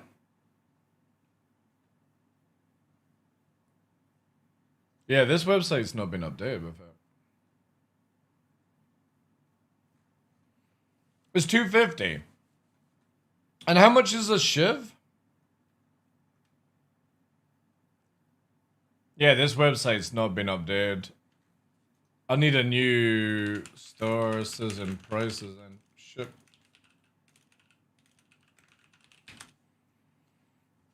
Shiv is 150? Yeah, you could get like an Avenger Titan and a Shiv.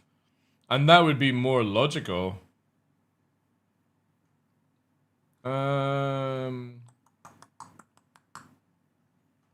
Does anybody have a good website that shows you the prices of ships? Oh, this one.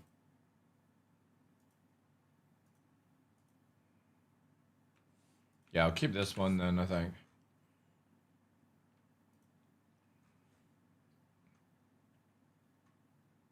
Yeah, so here, Starlance Attack 375. So the Starlancer Max.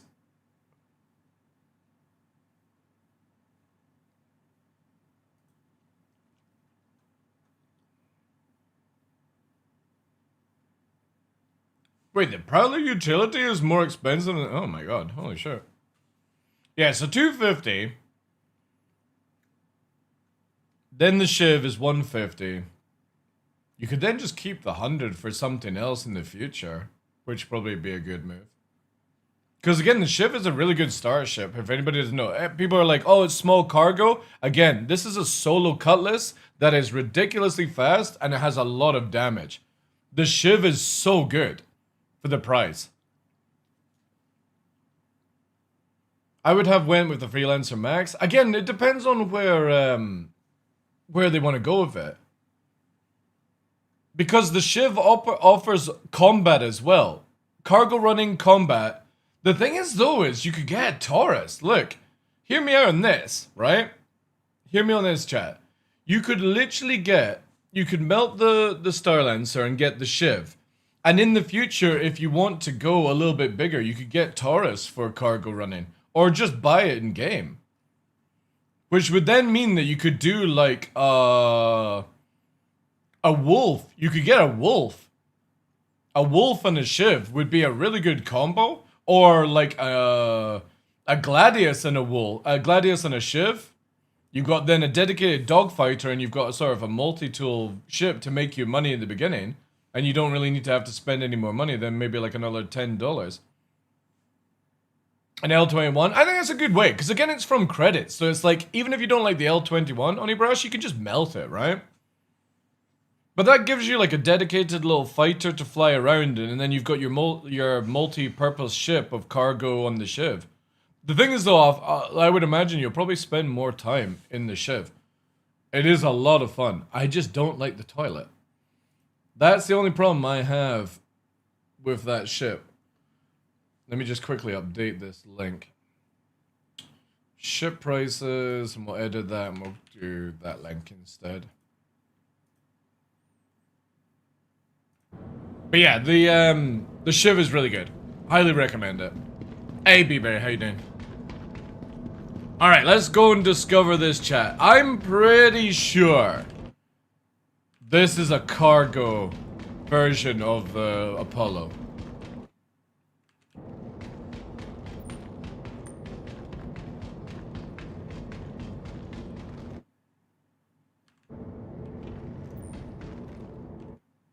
Yeah. Yeah, chat. I think it's not the Perseus. There's no way this is the Perseus. This is the Hermes they're showcasing.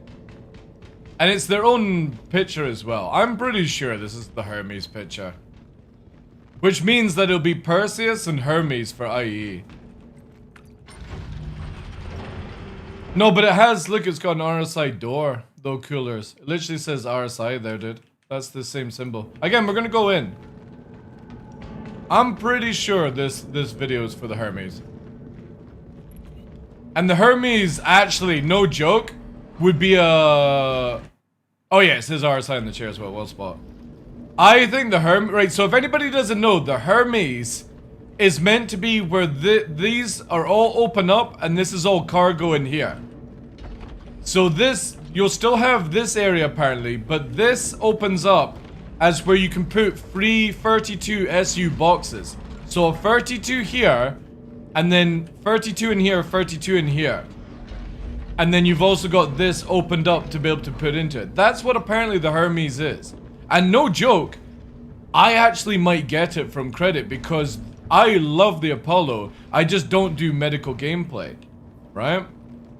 So here we go. We've got the console here. Let's do this then. This is going to be a meme. I need to try and do this. Give me a sec, chat. Ignore the person hiding behind the counter.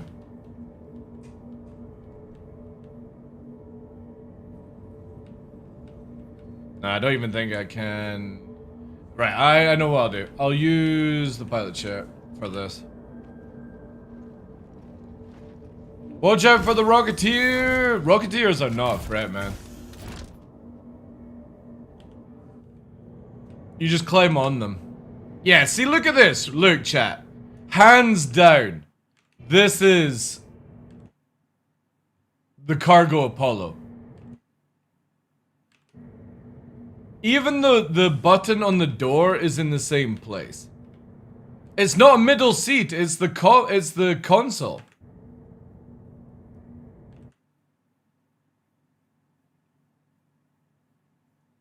Like, this does not look like a Perseus bridge to me. It looks like a different Apollo. Because again, look.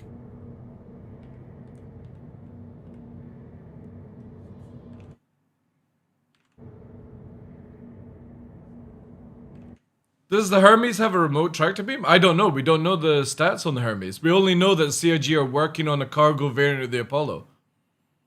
And it's classed as Hermes. We have no other stats on that.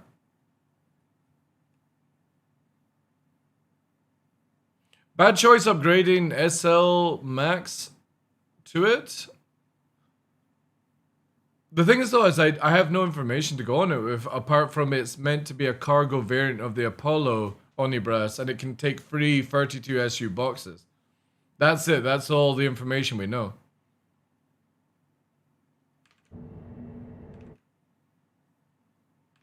Yeah, I suppose they're not swivel on top. So, right. Let's have a do this. Star Citizen Perseus bridge. I need a refresher on the bridge of the Perseus. If we have actually an image. Did we actually get an image on the Perseus? No. Let's do concept.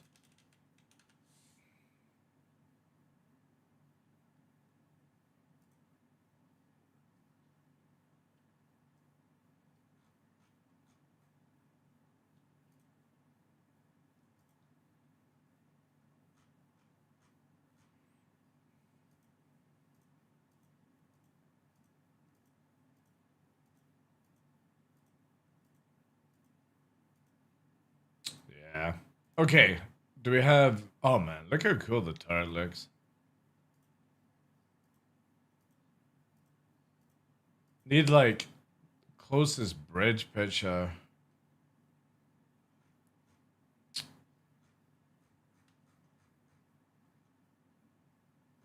I don't think we've had anything, right?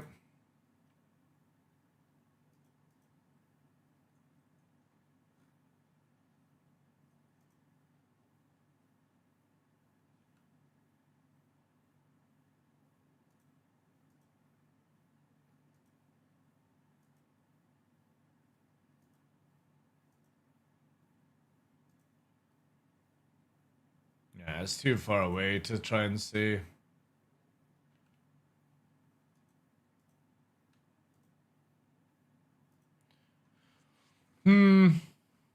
Why change the chairs? The thing is though, is I can't, that's a big room, dude. You know what I mean? Actually, wait, we can see here. Enhance. Oh god. Where's the enhance gone? Here. No. Up. Where's the fucking thing gone? Bridge deck. How did I see it without the bloody thing? No. No. Chat, I literally... Is it because I've just zoomed in? Oh, there we go. Yeah. See, look! That has curve... Yeah, there's 4 seats in the bridge of the Perseus. Like, literally, look at this. I'll try and do this. And then we're gonna do this. Where's it here? Come on. Why are you not working? Hello? Can we not do this? Windows? Uh-oh. No, fuck off. There we go. Need like here. Alright. Can we enhance? I suppose that's the best. You can see there, right? That has 2 sort of like Firefly type desks, and then there's 2 chairs at the front. This just doesn't look like that. Like, even if that was the center chair, it's completely off from the design. Right click and open a new tab. It's not an image though, that's the problem. It's not a link, it's a... Oh god, I can't remember what you call these things. You can post it, just post it in. It'll get timed out, but we'll be able to see it. Yeah, there we go. Thank you. Yeah, see, look. It's got a center chair for the pilot. And then you've got 2 utility... Oh my god, this is so fucking sick design. I didn't realize it was 1 chair at the front of the Perseus. This does not look like that at all. That's why this makes me think it's the Hermes. Just because, again, here sort of looks like it. And it can't be the Zeus MR, because that's a big-ass room in there. And look at the bulkhead, for example. That's a huge bulkhead. And this has the same sort of layer of bulk. Wouldn't be the first time. Oh, dude, if they didn't go for this bridge design, I would actually be upset now that I've seen it. Like, this looks so good. I did not realize it was 1 pilot chair at the front. And these consoles look beefy as well.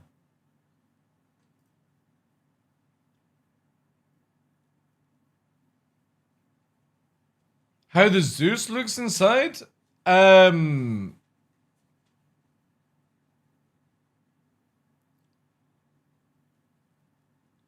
don't think I've got a Zeus to show. I still think they need to increase the leg size of this thing. It's such a cool looking ship though. Like, the Apollo is probably one of my favorite looking RSI ships. Like, big ships. It's really beautiful. Like, this is what I would have wanted the Constellation to look like, to be fair. Still think it's the Zeus Mark II MR?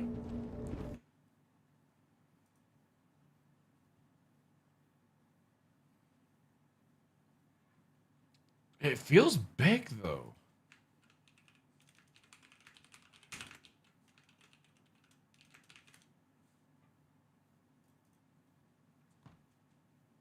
Yeah, see, look at that. Even with that image alone. Because the pilot's in the front chair, right? Or did they change that? I can't remember the layout of the Zeus, actually. Yeah, again, I think it would be too big for a Zeus.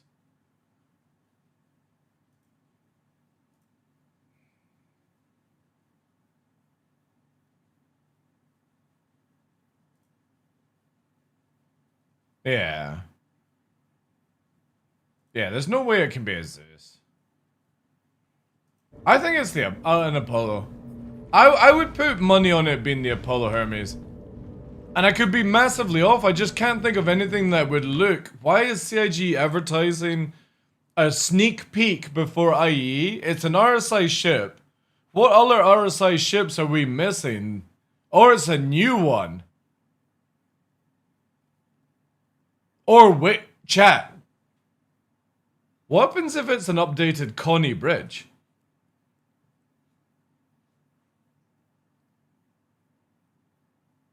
An Aurora Mark II? That's a big Aurora. I don't think it's Perseus, dude. I generally don't. It doesn't look like the source. And CIG tried to keep this to as similar as possible. Does the window match? What do you mean with window? Is angled down? That's true, yeah, there's a bevel there. I would be generally disappointed if this is the bridge of the Perseus. Not gonna lie. I would be disappointed with that. After seeing that's how it's meant to look, right? Or that was the initial design.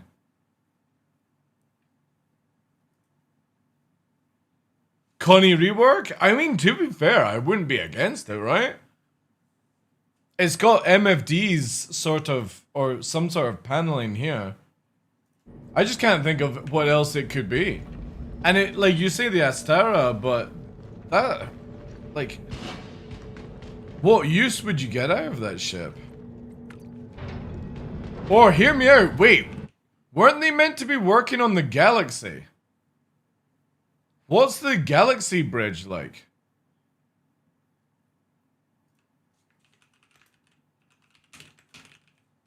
But I thought the Galaxy had a really beefy bridge as well.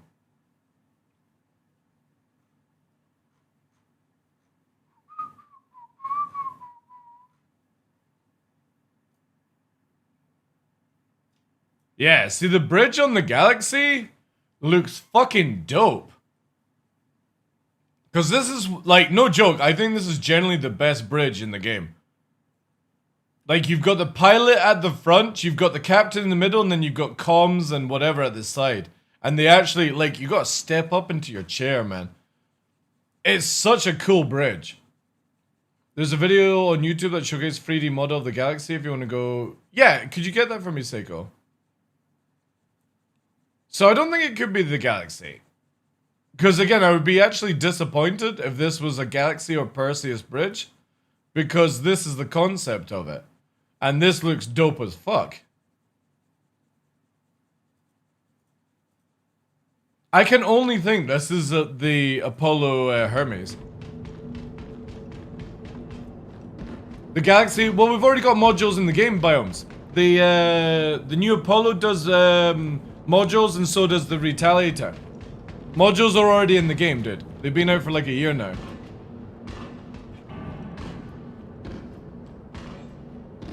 I can change the interior of this ship here. So if the Apollo... wait, let me just store it and I'll show you.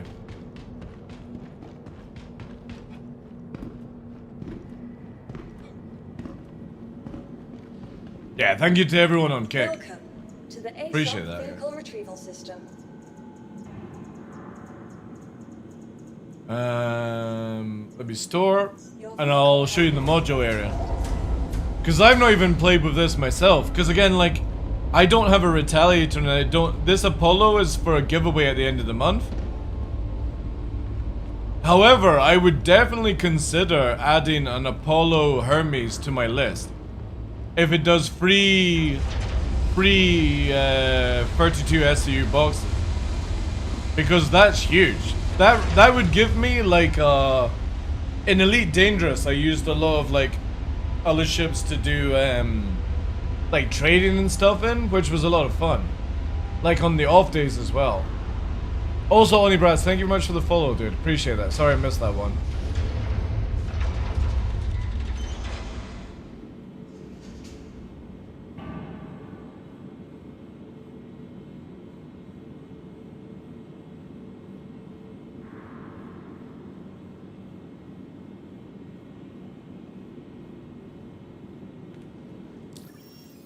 So we go to vehicles, we go to the Apollo, and you can basically go to module area here.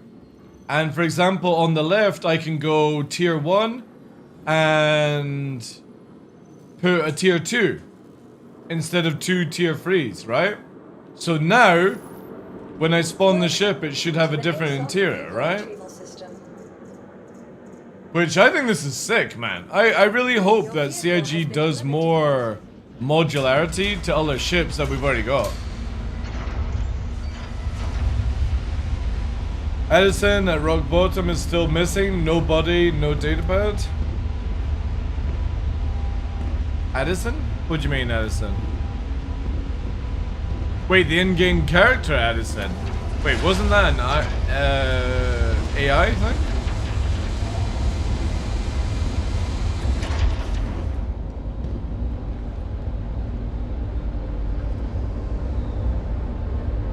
Oh, CPF mission, right.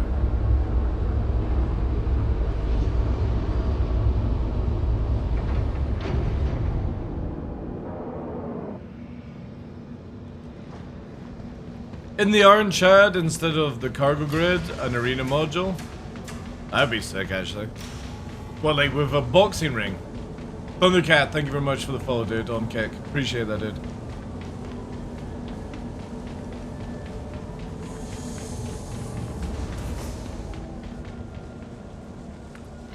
Yeah, this is the first time I've ever tried playing with modules.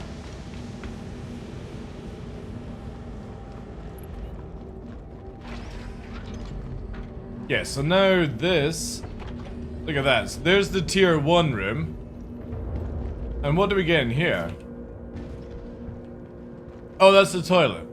Okay. So there's tier 1. And then we ordered up a tier 2 over here.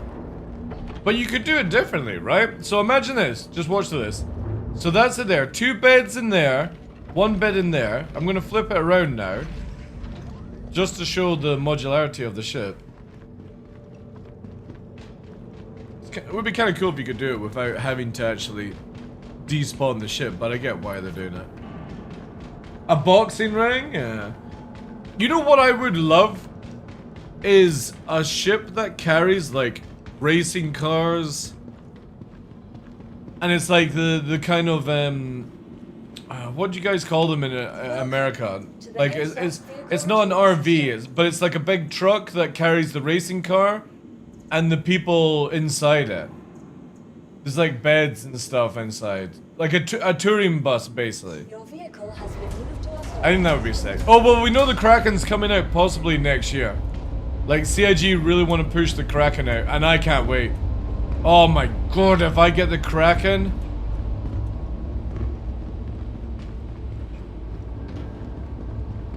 No joke, chat. Actually, because I do like the symbol. We could do a goal for a Kraken tattoo. That would actually be kind of cool. Like maybe it's something for like a subathon whenever we do another one. Because I think the logo is like pretty cool. I got it in my head, right? Star Citizen Kraken. Kraken. Yeah. I like this. This is probably one of my favorite ships. And the annoying thing is it's Drake. Where is it? Did I see the symbol? Yeah, here we go.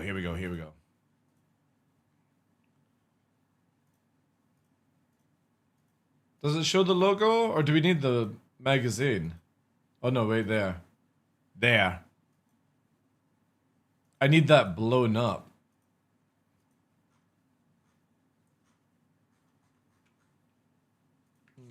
Star Citizen Kraken logo.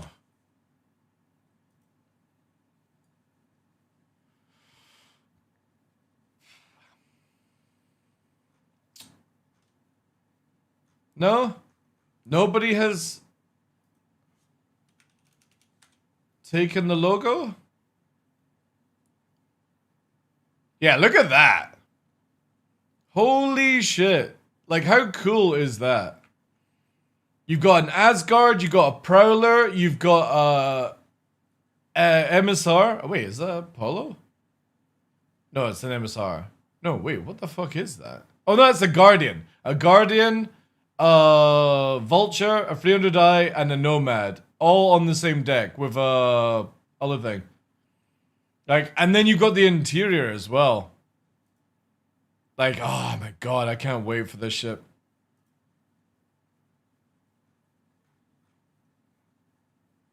The trailer might have it, that's true, yeah. So I said Taylor as well. Whoops. Yeah, here we go.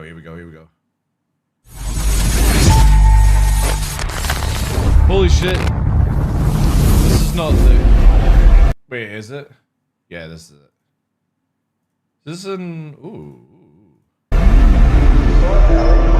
Who remembers this? 2018. Oh my god. Oh, you found it. Thank you, guys.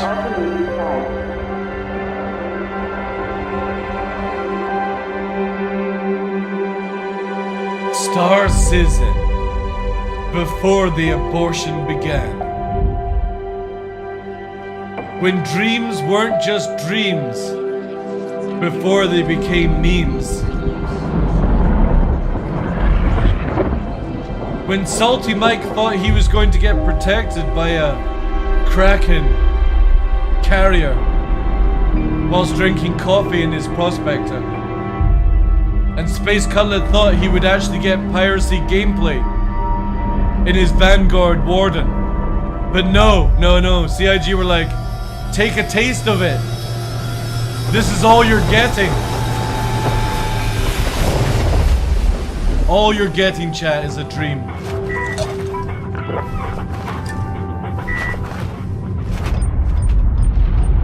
You can stop right there.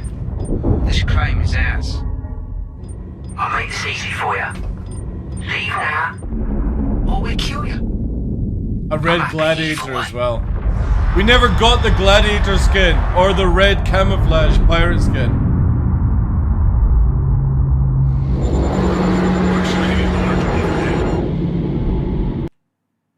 What I love about this is that these guys were clearly bobs and never once checked their radar.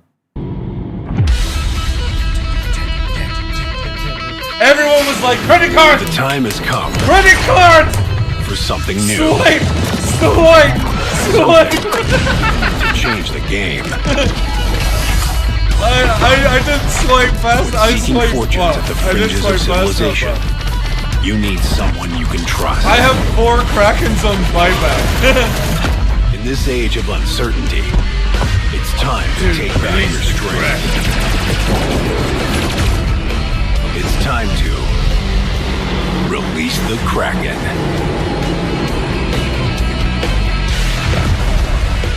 Drake Interplanetary.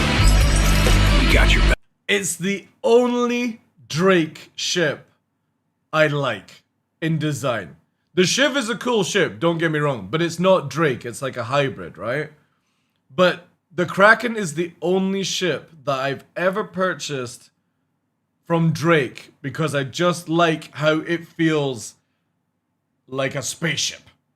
It's industrial, it's clanky, but it's not like squeaky clean landing pads and stuff like that. You know what I mean? Like if you go on any American or UK carrier, for example, there isn't pristine concrete on the fucking top or metalwork. There's scratches and scuffs, and that's what the Kraken just gives, you know?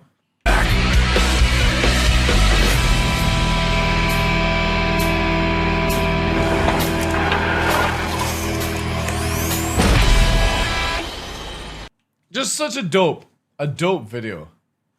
Really, really cool. So yeah, if CIG can get that out next year, I will be super excited. Let's have a look here. Ooh, yeah. I think what I would try and do is, no joke, hire an artist to redo the image and make it like 4K quality. You know what I mean? Because getting a tattoo with this would be a very scuffy tattoo. But getting this in like a high quality with like some shade work done at a tattooist, that would actually be kind of cool.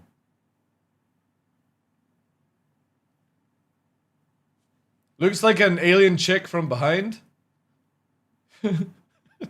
What, you mean this is her arms? That's her head. That's her ass? What the fuck is this then? The dildo going in? Make it 3D? Saying down, yeah, I can sort of see what you mean, yeah. It's dope, but you could get some shade work done on it. A tramp stamp? Sorry, I've already got one. It's a big fuck off dragon. That's cool. I would definitely be down for getting a tattoo of that. What's this? It is IAE 2953, and while we get all these new ships to get hyped about, ooh, I want to have another look at last year's big announcement, the RSI Galaxy. Therefore, in this video, I will tour the outside and revisit the specs and basic information about it, as well as tour the inside for the very first time. I recognize the voice. The outside is based on the official HoloViewer models. It's such a shame. I know this is personal. Before somebody says, you be combat ship, I generally think this would have looked a sick combat ship with like a turret on the top. So the scale and everything should be as accurate as it gets for now. Like as a war vessel, basically. But the inside is completely built by me. I did match the official blueprint as close as possible, but at the end of the day it involves a lot of speculation, and these concept sales usually evolve further during development and end up differently, so please keep that in mind.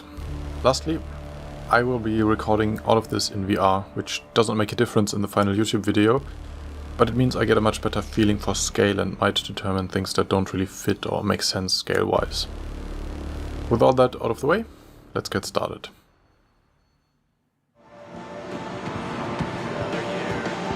That's crazy. So, the RSI Galaxy is described as look a at the multi-role rear vessel end of that thing. It looks so sleek. True modularity. What that means is that it has a big room in the lower half of the ship that can be exchanged to make it either And that actually makes me want to get one. a, quote, long-haul freighter or an all-in-one refinery. More modules to be announced later. Here's my own 2 cents for now. It does not look like either. It is slick though. It just reminds me of like the Python from Elite Dangerous. It does not even look modular, like it has a multi-role purpose. It looks like a warship. It looks like a small Star Destroyer. Yeah, exactly. It shouldn't have been a multi-use giant constellation. It should have been a war vessel. Sorry, I said it. I know all you guys who want to do fucking mining, medical gameplay here. No, it's a war vessel. It should most look people like seem war. to love the design, and I like it too. More but guns. Where most Star Citizen designs make it easy to see Should the have role had a of the ship capital at first railgun glance. strapped to it. This one looks like the one thing it is not. But at least it looks... Yeah, to be fair, if they actually did bring out a more expensive combat version, B-Berry, I probably would buy it. Like, even if it could just fit like an arrow in the back end of it, nothing bigger than that, I probably would get it. It's great. Just so because it continue. is really beautiful looking. The exchangeable module is here in the middle. Some of them will have an elevator or at least a door. And but for I also anybody suspect it's jumping in and just about to pull your pants down and lube up, this is just fan-made. So to burst your bubble massively, it's not coming to the game anytime soon. This is just a fan-made video. A crew elevator around here somewhere. This is missing its landing gear right now, but without it is about 4 meters, 4.5 meters off the ground now where the elevator would be. These guns are over 7 meters long. It has 3 remote turrets, 2 on the sides and 1 under the nose, all 3 having 2 size 5 hardpoints, as well as 2 missile launchers with 4 size 2s each.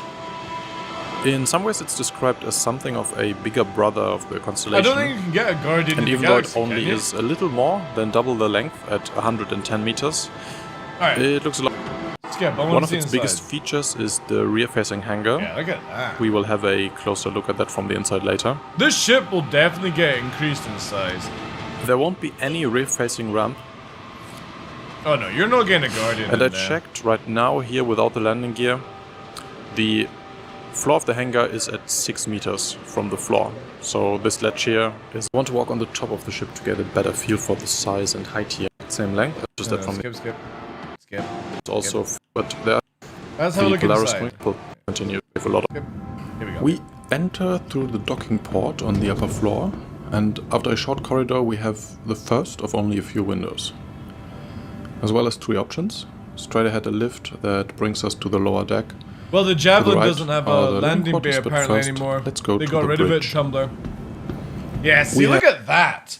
Right, even from the concept of the galaxy, this is a sick bridge because right in front of the captain is a pilot, basically. We have 4 seats here. 2 It's so elevated cool. ones on each side. And it just feels like a bridge. Like if you're ever in like a military bridge and stuff like that, it's not how CIG have it like in the Polaris, such open space. This feels a lot more cramped with the ability to move around. But you can see here like the pilot chair, the captain chair. The visibility is not the greatest, honestly, but I do like these slightly elevated positions. Yeah, but again, these Feels like a very positions don't safe need place to be work. looking out the window whilst they're doing a job. The next station is centered and the Look at visibility that. gets better. That's so fucking sick, man. Yeah, I know. We need the Liberator ASAP. That's so And in the dope. And you can then, like, if anybody's ever watched Firefly, a bridge for me for a big ship needs to be like where you've got the pilot, like they have in Firefly on Serenity, and you can just stand and sort of lean on the ledge. And that's the vibe I get from the Galaxy, where you can walk up to it and sort of like lean and chat to each other kind of thing. Very front, one step And lower. you don't get that with is the all the final seat. ships. Like, you don't get that with the Polaris. The Polaris feels like an unathletic fucking ping pong room. From here, visibility is arguably pretty good for the size and role of this The ship. Polaris bridge especially was if you such look a at a disappointment. Constellation. But especially when comparing it to Constellation, I would be prepared that these cockpit struts get a lot more detailed and with that more obstructing and distracting in the final design. But already in true Constellation fashion, the little cockpit struts we have here are exactly on eye level, which is Again, there's the concept. It looks really good. annoying with so Really, much really over your good. shoulders. The ship don't. Leaving the bridge, we find ourselves in the habitation area next. There is a Wait, you go a straight dining to and the kitchen hat? area with a space for 4 people.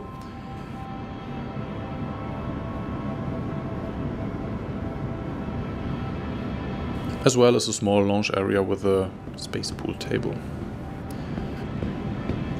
Even though Al's other window actually feels like a lot of wasted space. I have already checked what you could do with this area to improve that, but I will explore and test my ideas and suggestions at the end of the video. With the very front we have the captain's quarters, which are nice because you get your own office space. Nope.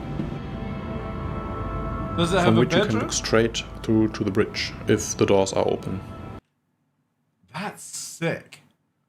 Again, see what I mean? Like, it just shows you that John Crew didn't design this one. Because this is logical.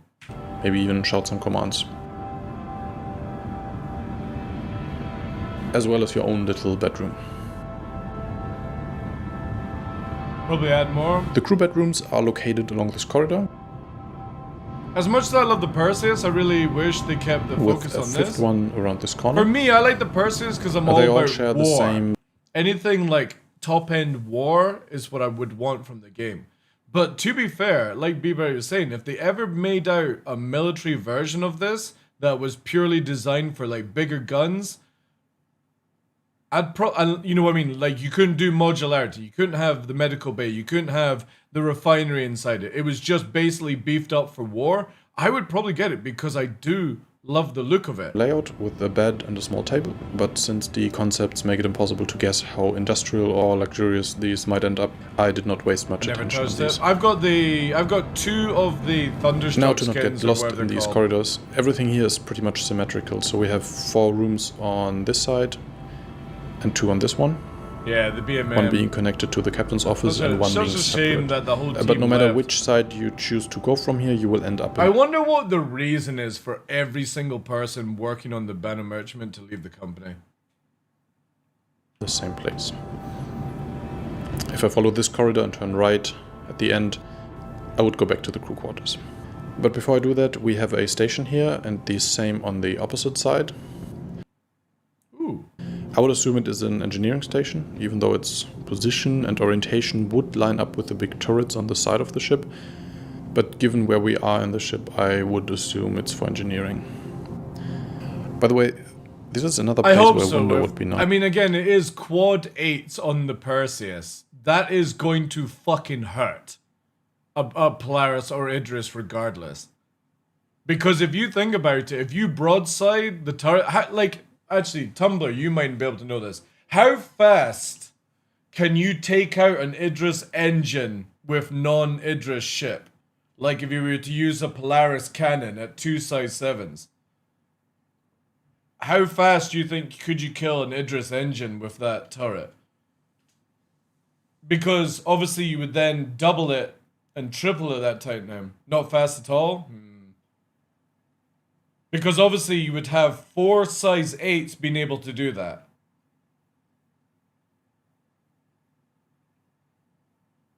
Yeah, because obviously like that's the win on the Perseus, I think. Because hear me out, chat, right? If you have the ability to stop an Idris from running and you then dragonfly board it, it would technically be faster to do that than it would be to kill an Idris, I think. Because hear me out, the Perseus can open the back door with its ballistics, and if it can blow off the engines fast enough to stop the rotation, you could technically open the Perseus, and we know that the Perseus has the ability to hold a rover, which means that it's like 3 or 4 fucking dragonflies worth of space. You could then have a boarding crew go from the Perseus and board the Polaris or the Idris, which would be faster than trying to kill the ship, I think. And that might be the game changer to solo player. Because the Perseus could also probably disable the main gun as well. And that would be more of the meme. But then you just have people self-destructing anyway, which would kind of ruin the gameplay. But that's what I'm hoping the Perseus achieves. I don't think the Perseus is going to kill Idrises and Polaris very fast. I think it will disable them very fast. Nice. And this time we are close enough to the outside hull. And the positioning feels ideal for a window. With that, it could actually be a viable position for the turret operator. As with the kitchen window, I would explore how that could look like later. Audio, so I'm just gonna Looking further to the rear, this corridor leads to an elevator to the lower deck. We're definitely gonna have to try and get this thing up. But as it is more or less symmetrical, let's go to the other side first. In the middle here, you can have a great view down into the hangar. And while this position is empty on the blueprint, one artwork shows some screens and someone working here. But the under 5 hour and it would be a great battery position to both supervise landing ships or maybe control a tractor beam for cargo. I don't know if this hangar has a ship tractor beam or if that is exclusive. Oh yeah, you could definitely probably get 2 arrows in there. To the hangar module, and you would have to load this with... I'm pretty sure I could get 2 arrows the in that shields, space. but it would be a great position for the controls. Even though this place feels a little exposed for any kind of administrative work, right in the middle of this hallway. I hope there will be some doors not currently visible in the concept, but there wouldn't be much space behind me to extend this room. Oh, it's not size. Oh, yeah. To have a nice commando room. Yeah, why did I think it was size 7? No, the Perseus used to be size 7, but they got upgraded. Yeah, so you're talking about quadruple the output then. With 2 size 8s is like double the damage of size 6s, give or take. And then you've got another turret.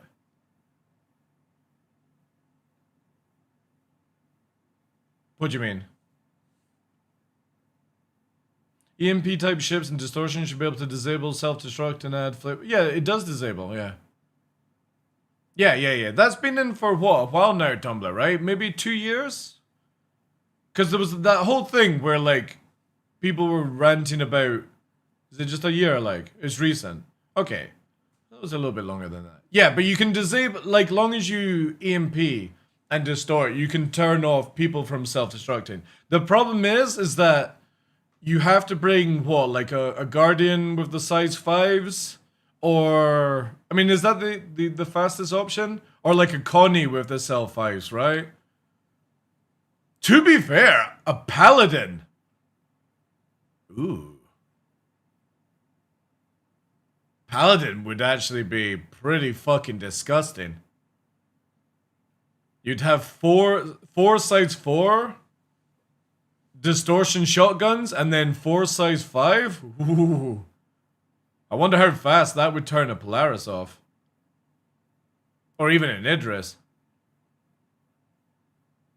Have a few shield crackers? Yeah. They're not worth it, are they? Really? It's a shame that CIG doesn't come out with, like, bigger distortion cannons than size 3. Yeah, but if Tumblr, like, I would trust Tumblr because him and his team and all that would do that kind of stuff. Cutlet as well. So if the scatter guns are not worth it, shield crackers in the game, yeah, there we go, right?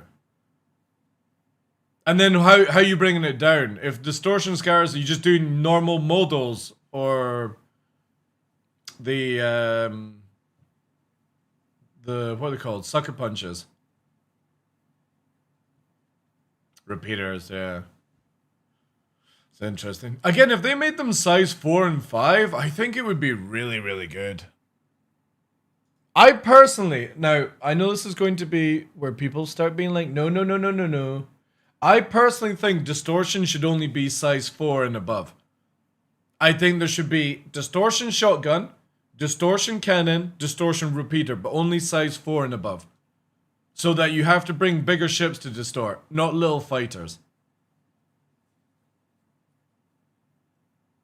EMP is only as effective as many shield faces are down, right? So you have to bring a whole shield down. Here, as the captain's quarters are right behind this wall.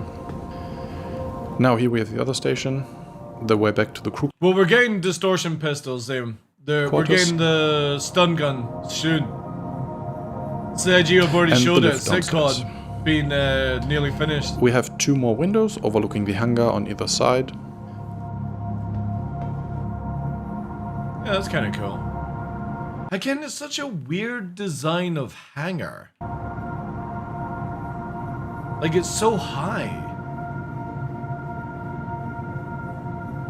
Do not chase me, bro.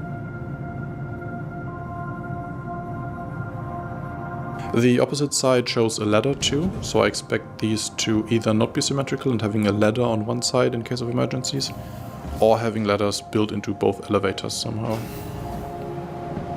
That's cool. Now, this room does not show any detail on either the blueprints or the artworks. I would assume it houses most of the components, because it would be relatively easy to get replacement parts delivered into the hangar, and you would not have to carry them through the whole ship. Those ships have high profile compared to the ship of the same size. And then we enter the rear-facing hangar. It is high. If it's high, it's to allow Cutty and Vanguards. The thing is, though, is like, would they actually fit in there? I don't know if a Cutty would actually fit. I'm not sure about this, but it looks like there are no doors here, just some kind of force field to keep you safe. Again, inside. I definitely think they'll extend this. It just feels way too short Because compared to currently what the there's no game is space now. on the model to actually put the doors anywhere. Now the space itself, this mean hangar like can rotate- officially yeah, only maybe. carry 64 SCU of cargo. Okay, so it is actually fucking big. Ooh. Damn, that actually holds a lot. So 32 containers on either side, Damn. even though you could fit a lot more. But there's no cargo grid to support this, so if you like your freight secured, 64 SCU is the maximum. This means that even with cargo, there's always enough space for an XXS size ship, so a Pisces or an MPUV, but even an Aurora would technically be 2 meters. Yeah, so I cut you. It's too long. It could technically work, I'm not sure what happens if a part of the ship hangs out, but officially XXS ships only, especially if you intend to directly spawn one here from the terminal in the future. There will also be no ramp or lift at the rear. To load vehicles you would have to equip the hangar module to have a lift, or use a big tractor beam. Now just a quick test, if you didn't care about cargo grids or something like that. Damn! I could fit 7 crates next to each other, and easily Damn! put one on top. That's 21 crates in total, or 672 SCU. I mean, there's still room on the top, but that would be very hard to reach. That's actually Also, good. I was wondering, just theoretically, if I could fit 2 Auroras in here, and I think it actually works. Now, don't get your hopes up too high. I think the way I recreated this whole thing, there's a margin of at least 10% in size for error. And these two fit by like a few centimeters, so this would be really hard to pull off without colliding and exploding. This would also mean that you would have to park parts of it in the doorway here, and as we've seen with the Spirit, I think it's likely that they put some beams or something in there to prevent you from fitting stuff in there that you're not supposed to fit in there. And even though you could technically still exit these Auroras, I still think you could get 2 arrows in. it's like a really tight situation. I don't think that's... I wouldn't count on this actually working, even though it's quite cool. Now behind this door would be one of the 3 available modules available with the Galaxy. But interestingly, you can also use it without a module equipped. Let me quote the Q&A.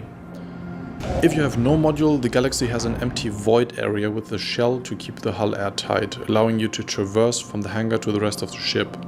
As it's simply an empty space, you could put stuff in there, but with a lack of cargo plates, it would be subject to all the normal risks of unsecured cargo. More arrows So since the inside. blueprint is actually not showing the cargo module, I assume this means you get the same space you would get with the cargo module, just without the elevator or cranes or tractor modules. This honestly surprises me a bit, because it feels like you'd get a lot for free, or not very much if you buy the cargo module. I would honestly not be surprised if the placeholder module would just give you a narrow corridor to get from the rear to the front. Bulkhead, it would be difficult. I will talk more about the advantages of the modules and the available space you get here in part 2, but if this is the same size as the cargo module, you could officially fit another 512 If not, lots SCU. of Furies. At the end of the room, in any configuration, we get this small control room overlooking whatever module is installed. Race car hollow? Well, it doesn't have a And from here ramp we at enter the another back, small unless you corridor get with the the cargo elevator lift we variant saw in the very or beginning module. when we entered to the airlock. Further to the front we have a room containing crew lockers and suits. That's and sick. I would also expect some weapon racks. I didn't put too much work into this room. But what I noticed at this point is that the blueprint does not contain a single shower, bathroom or toilet throughout the whole ship. And lastly... Oh, really? Wait before they give more buckets. This room is described as only housing components, but More it looks Drake, like there is or a sorry, smaller Gray's lift for people here, buckets added even in. though nothing is visible from the outside. But it would be weird if you could only get to a planet's surface with one of the elevator modules attached, so this is my prediction of the internal layout. And that is where I'm going to end CTs part are 1 of the available? tour. Anyone here It has able to been test long enough already? already, and Not yet, dude. when I did the Crusader Spirit walkthrough, I got some very nice questions and idea I could try out, like what to fit inside. I'll test so them for while I verbal if have they already send them. prepared the tour through the 3 modules, I'm going to wait a few days to get some of your ideas in. That's so with crazy. That, see I you in didn't the realize box. it was that high.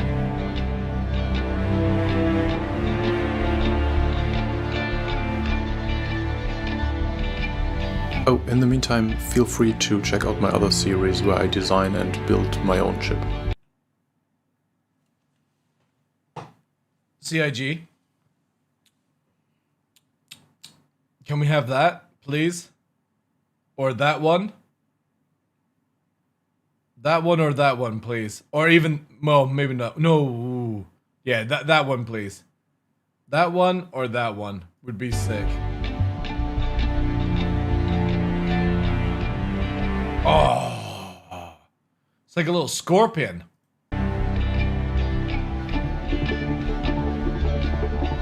Man, this dude does everything. Like, holy shit. Oh, man. Chat, that actually is pretty fucking cool looking. They could call it the Tick.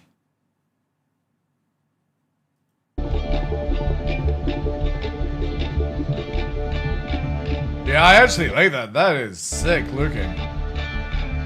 That would be a dope racing ship. Wait. Nice starship. Welcome to episode 2 of this show, in which I want to design the to right one. Basically just a mirrored... That! I'll take any one of these ones. That, in particular, looks so good. 3 sheet as a front perspective. A little bit better. And then I created some more tail wings separately to see if that works. The one in the very back would be rigid, but the one on the side could be folded away and only used in atmospheric flight. Not sure if I want to keep it yet, but it surely makes it look more dynamic. And lastly, I have a front-bottom view where I didn't bother translating all the details. Oh, wait. And we are back. This is the second of my revisiting the I love how everything's in VR. That it is actually forbidden to have a red cross in video games, or on toys, or even on medical supplies. Wait, is that true? You're not allowed to have a red cross? Hey, Hermit, how you doing, sir? You're not allowed to have a red cross in video games? Really? It is actually forbidden to have a red cross in video games, or on toys, or even on medical supplies. The Red Cross is an international humanitarian... Wait, I've got a red cross. I've got a red cross on my medical pack. movement, and no one but them is supposed to use that. It's illegal, really? I still did a white one. Even in a video game. That's interesting. See how it looks, but the classical game workaround is inverting the colors, and I wanted to add that anyway. Did you try the demo in the black? No, I've not, no. Because it matches the medical terrapin color scheme a bit. But now, arguably the most interesting of all the silhouettes by far. I heard so many rumors. The most common one is it being a Drake ship. I also heard it was confirmed by a CIG employee. It is not a Drake ship. I heard it's an alien ship, but nothing was mentioned more than once, so I will go with the majority and assume it's a Drake ship, because it really looks like one. So from there it was speculated it's the redesigned Caterpillar and Ironclad command module, some of it, yeah. I don't think so, because these massive wings would absolutely be in the way when docking, and would also break every ship's individual silhouette. I think a command module needs to be simpler and more exchangeable in shape and design. It should not dominate the look of whatever it is attached to. They had red crosses, but need to change it to green. Right. More than any of the other silhouettes, with this one I was just not sure what I was looking at exactly. So, as with the CNOU ship, let me show you what I read and interpreted into the image before showing my results. Is the game good? This massive block and seemingly the landing gear looks incredibly unaerodynamic. But whatever it is, I expect that to look intentionally misleading from this perspective. Then I said multiple times that all silhouetted ships are almost at exactly the same angle, so I don't think this one is facing away. And what also supports that are these antennas on the wings. From my memory, sensory antennas in Star Citizen mostly or maybe universally point forwards. And then by now we have dozens of silhouettes that have, and the brightest had one seam sections. And if the interiors have no sketch of to properly spec would really make sense to extract them. Design-wise, I tried to touch in the minigame for it. Extract primarily its design, then it's exclusive, but you can Google like design ideas for that all and configuration. But the angle would fit so perfectly with this line here that I don't even think I own a marker. So, what I coming up, and for the bottom wing, if you find a lot of potential. Damn. That doesn't actually look too bad, to be fair. It's still like a Corsair abortion.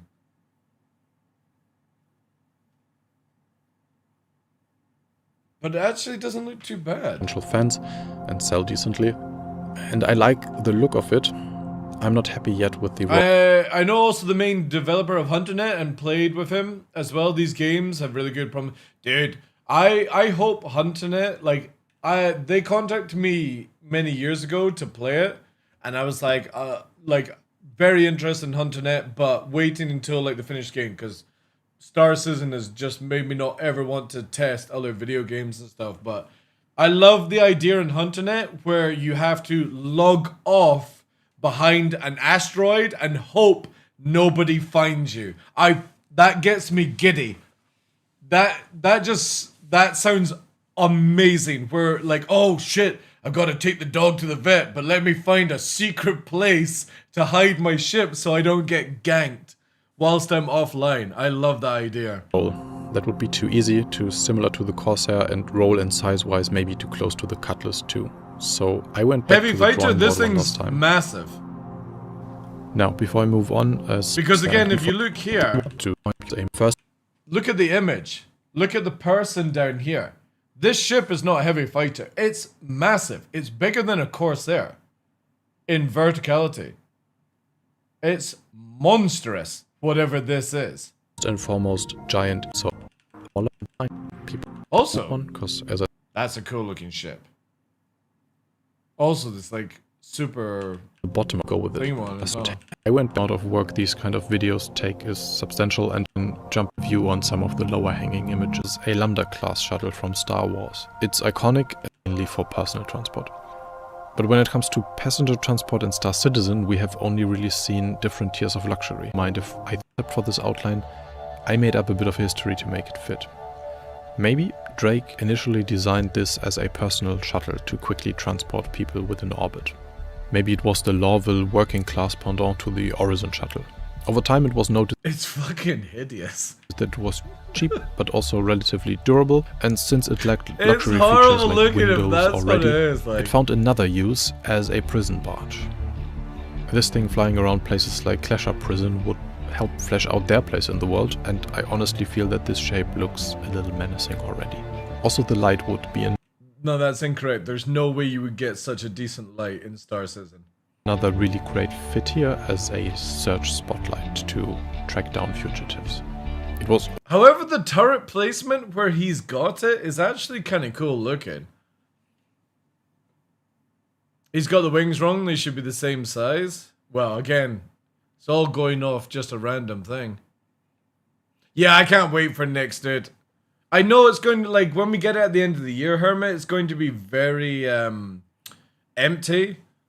But I'm looking forward to returning to Levski and having some fun. Ultimately not designed as a fighter, but an efficiently flying transport, hence the wings. Ideally, you would give it 1 or 2 patrol ships due to the fighting instead. Pyro 2.0, I don't even think it should have these extra turrets. I just wanted to show how a blocky outline could use perspective to hide. And then we'll a much get Gemini more complex next silhouette. year, which and as you can see, I'll be very by now excited I to have see the also change. realized that this round shape is most likely a docking collar that fits the scale. Yeah, again there with this, the thing, the wings are definitely a different size. Of the person too, and while I saw people speculate about a dedicated boarding ship, just as with a fighter, I think a boarding ship should be more compact and have less fragile elements like these giant wings, because it will most likely drop with the spirit. Yeah. Another is not the most interesting gameplay loop, and that brings us back to Star Wars. There's another famous and iconic prison patrol ship that was designed for we hunting, which makes it great for. What? That's Dodo Fett's fucking ship, right? That's a cool looking one. Plenty of smaller targets here and there, but also kinda lives on that ship. And mine here would obviously be more like the latter of the two. Slave one. The right. color scheme here honestly does not make the most Boba sense. Fett, sorry, I just not wanted Dodo to try Fett. the dark red scheme Drake uses for more industrial focused chips, but in this case it makes it stand out a little too much. Doesn't matter, you get. What's the one where I've seen a clip for it in Star Wars where it's a ship, the old guy and a bot are running from some ship. They're doing a scan and they got him held, and he fucking fires like darts or some shit to disable the tractor beam, and then he fucking has like lasers that comes out the fucking side and spins around and fucking slices everything up. That shit looks wicked, whatever that is. What's that called? Star Wars. Does anybody know the name of it? Loop. Oh, is it? Oh, right. So it's an Andor. Okay. Nope. That. Andor ship. Scene. Yeah, this one here. Let me hope. Well, actually, to be honest, this is probably gonna get YouTube it out of our fucking mind. Manual these days. Yeah, that is fucking dope. Lay or counter. Yeah, look at that. Holy shit. What is that? That's a fucking cool looking spaceship.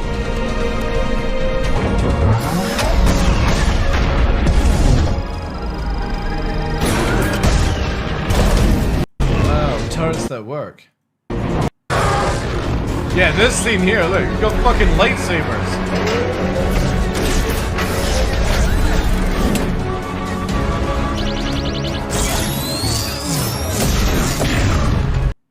Like, can we not get lightsabers attached to our ships? Yeah, again, like, I don't want to spoil it because obviously I wanted to watch Andor myself, but yeah, that's a fucking dope Get shit. the idea. I do also have to admit that I like the idea with the 3 wings a lot better in my head. It does not work as good and look as cool as I hoped, but I tried to make it fit that shape 100% here. I'm sure CIG could make the idea look a lot better with the final model. And there we go. Those are my best. I love how this, again, I've already said it, I love how it's in VR. Really cool. Building my own Crusader Star. Oh, it's a Crusader Star. Does he have like any updated videos on his design? The remaining silhouettes. Wait. Flare on it.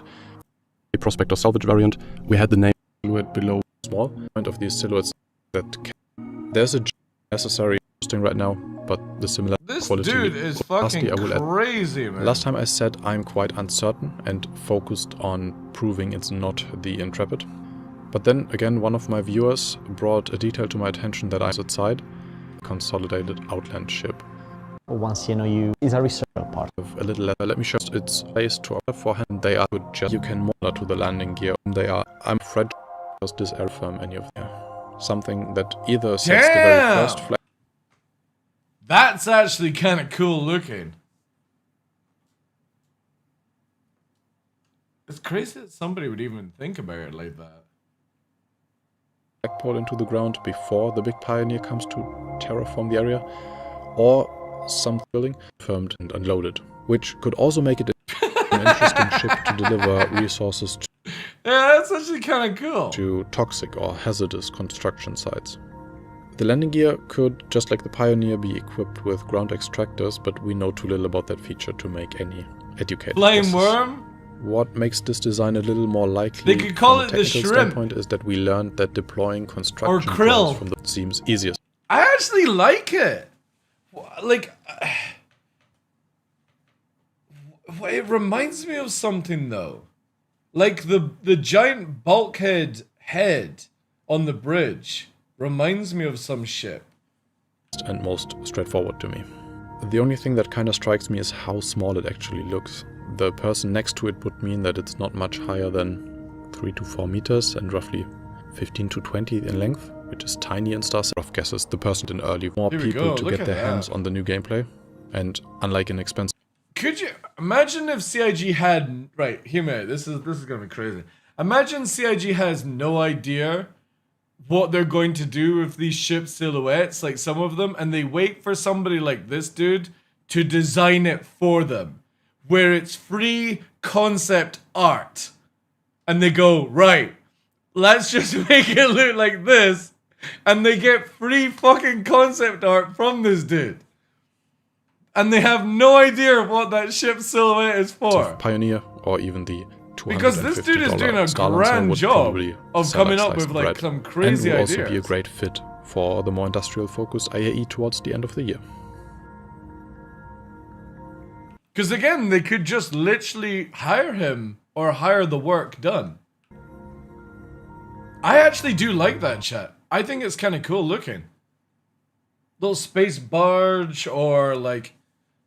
I don't know what you would use it for. Here I have to cut this video into 2 for time reason. Play for yourself. Now, thank you for watching, and... Yo, here, lol. Thank you very much for the 31 months, dude. Appreciate that. Right, where's the... Part 2. Oh, we watched part 2. Thank you so much, dude. We'd love to come back later on and see how close it go. Yeah, I kind of feel like we should. Oh, by the way, whilst we're doing this, make sure you guys go and drop the subs here on all the channels. Like, this dude has got some crazy, crazy work on the go. He's also got a cracking walk around. The Iron Chad as well, like... That means one of the best ships in action and won't attempt to include all information, just a brief preview to... I'm gonna quickly scan through this, because like... meters wide called the fetter. So missing a lot of the pipes. A caterpillar that's running everywhere once you get inside.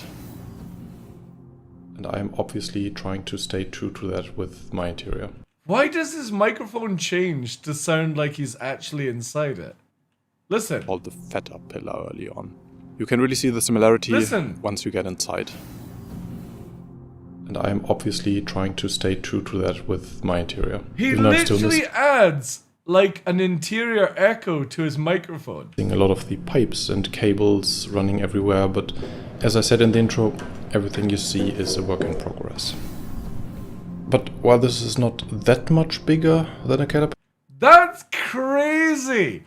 Yeah, it's the ultimate role player. This dude is building this in whatever 3D program, right? He's walking around it in VR before any of us get to fucking touch these ships. And he's making a video where he will put a filter over his mic to simulate going through a hallway.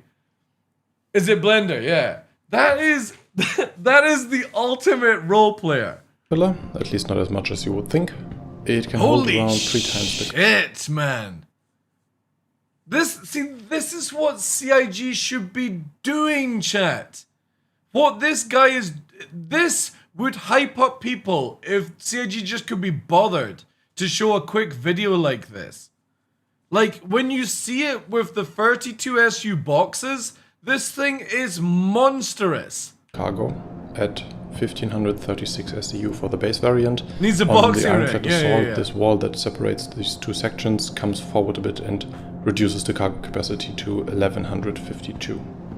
More important than you can watch him live? Is the fact that, just like the Caterpillar, the Ironclad's cargo is completely enclosed to give it an edge. Yeah, every Thursday, like, just use this guy's work. Give him money.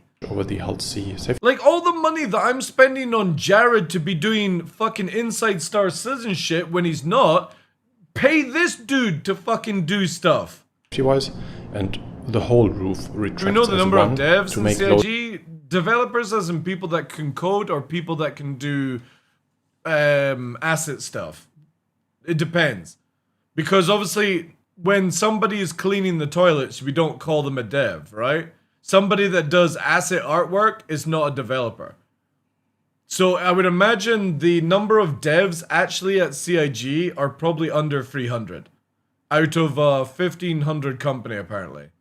Loading and unloading a lot more efficient than on other enclosed cargo haulers. Like no, they don't have a couple of thousand devs. No, it's way under that now.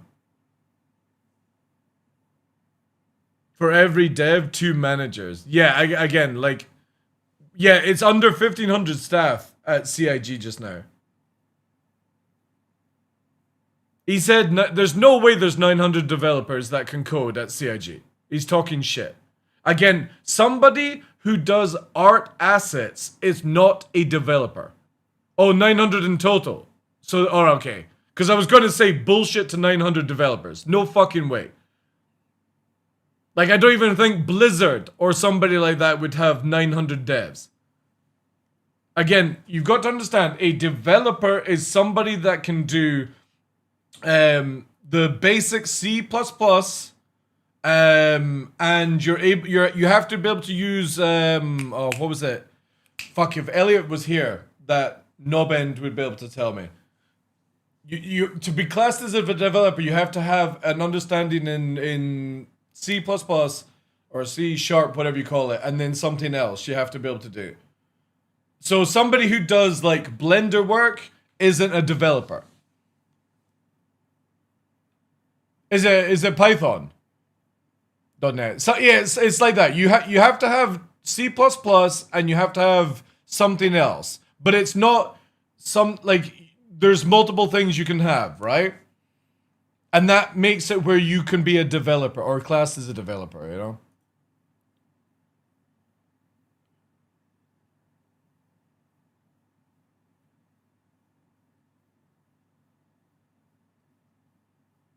Alright.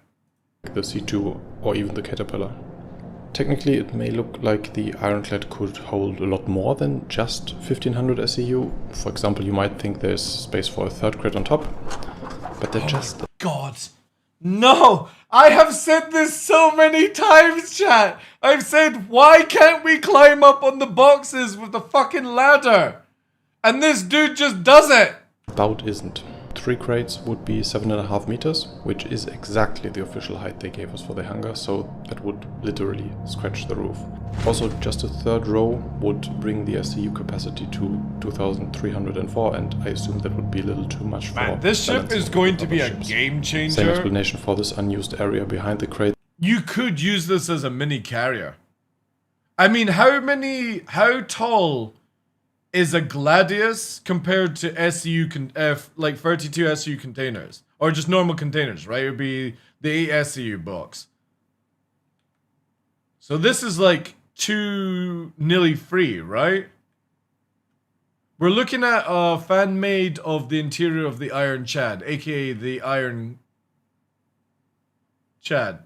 What's it called? Clad, that's it. I couldn't even remember what it's called. The Ironclad, but I like to call it the Iron Chad.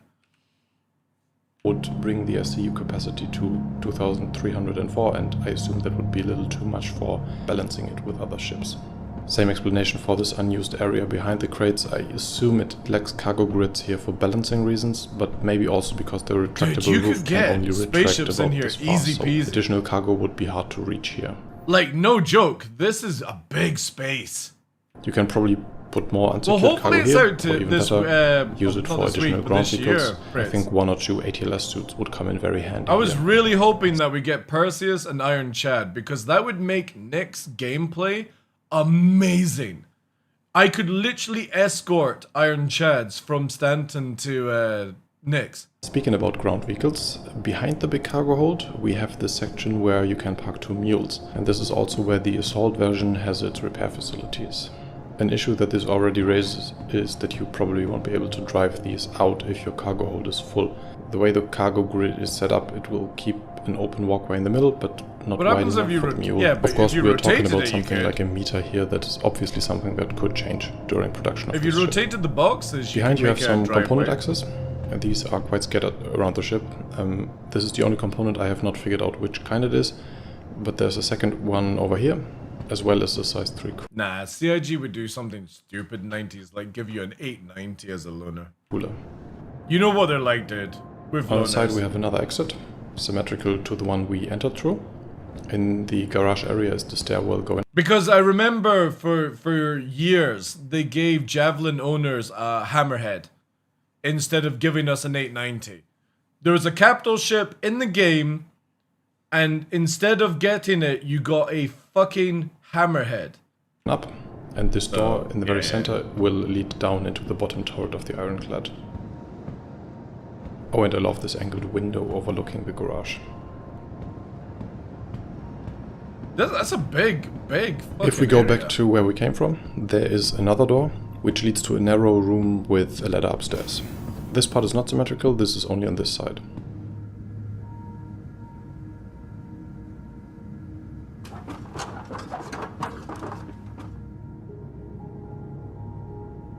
Actually, this is probably a good time to point out that everything I say and show is based on how the Ironclad was presented when it was first announced. Since then it was mentioned that some changes have been made specifically to improve traversal, and I will talk about that in another video for sure, but this here is the OG vanilla Ironclad, if you will.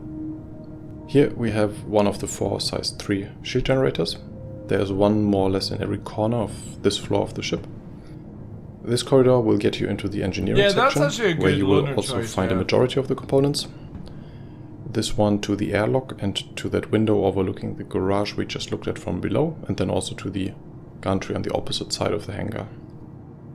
This is the stairwell going down to the mules, and another going up to command deck, command module and habitation. Cool. Unfortunately, I can't show you any of these sections today, as they are still under construction. Instead, I want to take this last door, which leads to one of these 2 gantries, or catwalks, running alongside both sides of the cargo. Damn. Hold and God, it just literally is a roided, out of its mind caterpillar. See, this to me feels like the best cargo ship in the game. Because it just feels like a cargo ship. Like a freight. You know what I mean? What do we call them that do like long distance? They got the cargo containers like cars, jewelry, all that shit in it. Like basically like God, what are they called? I can't remember the class of vessel that carries them all across the sea. Container ship, that's it. But they actually have like a code. This feels like that. I just don't like the Hull series. The Hull series just doesn't sit right with me because of what it's like for space. And the Hercules just, for me, I just think it was just a cop-out on the design. But the Iron Chad, feels like the first proper freight transporting ship. I really love these. In the game. They are very similar to the Caterpillars, but in a room this size they feel a lot more valuable. For gameplay they have been described as a good place to defend your ship when you are boarded from the front. For that scenario I would appreciate a little more cover though. What I constantly felt though while building this ship is that with all these different corridors and ways to traverse the ship, it has one of the most interesting layouts. The merchant ship, freighter, ocean liner, container. But I can't remember. There's an actual like code for the ship that carries. It would be incredibly well suited for interesting boarding or investigation missions. Also, in every single piece of concept art, only this side has a letter down here. I hope. The cargo cap. Are you talking about for on the Iron Chad? I don't know, but it's like it's isn't it 1,000 plus? That is just an oversight. In the front center of the hangar, you can already get a lot. The secure it's storage. A huge amount of cargo on this side. Because every one of these containers is a 32 SU. Especially valuable cargo, and the way it looks, possibly also less legal and potentially... Chat. When this ship comes out, I think we need to troll some pirates, right? Hear me out. We're going to troll pirates by filling an Iron Chad with 1 SU boxes. And then let it be captured. And when they open up to see their spoils, they have to move 1,500 fucking boxes.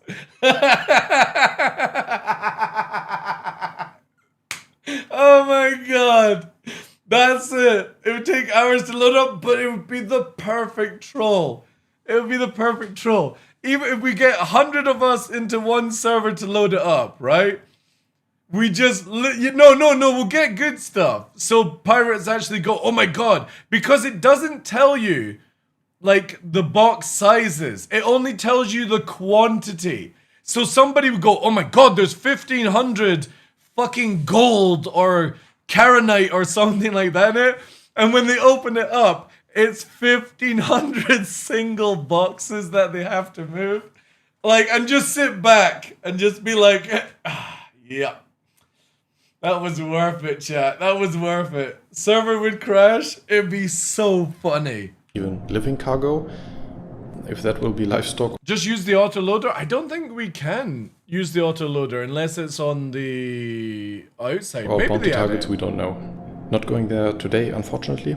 But I can tell you that there the are autoloader only works for like hull Hull series in the front, as well as a tractor beam turret on this side and a manned dual size 5 turret on the other one. They never brought out now, the at this stuff point, that I was absolutely meant to have be to for take a inside moment to thank hangars. my Patreon and channel members, because this video, That's so from the sick how first he idea puts to today, everyone on the took me wall well all over a the year to time make with the with ship. many months with. Really cool. Now, before I want to try to answer the two questions, but officially it's a solid 1.5 meters too high, which might be Holy and shit! surprisingly, It can no, actually it won't, fit is what a I should say, vulture? even though it looks quite fine here. But officially, it's a solid 1.5 meters too high, which might Too be high. Ah, boo. a bit too much to be changed during development. The volume of this hangar part was officially described But as 4 still, feet by that 21 is by a 7. good representation of size. You could definitely then get free Gladius in here, no problem. 5 meters, and the vulture is officially 9 meters tall. But as you can see, the Or model maybe of the 2 vulture at I have least. is nowhere near 9 meters. So maybe the official metrics are a little off and it will barely fit in the end. The two would obviously be a great combination after all. Sick. Again, this is why we definitely need the Liberator. Does this dude, like, I'm now in depth into this stuff.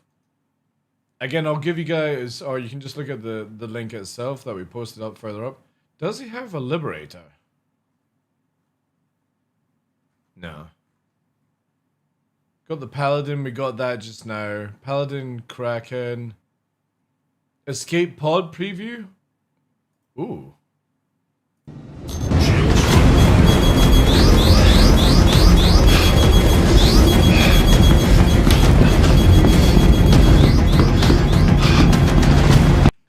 Why is this more cinematic than Squadron 42?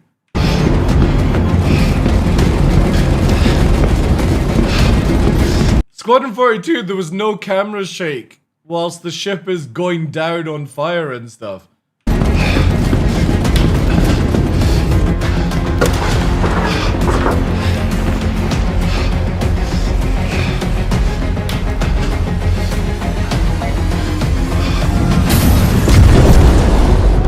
Oh, dude, that actually would be a fantastic idea. Where the window opens as you blast out.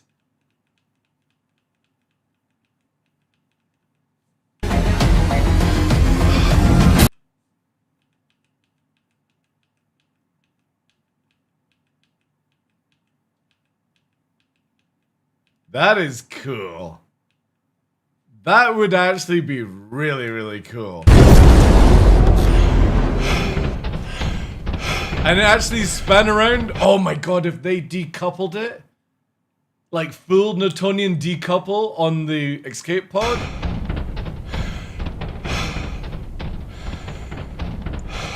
And then stabilizes, yeah.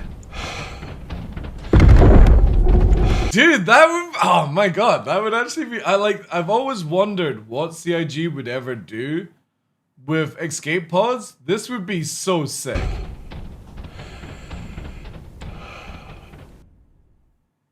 There have been two new pieces of information regarding the Anvil Paladin. The latest monthly report showed an image of the current state of the Anvil Paladin, and apart from being quite detailed, this might even be final art on this section of the exterior.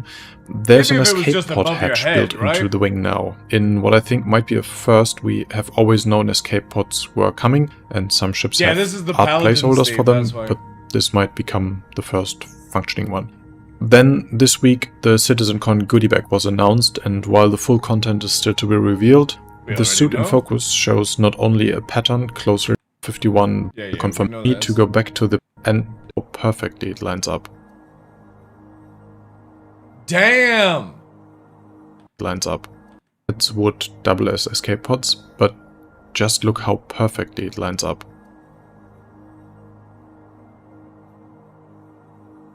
That's cool.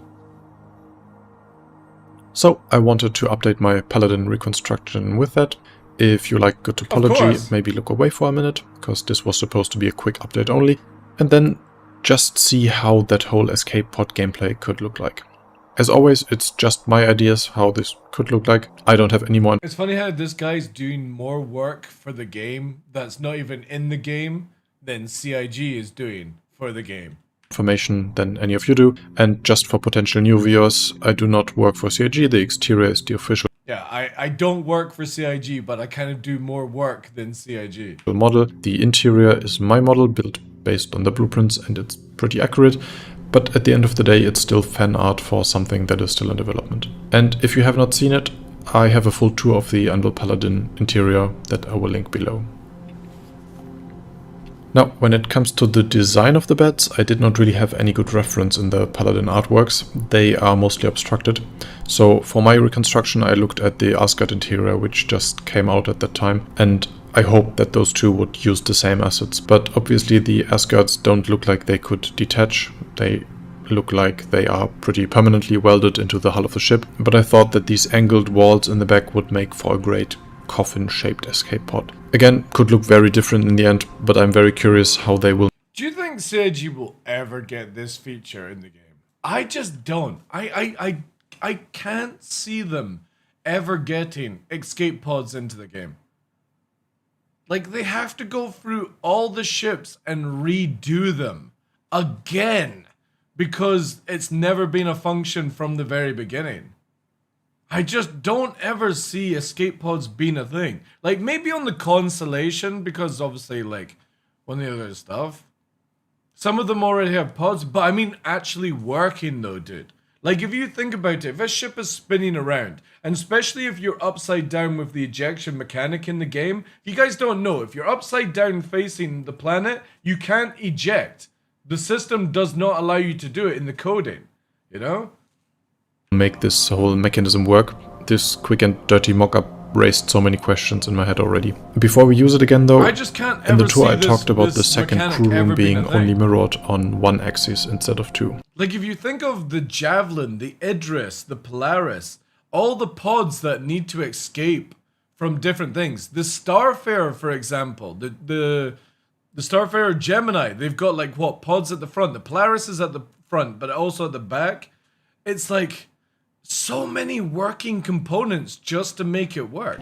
Which I think is a bad idea because that way you can't easily tell which side of the ship you're. And then CIG are moving from time to kill to time to down, which means that if your ship is downed and it takes 3-4 times the length of time to finish off killing the ship, wouldn't you have enough time to just walk out of it at that point? Also, that would now mean the bed on that other side would not line up with the hatch on the exterior.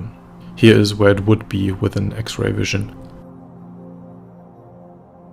So I'm X-ray vision, okay. X-ray vision. I thought it was part of the tech for Caterpillar pod. That's a command module though, dude. It's a ship being able to attach to another ship to make the main ship move. In X-ray vision. So I'm really convinced at this point that, unlike in the original design, the crew quarters will likely be mirrored on both axes to align with the same exterior hatch. Before we jump into the pod, as always, check out my reconstruction of the Paladin and Galaxy for themselves in their web browser. As in like it's a simple game scene I made, but that's just the interior I made. I can't again all the share the exterior with you, unfortunately.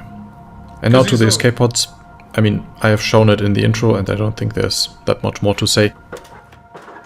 I expect the ejection to be triggered from here, not the cockpit. I am not sure if you can eject them all individually. That would mean you would have to start with the top one, because there's another room below.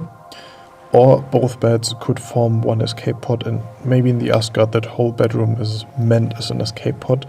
But I did not check the exterior, just a quick idea. Push the button! Whee! And lastly, I added a window, thinking about that scene from the beginning of A New Hope, but with or without, it remains to be seen how much fun this feature I think they should add it in. I think that would be so cool. Will bring. But I wouldn't put it down at the feet, or where the head is going. I would have it above. So when you're lying down in the position, you have like a little window. And as you're spinning around from the ejection until it stabilizes, would be such a cool vibe. You're seeing like explosions going off and you're like, whoa, you know? And then you've got to get recovered or climb because out. As always, I record the audio for this in a room matching the size of what you see on screen for extra immersion, and it kinda sucks. Now, thank you for watching. and see you at CitizenCon. That's cool. Really, really cool. Again, holy crap, I've gone through a lot of this dude's videos, but the Iron Chad, that is definitely exciting. Kraken as well, but he's obviously, I've seen the Kraken, it's the outside of it walking around. If anybody doesn't want to go quickly look at it. But even going back to talking about the ships means you're going to be sort of tangentially talking about game features as well. So flexible. Like it's incredible how much size the Kraken has. 6 surface. For sorry, it has a 12 there. Life support. Currently, it's like it literally. You know, what's that? The carrier in Avengers, the one that comes out the water. I can't remember what that one's called. That's what this ship gives me vibes about when you're walking around on it. It has a specced out crew of like 10, but it's going to be a ship much like the Idris. I can't wait for this ship. That's going to require a pretty hefty. I hope they have a really good concierge skin for the ship on the large deck, but it's helicarrier. That's it. Designed around that level of medium. You know, not so. If CIG ever released a helicarrier kind of looking ship from Anvil, I think I would probably buy it. With credit, are so critical is in its current form. This is so cool, it was man. Still designed really cool. 2 medium ships, and you can really look at it in terms of. Does it have interior? I didn't think it was in this. And video. It is Drake too, so I was kind of surprised. Yeah, it didn't really have interior. It was just showing the outside. I don't think he's got to the interior. Because we just watched that. Unless, is there a video I'm missing? No. Really cool though. Really cool. And also his own design in Spaceship. Like CIG, get this in the game. This is sick. These sort of my old outlines and do another set of variations on. If this was a Crusader ship, I would buy it. This, as a Crusader light fighter, would be amazing. Would be so cool looking. Like fast but to me, and agile. Would have protection. But sleek looking, weapons not too expensive. I'm not going to go back to it, just purely for now. That is. It's just going to be a block out, right? Again, it's just concept, but yeah, really cool. Again, guys, I'm going to quickly drop this back in on the channel. Go and check out the dude's content. Drop a subscription. Like, no joke, hands down, really cool stuff. Especially seeing the Iron Chad interior, the Galaxy sort of interior. And it is just whatever, but actually one more video. I know. At this point, the newly announced Argo CSV is right? the reborn like there with oversight mation SM4 fit video. I aligned it with the Spartan here, with the wrong Taurus soldier. The part of the front VTOL showing here is that mock-up and some label mirrors and just make it fit really well with a lot of people in. Now the similar looking to the should be this one. Well, I'm sure if the name the other of the 3 has the wing. Rabbit has one. Usually something up for. Given the height of the core, the Apollo, this in particular is the Medivac because but I'm certain it does not necessarily have the back at the Galaxy and the pipeline. Oh my god. Here we go.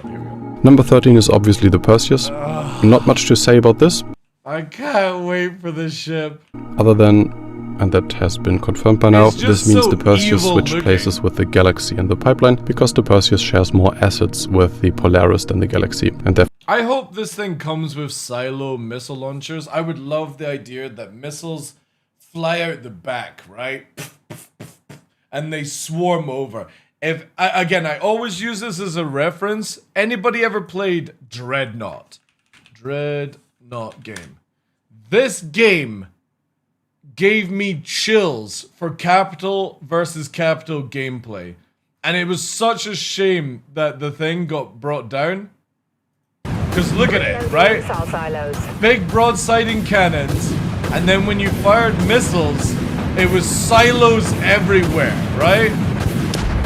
Look at the missiles homing in. Locked on the target. Autoguns fired up. Torpedo away. There we go, watch this. And then he missed because it hit the thing, right? All decks, exit module reboot.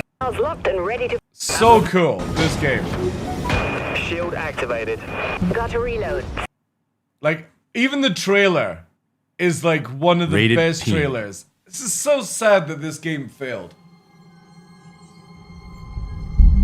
Because this is what I would want from capital ships 30 seconds. in Star Citizen. When you see a capital ship fully crewed, you should be shitting your pants, as far as I'm concerned. Orbital, Grifter. Potential friendlies in the AO, please advise. Grifter, Orbital. No friendlies in the area. Good hunting. Copy that. Alright, gents, you know the drill. 2 megaton tacticals. All systems go. 2 megaton. Stay in wedge formation and don't stray past the burn line. Locking on target. On my mark. I love this. Watch this. Contact. Break formation. How fucking cool is that? How cool? Alright, gents, you know the drill. 2 The megaton scale, tacticals. the All utter systems go. monstrosity that just warps in behind you. Stay in wedge formation and don't stray past the burn line. Locking on target. But On it's my the mark. animation as well that they put in, where it just, look at this.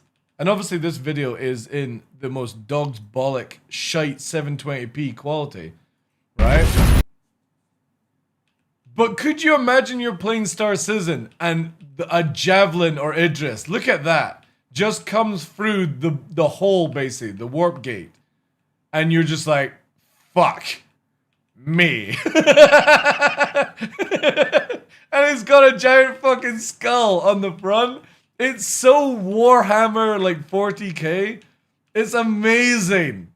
And this game flopped, and it was generally so much fun. You had Sniper class, you had like the big Dreadnought, you had the like Speed class, and you had like the sort of Scout. But yeah, it's just such a cool idea. You're coming in to bomb a facility, and you get wrapped. Contact. Break formation. The problem is the gravitational force from something entering the orbit of anywhere that close. This facility, especially because you can see where they're targeting, right? The landscape would change if something of this size just entered in at that speed. Like the ships wouldn't even be able to just fly normally. They would have been pushed at a ridiculous force before even being rammed.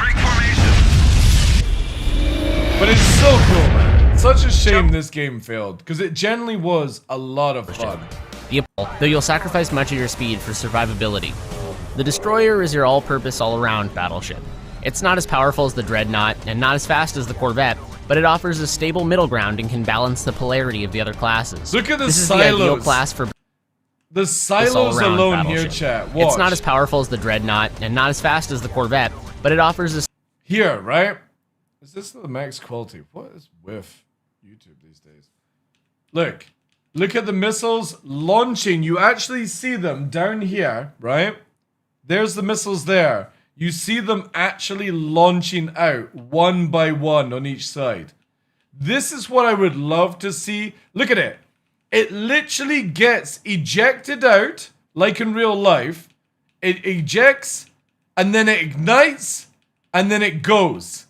If CIG could nail this in the game, it would make missile combat so much of more the other fun. classes. This is the ideal class for beginners to dip their toes into the waters of intergalactic warfare. The Tactical Cruiser is Dreadnought's support class. Its laser beam can deal damage with the best of them, but redirect it towards a friendly ship and, lo and behold, it turns green and becomes a healing beam. You can also focus this beam to either heal or deal damage more efficiently, but this makes your ship more susceptible to damage, so use it wisely. Finally, the Artillery Cruiser is the longest range ship in Dreadnought.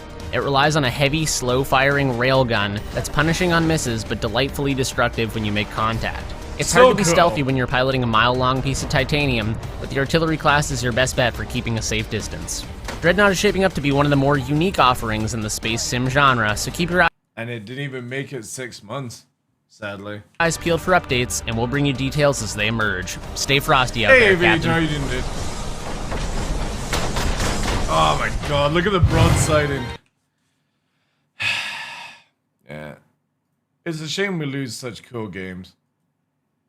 But yeah, going back to this, so this discussion all started, couldn't work out what this cockpit is. I personally don't think it's the Polaris, or sorry, the Perseus. I think this is something else. Whoops. Also, what's our time here?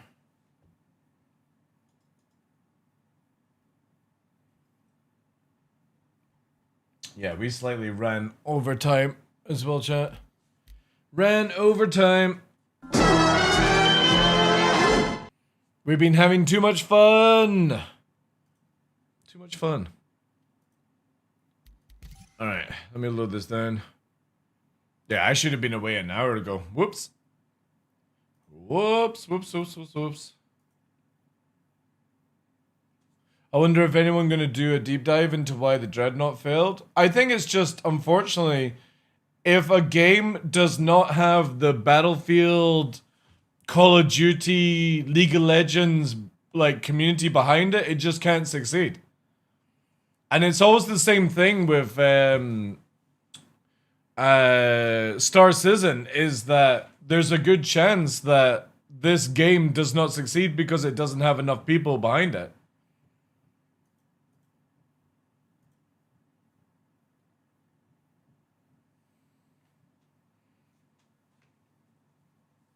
Yeah, that was really cool. Really cool stuff. I know there's a YouTube channel dedicated to that level of investigation. That'd be interesting to find out, actually, then. CIG literally just tweeted the sneak peek we're discussing. Really? Wait. Yeah, they did. See, chat, they're listening to the stream. They're listening to the stream. I always knew they loved my show. Again, the cam before the command. No joke, if this is the Perseus's bridge, I will be disappointed. I just don't think it is. I think it's another RSI ship. Because again, the command could just be command as in controlling it. I just don't think it is the Perseus, but I'll be deeply upset because I think they could have done a much more high detail bridge, but we'll see. We'll see when IE comes. Excited to see the Perseus anyway. Because when they showed the exterior sort of sneak peek, I was like, oh my god, it actually looks really good. I can verify, give me a sec. No problem. Yeah, I just want to know if that's the Perseus bridge, because I think it looks shit if it's the case. But the exterior of the Perseus in the sneak peek looks so good.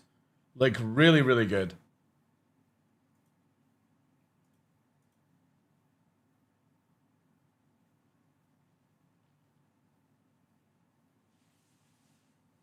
Post the image real quick.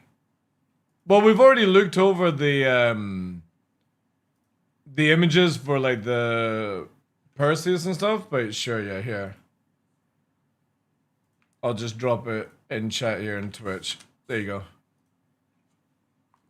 Again, I just don't think it's Perseus.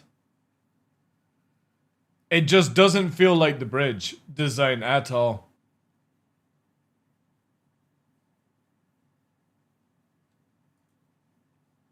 Oh yeah, it's also Jake's birthday. Go and say happy birthday to Jake for me, guys. He's a cool dude. It's his birthday today.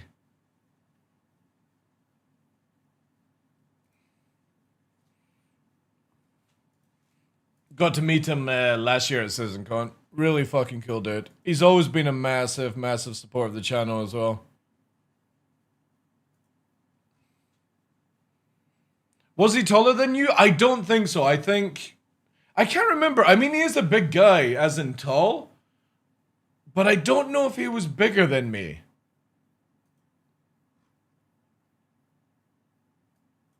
I think it was because I leaned in.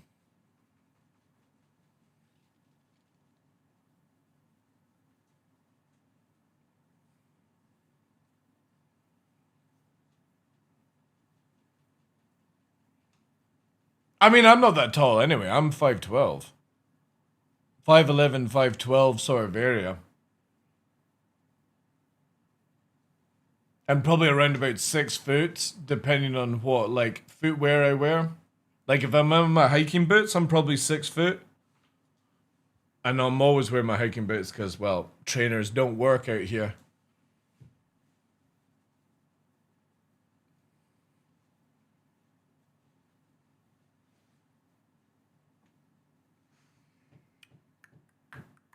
Just start waiting for the confirmation from Tumblr. But I don't think it's the Perseus.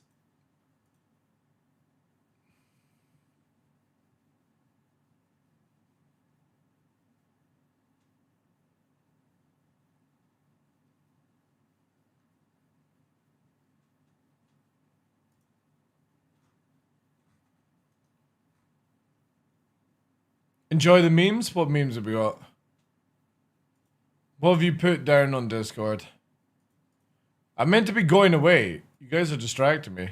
Bad ones?